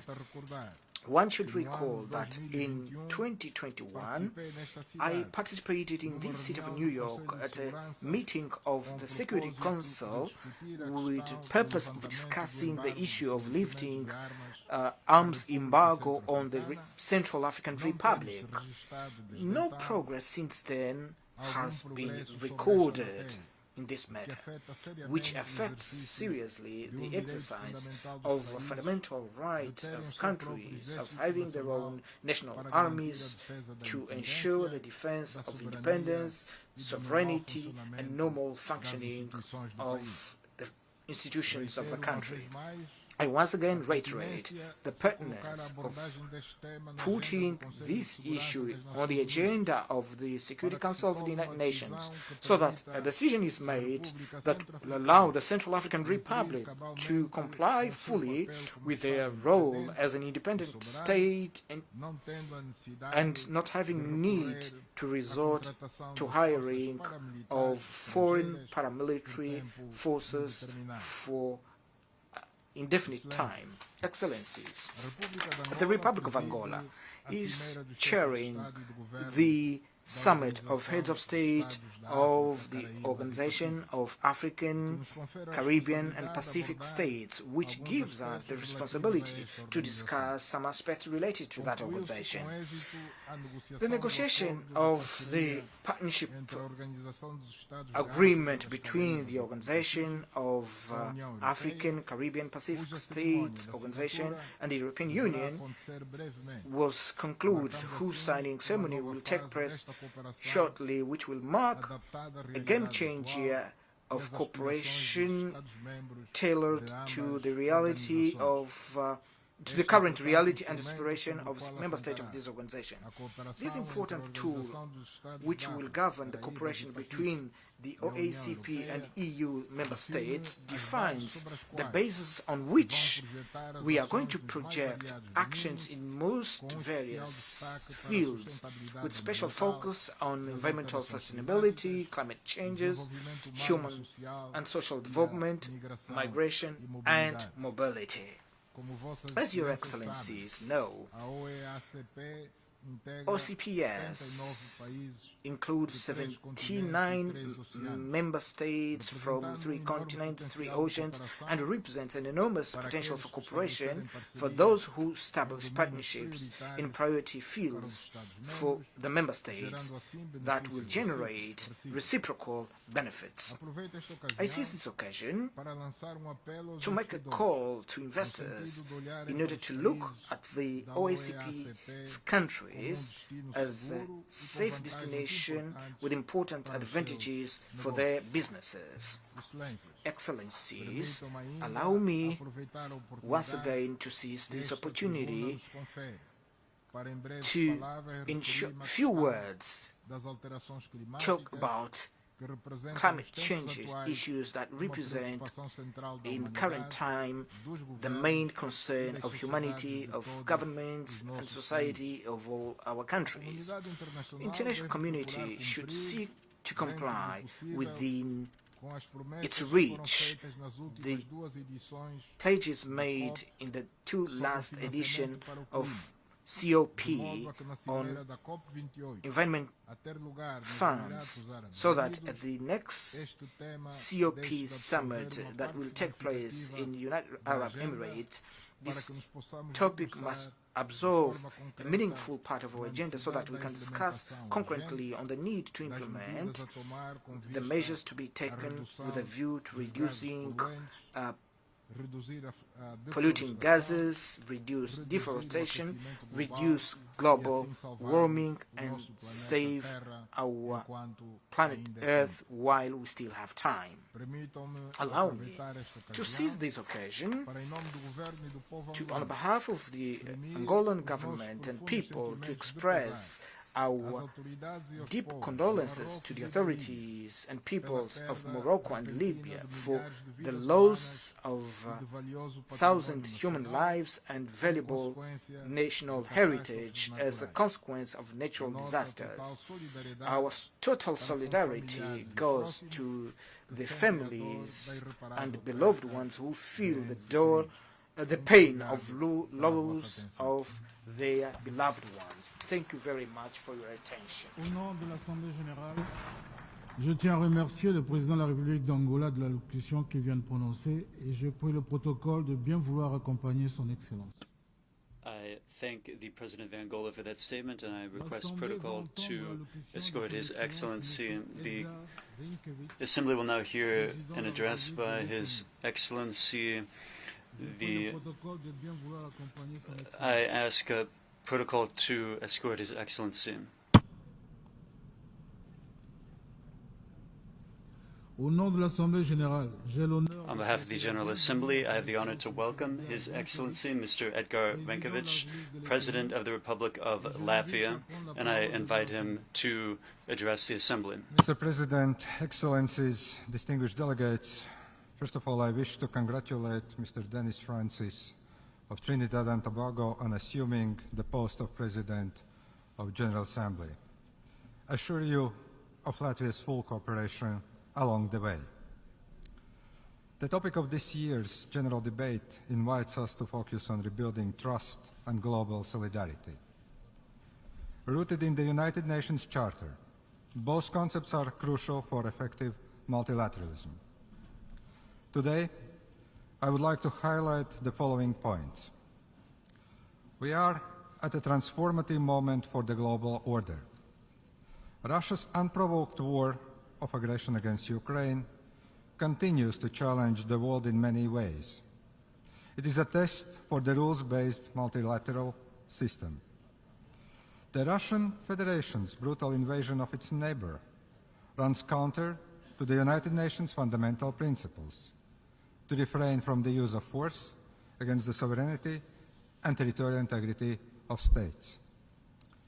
Blatant breach of these principles undermines the entire international system, especially if the aggressor is a nuclear weapon state and a permanent member of the United Nations Security Council. It is not a dispute between two neighboring countries. Russia's attack was unprovoked. Russia is trying to redraw international borders by force to restore its former sphere of influence. In 2008 and in 2014, international community made a grave mistake by not responding to Russia's aggression against Georgia and to the illegal annexation of Crimea. It sent a wrong signal to Russia, allowing its aggressive imperial ambitions to advance. We are now seeing the consequences. Russia's invasion of Ukraine is a reminder of the struggle of a colonial empire to keep its territories. Ukraine is not Russia, never was, never will. Having experienced 50 years of Soviet occupation, Latvia knows the value of freedom and independence, like so many countries in the other regions.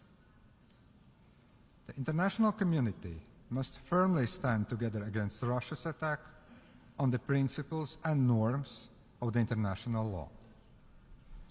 Respect for the UN Charter is in the vital interest of all states. The outcome of this war will determine global security for years to come.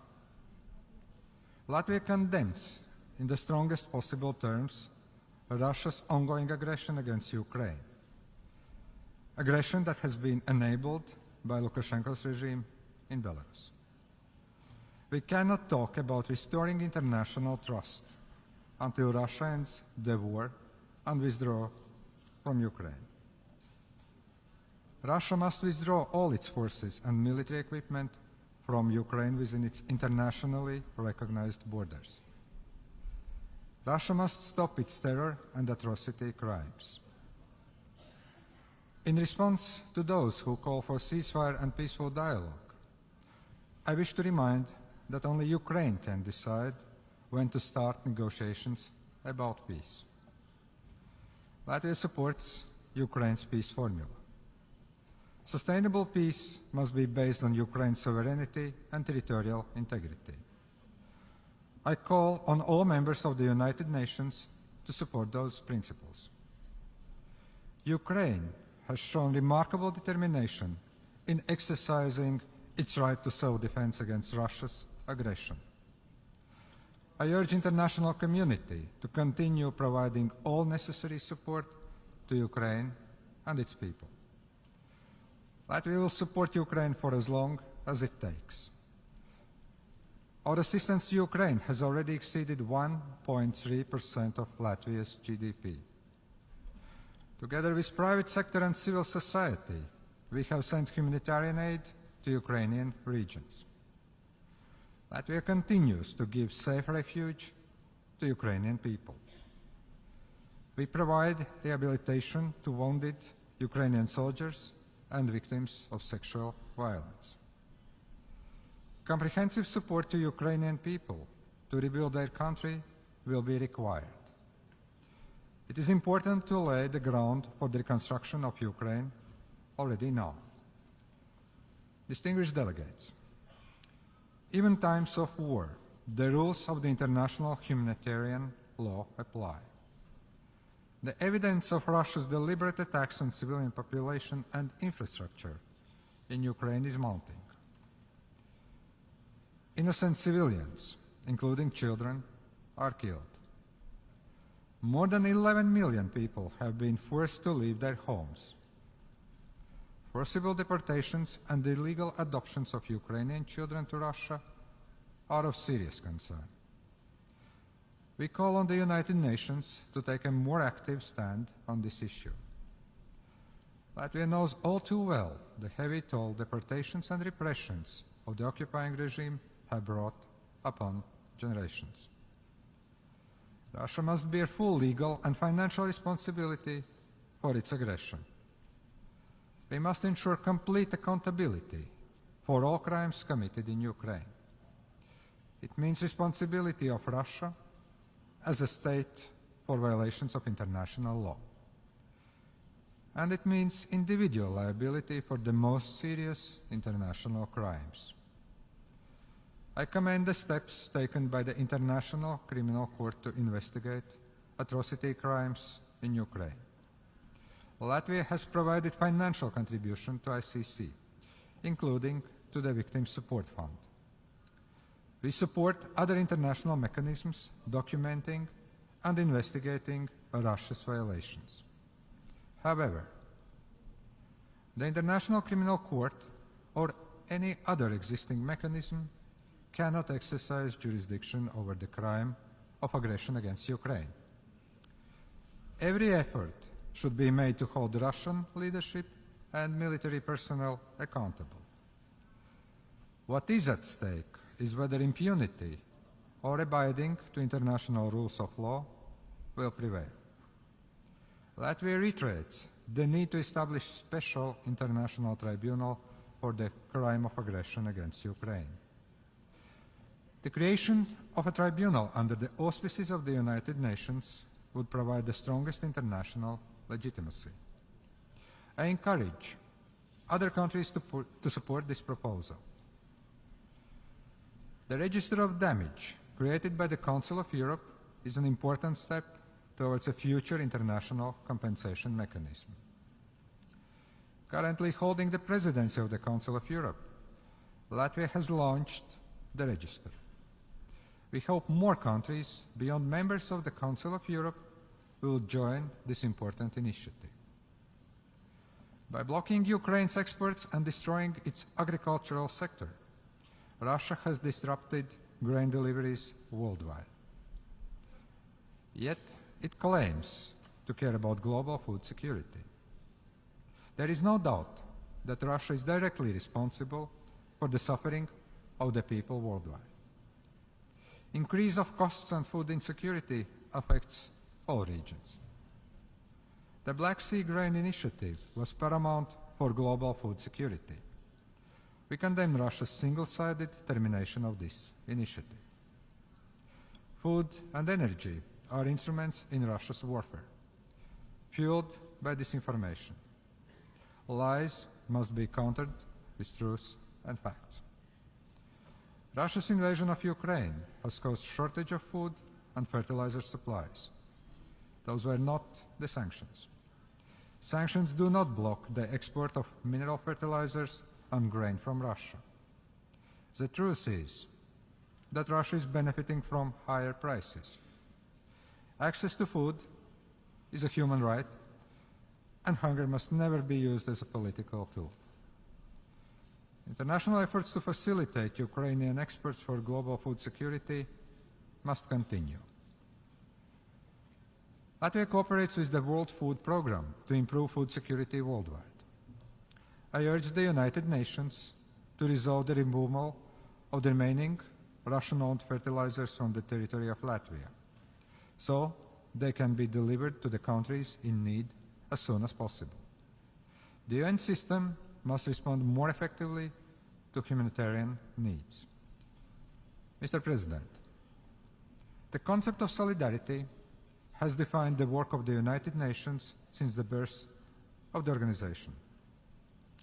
The Sustainable Development Goals Summit, held 2 days ago, reaffirmed the importance of dialogue, cooperation, and solidarity.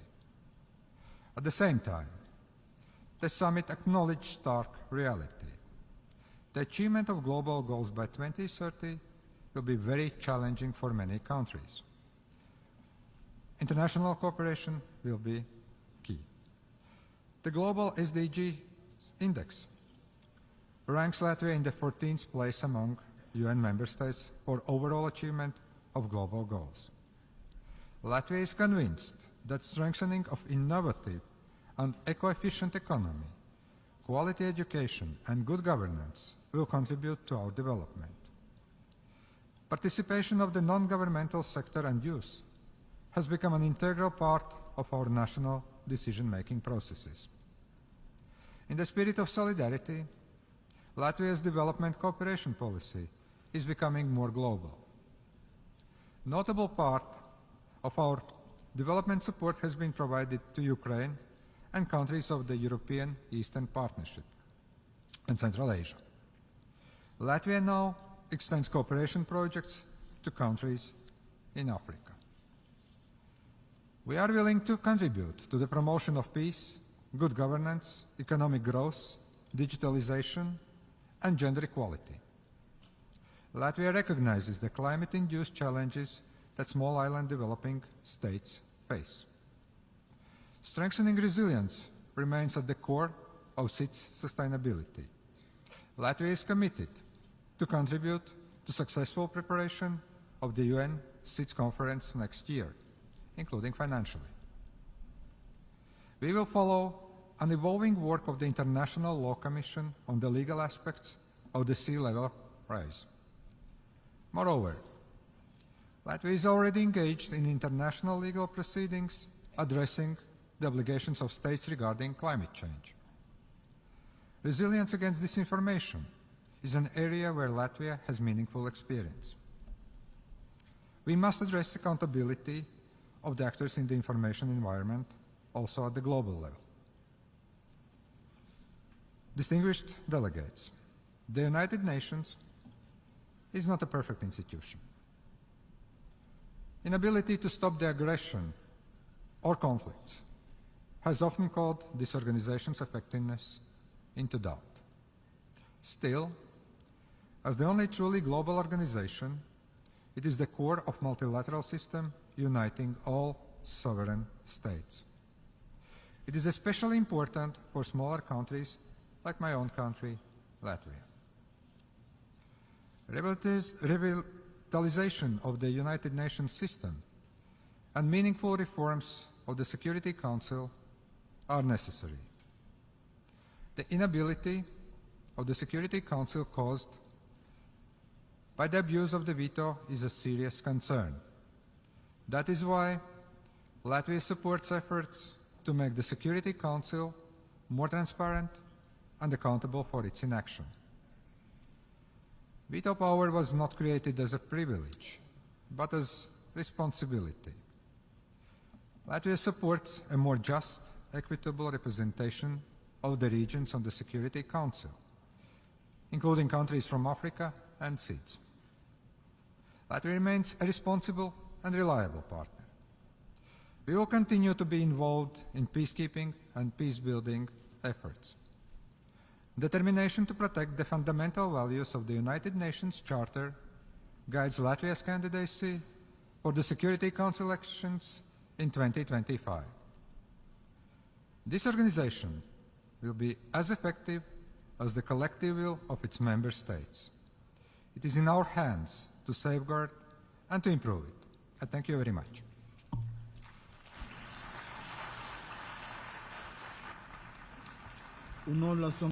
On behalf of the General Assembly, I wish to thank the President of the Republic of Latvia for the statement just made, and I request protocol to escort His Excellency.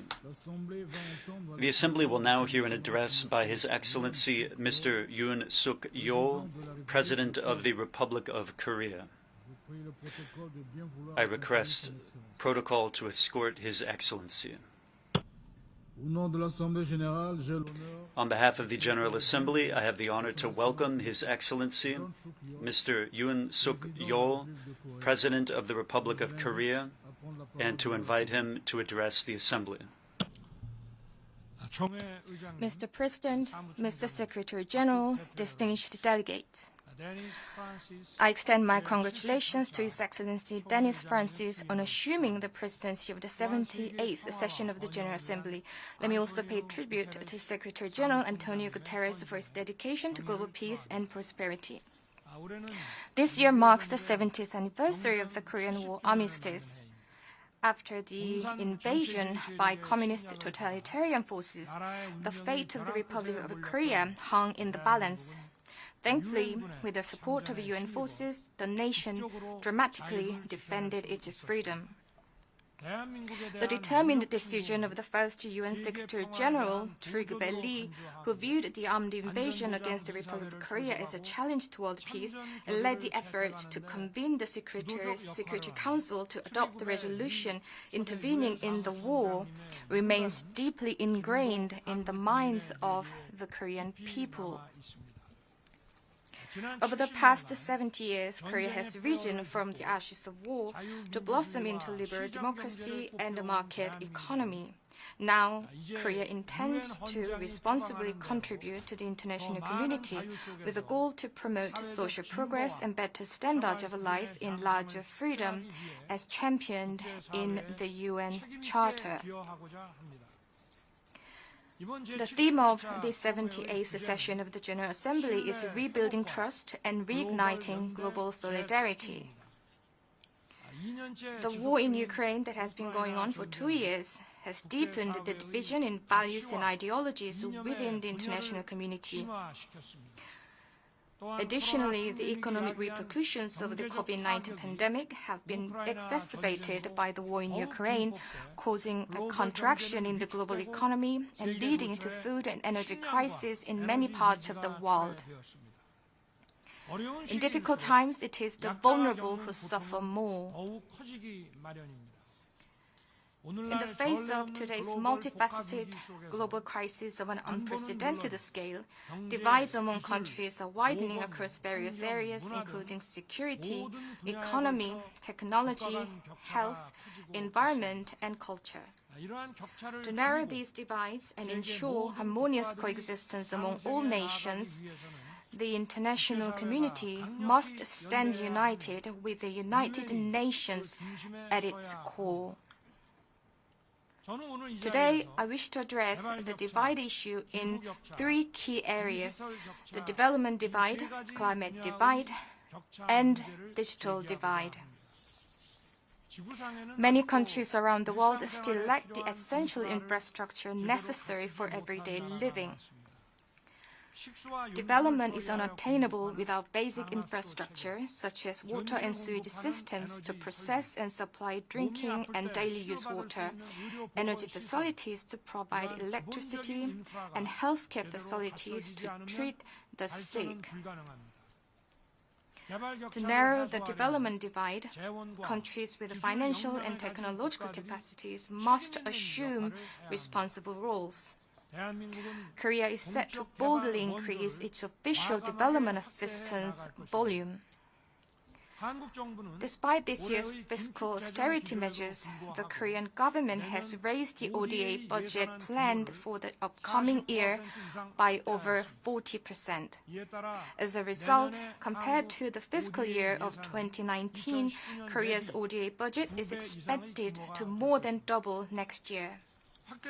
We'll allocate the increased ODA funds to foster development cooperation tailored to the needs of our partner countries.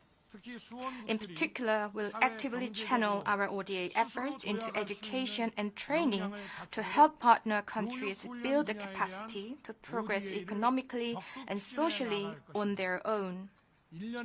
It is said that a year of education can increase income by approximately 10%, and this impact is more pronounced among low-income groups and women.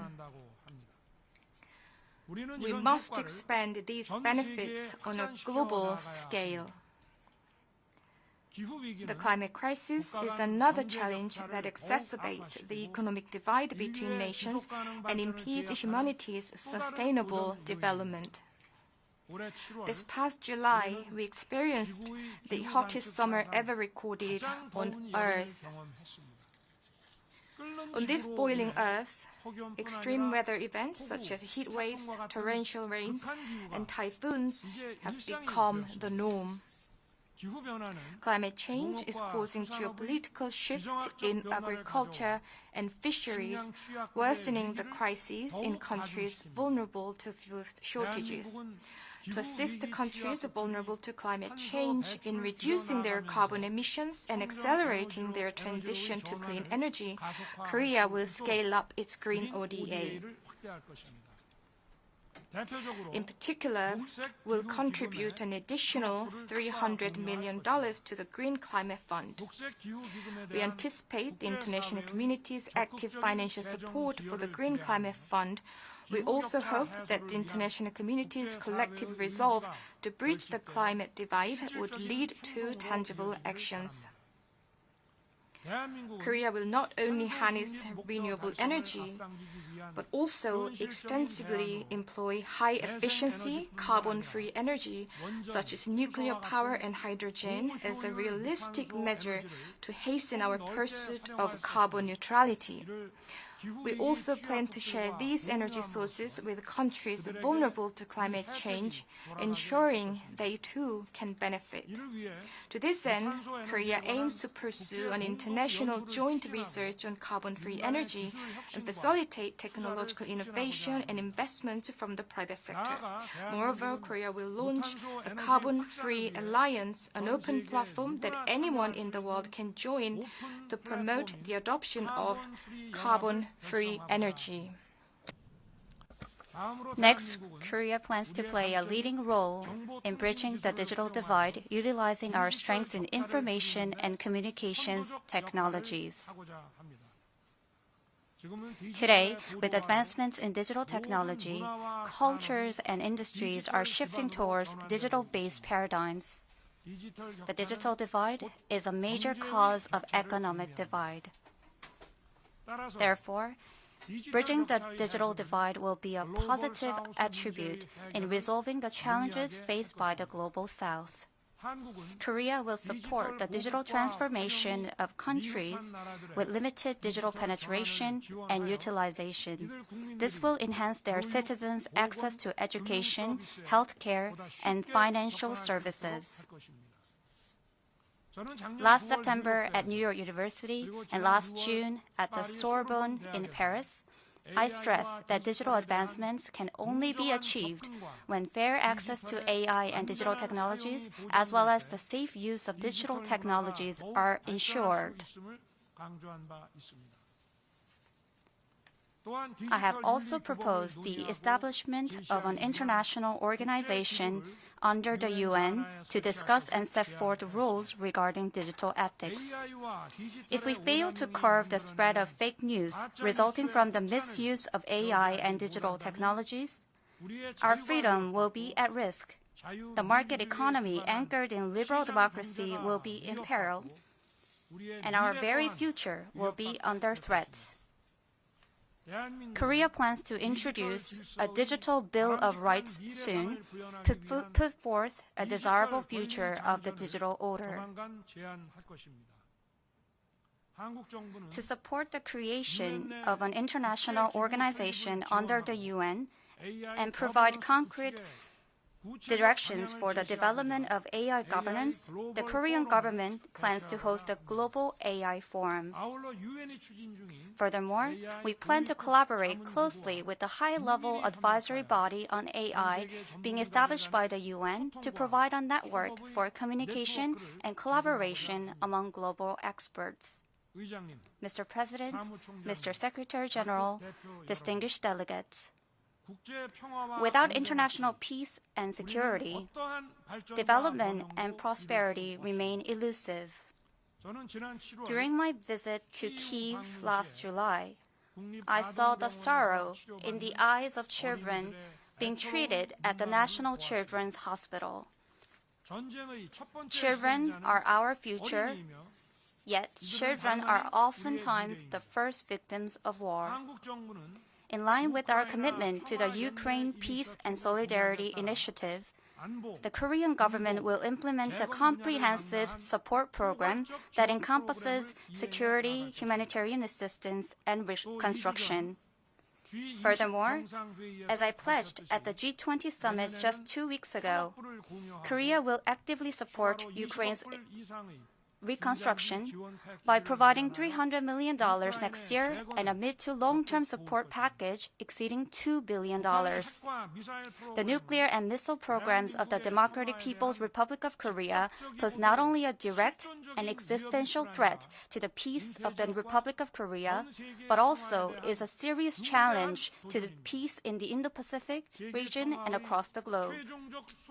It is paradoxical that a permanent member of the UN Security Council, entrusted as the ultimate guardian of world peace, would wage war by invading another sovereign nation and receive arms and ammunition from a regime that blatantly violates UN Security Council resolutions. In such a situation, the call to reform the UN Security Council would receive a broad support. And if the DPRK acquires the information and technology necessary to enhance its WMD capabilities in exchange for supporting Russia with conventional weapons, the deal will be a direct provocation, threatening the peace and security of not only Ukraine, but also the Republic of Korea.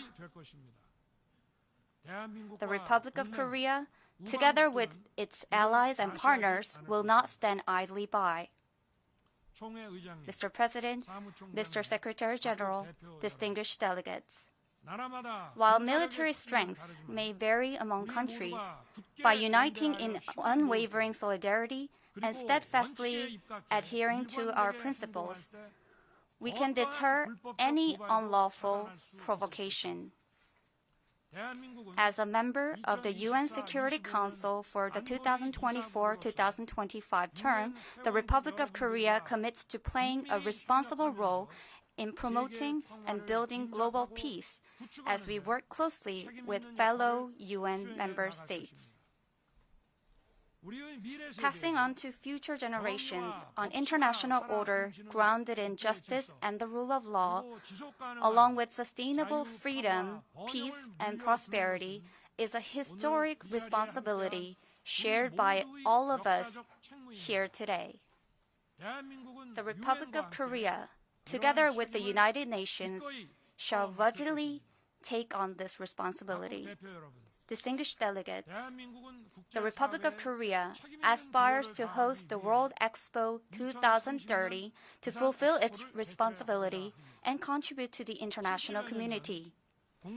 It was Busan that served as the last bastion defending the freedom of the Republic of Korea when the most of the country was invaded and conquered by the communist forces more than 70 years ago.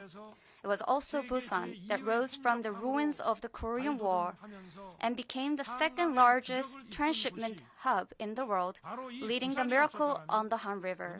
Without Busan, Korea would not have been able to stand where it is today. Now, the Republic of Korea will play its role as a responsible member of the global community by hosting the 2030 Expo in Busan, a gateway that links the Eurasian continent and the Pacific. Korea intends to give back to the international community by sharing its experience of economic growth and development, reciprocating the help it received in the past. The 1851 London Expo was an expo of the Industrial Revolution. The 1900 Paris Expo was an expo of culture. The 1962 Seattle Expo was an expo which opened the new space era. The 2000 Hanover Expo was an expo of the environment. The 2030 Busan Expo will be an expo of the solidarity. The basis of Korea's foreign policy is freedom and solidarity. Building upon these values, the 2030 Busan Expo will serve as a platform of solidarity through which the world's citizens can overcome crises and spread freedom together. The Busan Expo will be a festival where all nations can come together to share their history, culture, goods, and visions for the future, and will significantly contribute to the freedom, peace, and prosperity of the citizens around the globe. Thank you. On behalf of the General Assembly, I wish to thank the President of the Republic of Korea for the statement just made, and I request protocol to escort His Excellency. The Assembly will hear an address by His Excellency, Mr. Emomali Rahmon, President of the Republic of Tajikistan. I request protocol to escort His Excellency.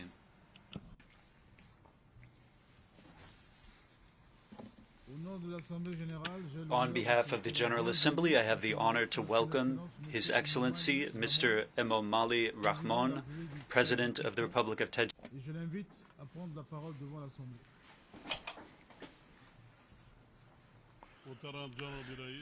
Mr. President, Mr. Secretary General, heads of state and government, ladies and gentlemen, in today's challenging and turbulent time, the international community more than ever needs integration and trust. We are now witnessing alarming developments in the international arena against the backdrop of increasing modern threats and challenges. Terrorism, extremism, and transnational organized crime, rapid armament, as well as the escalation of the Cold War, threaten international peace security and development. At the same time, the disastrous impacts of climate change, extreme heat, floods, droughts, fires and other natural disasters, as well as water shortages and famine, pose a serious threat to humanity. In this context, joint concerted efforts to address these threats and challenges and achieve the goals of the 2030 Agenda have become more imperative.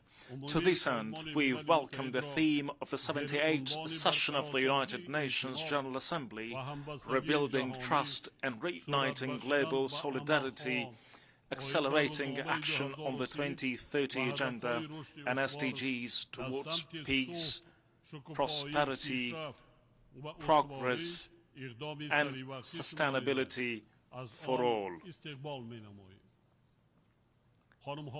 Ladies and gentlemen, despite the efforts of the international community to attain the 2030 Agenda, the world is not on track to meet most of the Sustainable Development Goals.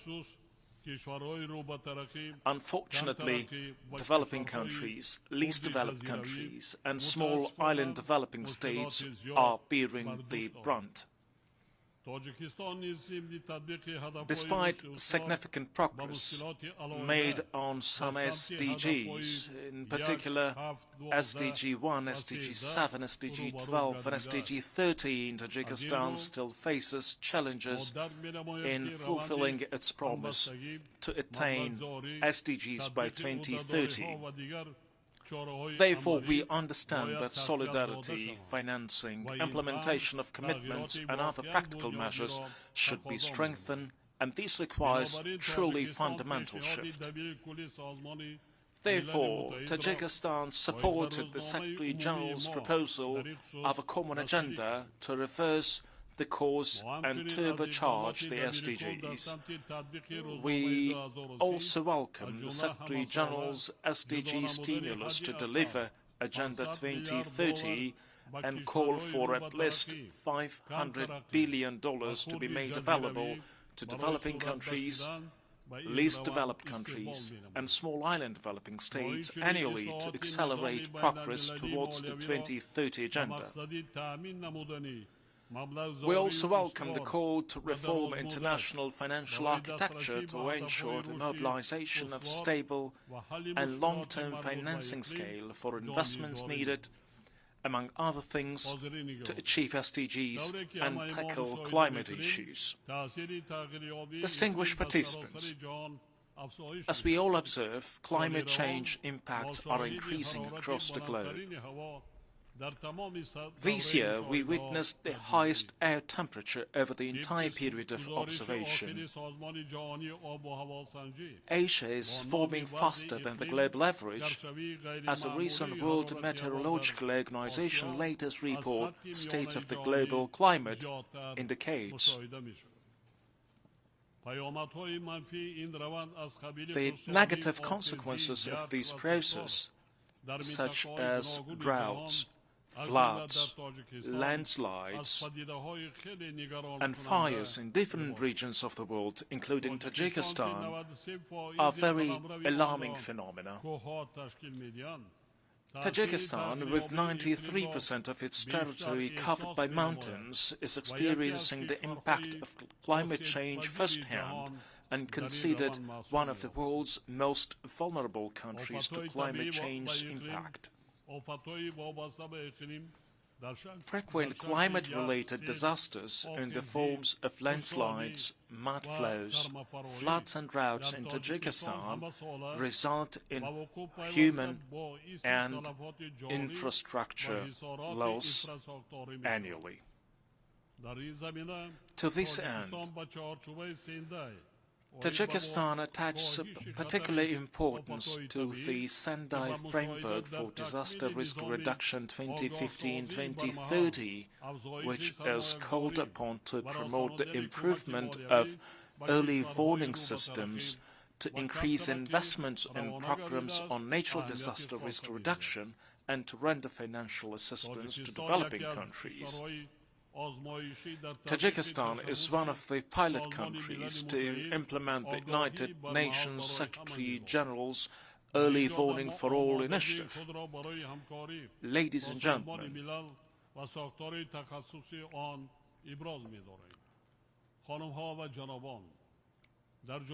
more than 13,000 glaciers are registered in the Republic of Tajikistan, and 60% of the region's water resources fall in our country. Unfortunately, over the past decades, Tajikistan has lost more than 1,000 of glaciers, which will have significant implications for future food security, water availability and ecosystems of St. Glacier and beyond. The intense melting of glaciers as the primary source of fresh water requires the adoption of concrete measures, including research, data collection and processing, and enhanced international cooperation. I express my profound gratitude to all member states for their cooperation in adopting the United Nations General Assembly Resolution 77/158 from 14th December 2022 on declaring the 2025 as the International Year of Glaciers Preservation. I invite all interested parties to join efforts to ensure the targeted implementation of this resolution. We stand ready to work with the international community within the newly created group of Friends of Glaciers and beyond to implement the mandates of the resolution.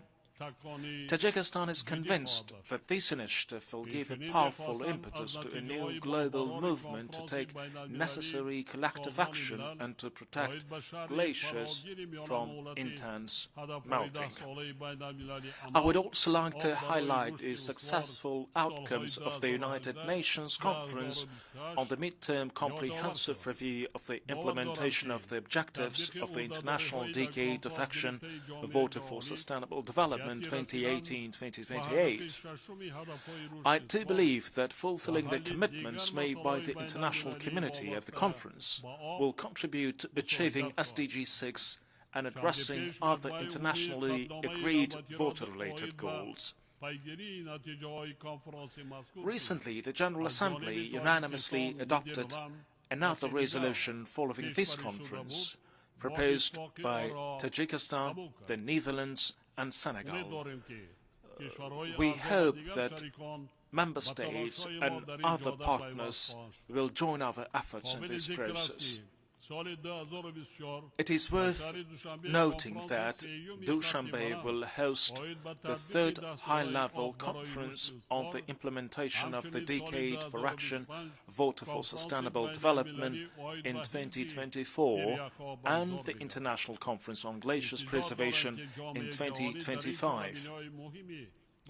We expect the international community to take an active part in these important international conferences. As a proactive and champion country in the global water and climate agenda, Tajikistan will continue to strive to promote cooperation between countries and organizations. In modern conditions, the formation of a green economy has become one of the urgent tasks of humanity.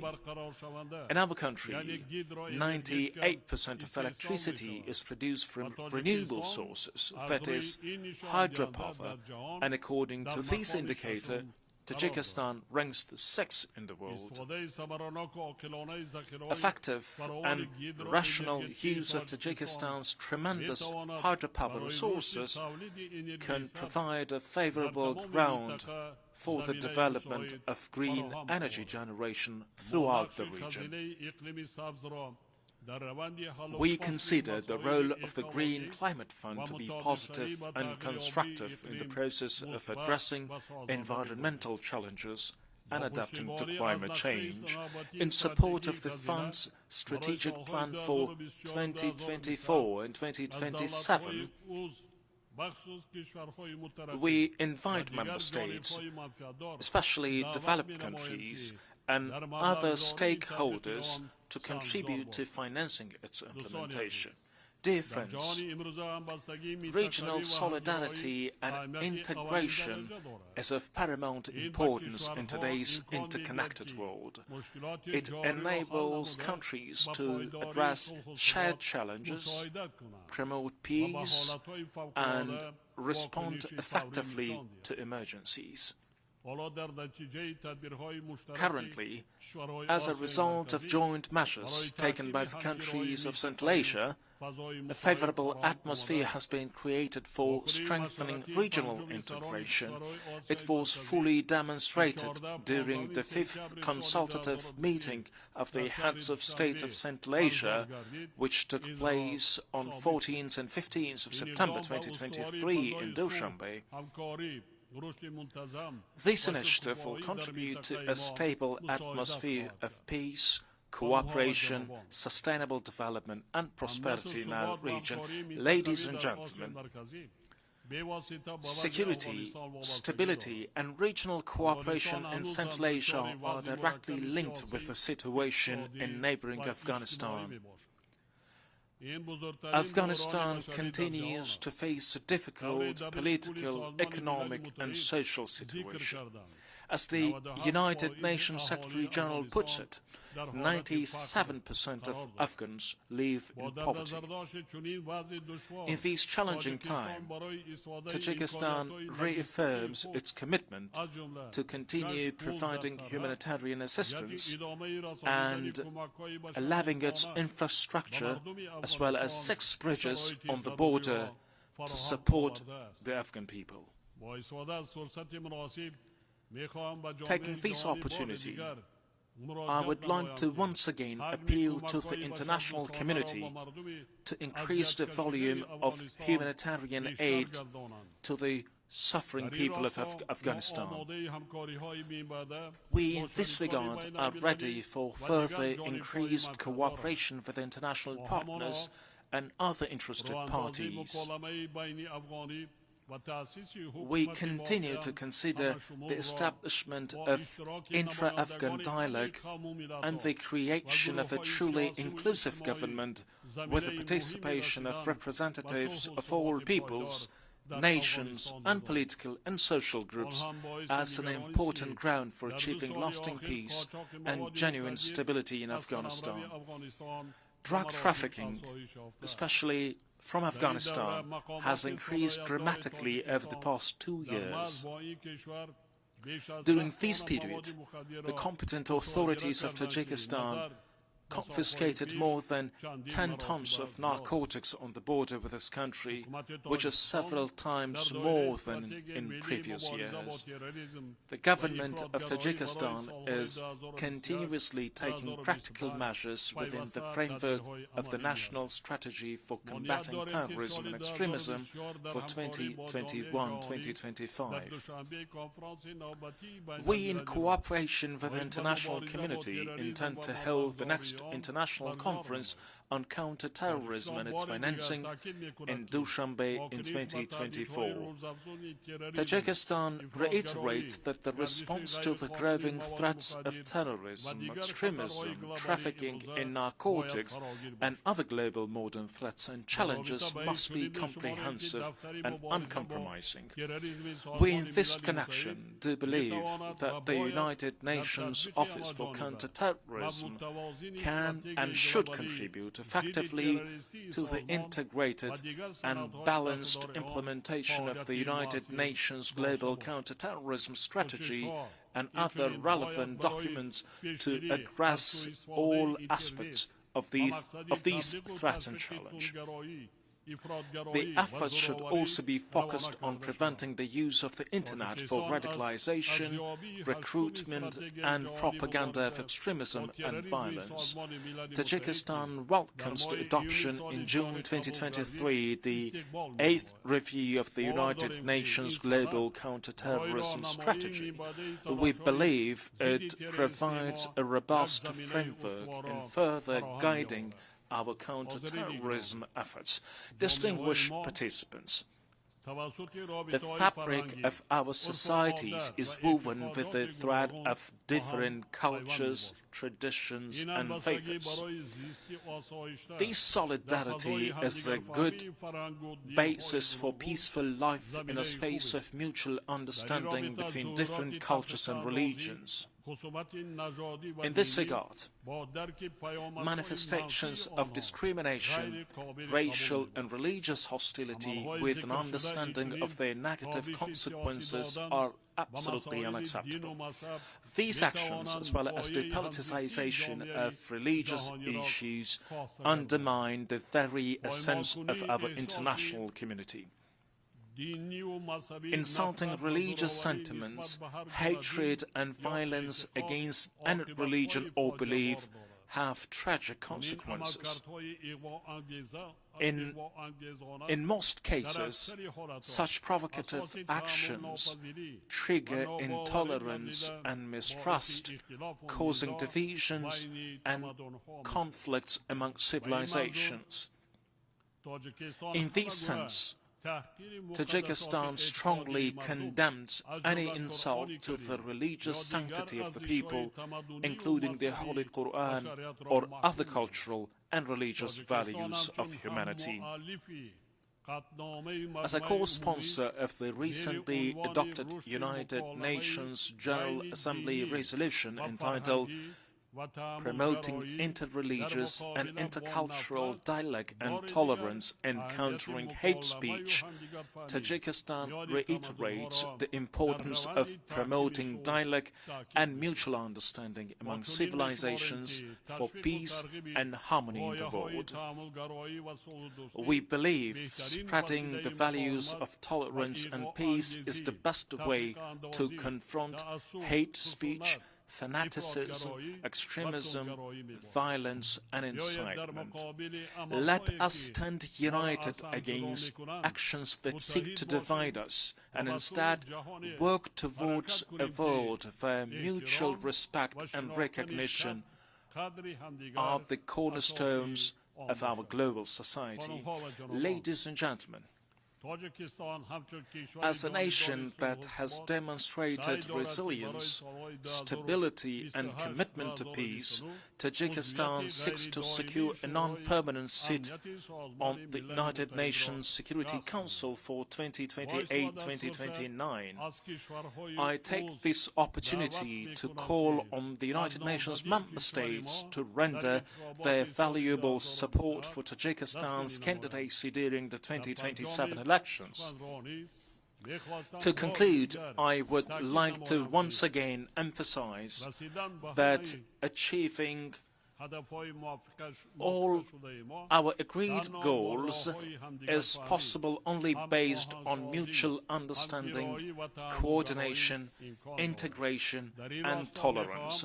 To this end, let me recite a poem from the famous Tajik Persian poet, writer and thinker Saadi Shirazi that is very relevant and speaks to the theme of the 78th session of the United Nations General Assembly and correspond to our shared commitments.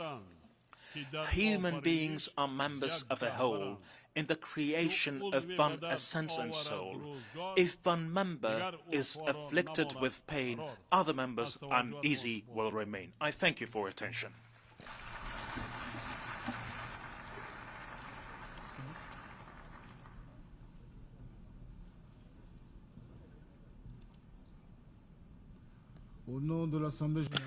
On behalf of the Assembly, I wish to thank the President of the Republic of Tajikistan for the statement just made, and I request protocol to escort His Excellency.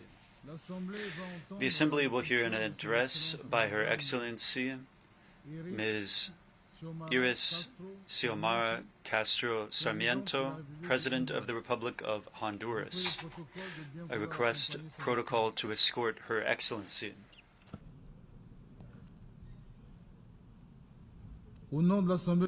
On behalf of the General Assembly, I have the honor to welcome Her Excellency Ms. Iris Xiomara Castro Sarmiento, President of the Republic of Honduras, and to invite her to address the Assembly.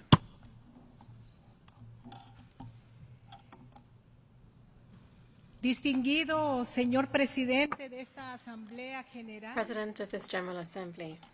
Distinguido señor secretario general de esta organización. Secretary General of the United Nations. Distinguidos jefes de Estado, representantes, distinguished heads of state, representatives and delegates here present, ciudadanos del mundo. Citizens of the world. Hoy se cumple un año de mi comparecencia. Today marks 1 year since I last appeared before this Assembly as the first female President of the Republic of Honduras. I arose out of resistance in the streets, fighting the coup d'etat that overthrew Manuel Zelaya Rosales, a democratically elected president. The progress made and the results of my government have already been recognized by the international community and by financial organizations.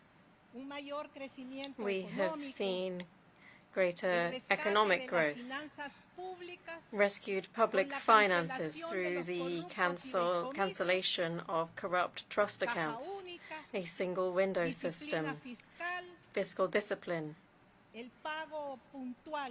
the prompt payment of onerous debt, and reduced inflation, as well as a decreased risk profile for the country. With the National Congress, we repealed the Secrets Law. This was an instrument that served the corruption of the former regime. We repealed the ZEDE law, the law on employment and economic development zones, which split the country into 17 areas shared between 25 economic groups. In security, we have already achieved a significant cut in extortion, murders, and violence. We've done so through the Resolving Crime program, through interventions in the penitentiary centers, and through a state of emergency.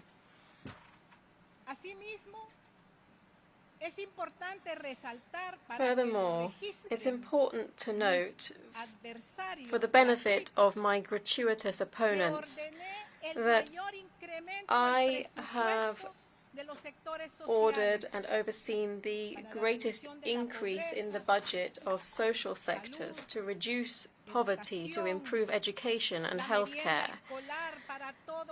School meals are now provided for all children in primary schools. We have also brought back the historic program for free school enrollments, fuel subsidies, and free energy for the poorest. In addition, we've seen widespread bonuses for agricultural production, repairs to 12,000 neglected schools, efforts to foster production in all municipalities of Honduras. We've repaired the road network, and 8 new hospitals are being built.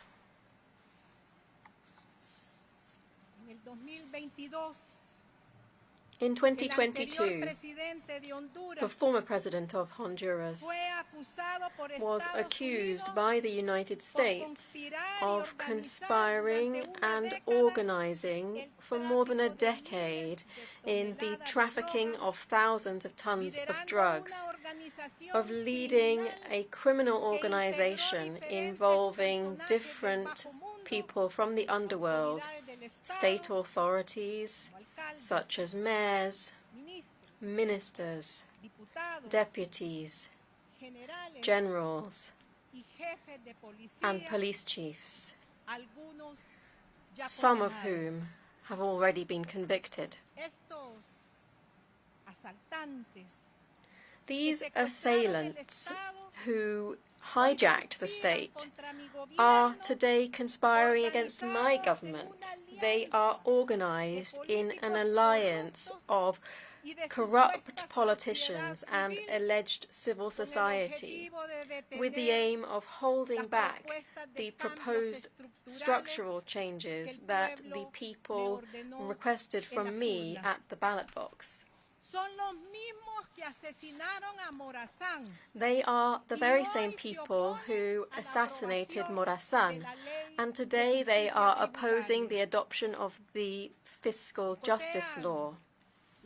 They are boycotting the election of the new Attorney General to perpetuate the impunity that they are used to and to obstruct the arrival of the International Commission Against Corruption and Impunity, CICI.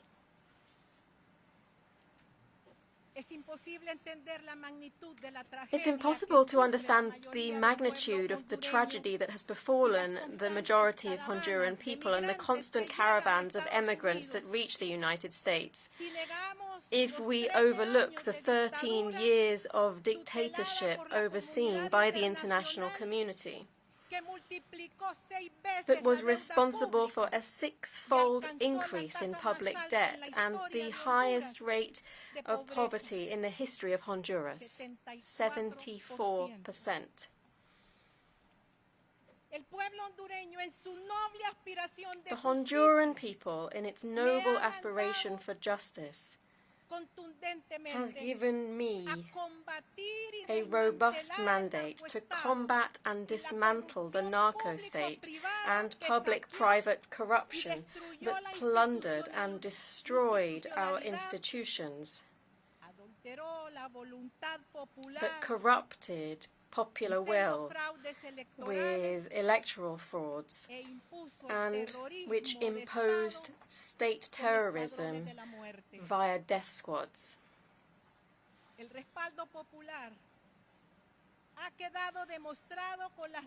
Popular support has been made clear with the recent mobilizations of popular resistance at a national level, with hundreds of thousands of grateful men and women who have shown me their backing in the fight to return the rule of law and to restore the dignity of the Honduran people and the presidency of the Republic.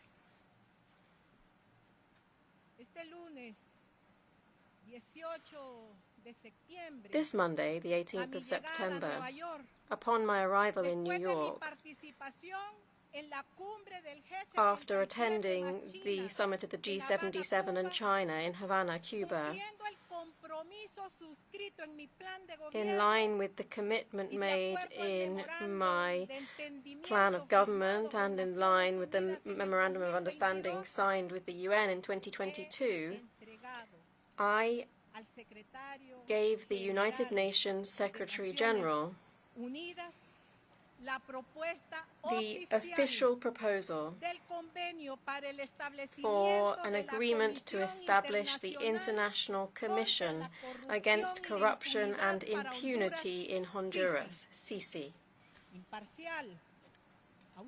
This is an impartial, autonomous and independent body, able to investigate and prosecute cases of high-impact corruption networks and financial crimes.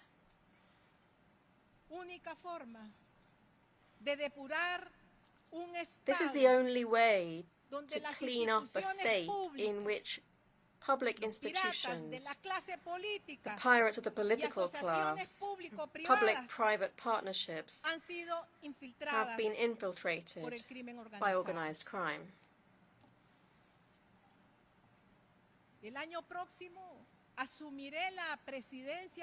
Next year, I shall take up the pro tempore presidency of the Community of Latin American and Caribbean States, CELAC, and the Central American Integration System, SICA.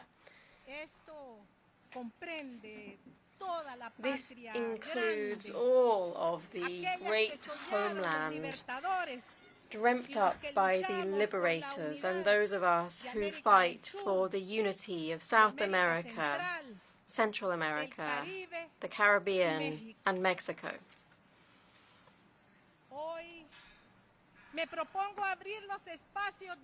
Today, I propose to open spaces of dialogue between us, to craft proposals that resolve the challenges afflicting our region.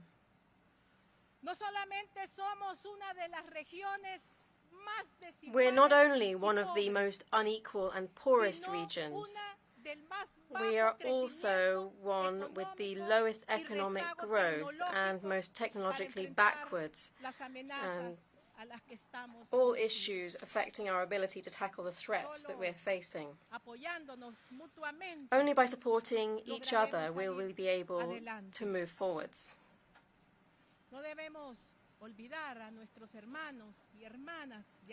We mustn't forget our brothers and sisters in Haiti. The humanitarian crisis of an oppressed and revolutionary nation warrants our full support and solidarity.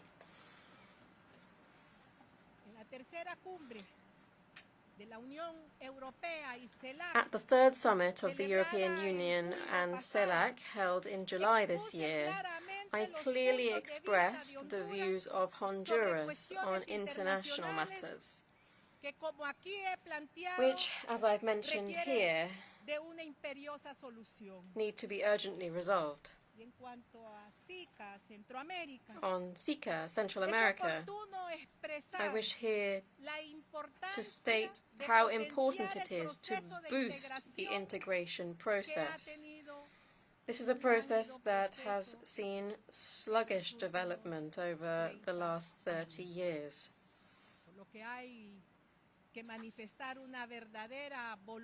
For this reason, we need to show true political will which allows us to advance in the customs union, in social and environmental policies, and in the safe movement of people and goods.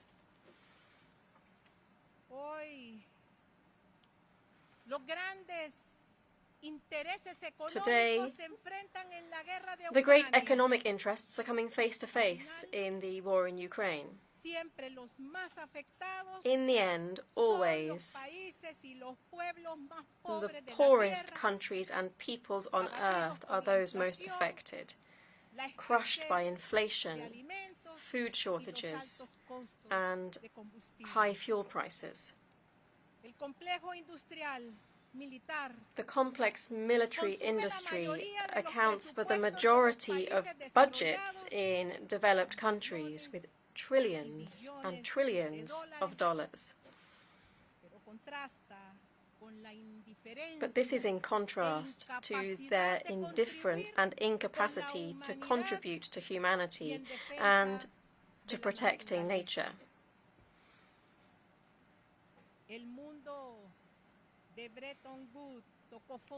The Bretton Woods world has come to the end of the road. Today, we must recognize that at the current pace we won't be able to reach the Sustainable Development Goals and secure enough financing for climate adaptation.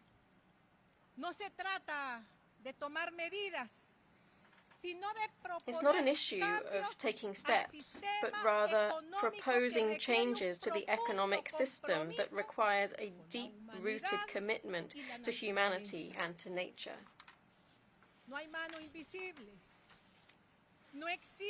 There is no invisible hand. there is no spillover. Practice has shown us that the application of global capitalism and the neoliberal model only causes misery, inequality, and a crazy individualism from consumerist societies against enormous deprivation for billions of people. Excellencies, the war in Ukraine must end.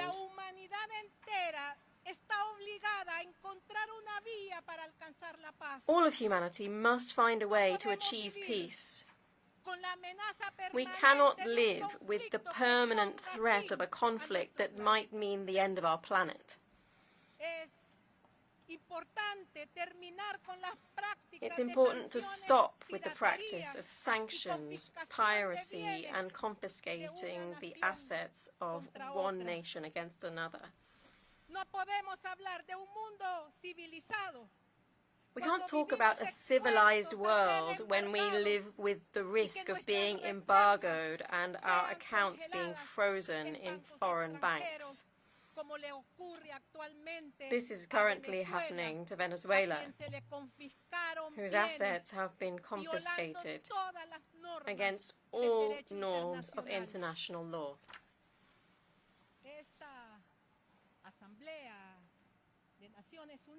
This United Nations Assembly every year demands the end of the blockade against Cuba, which is an arbitrary, outdated measure contrary to international law. It's a measure that violates the principle of respect for the self-determination of peoples. And it sacrifices a noble people who, despite the limitations imposed upon it, continues to contribute its solidarity to the world.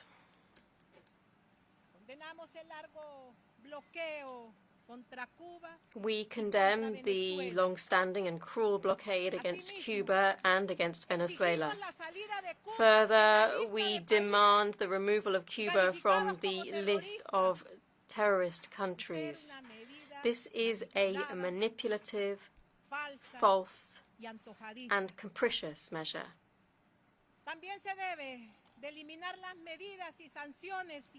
Similarly, the unfair measures and sanctions against Nicaragua must be removed, because they are barriers that prevent us from normalizing our relations with this kindred country.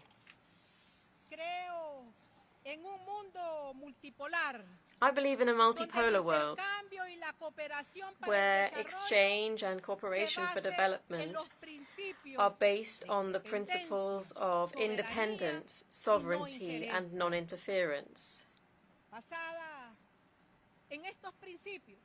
On the basis of these principles, a couple of months ago, I officially opened relations with the People's Republic of China. Likewise, we have reached out to financial organizations and innovative initiatives for us, such as the Andean Development Corporation, CAF, and we have already joined as a member of that corporation. Further, also the administration of the BRICS New Development Bank.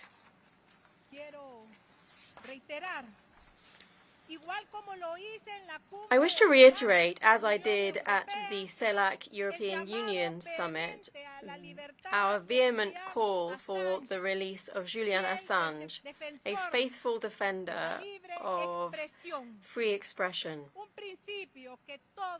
a principle that we must all defend.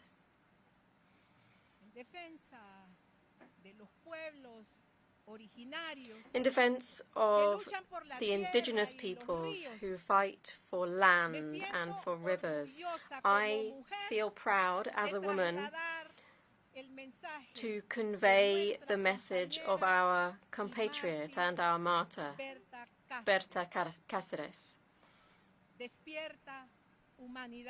Wake up, humanity. Time is running out. Thank you very much. On behalf of the Assembly, I wish to thank the President of the Republic of Honduras for the statement just made, and I request protocol to escort Her Excellency. We have heard the last speaker for this meeting. The general debate will continue with the 7th plenary meeting to continue with the general debate at 3:00 p.m. The meeting is adjourned.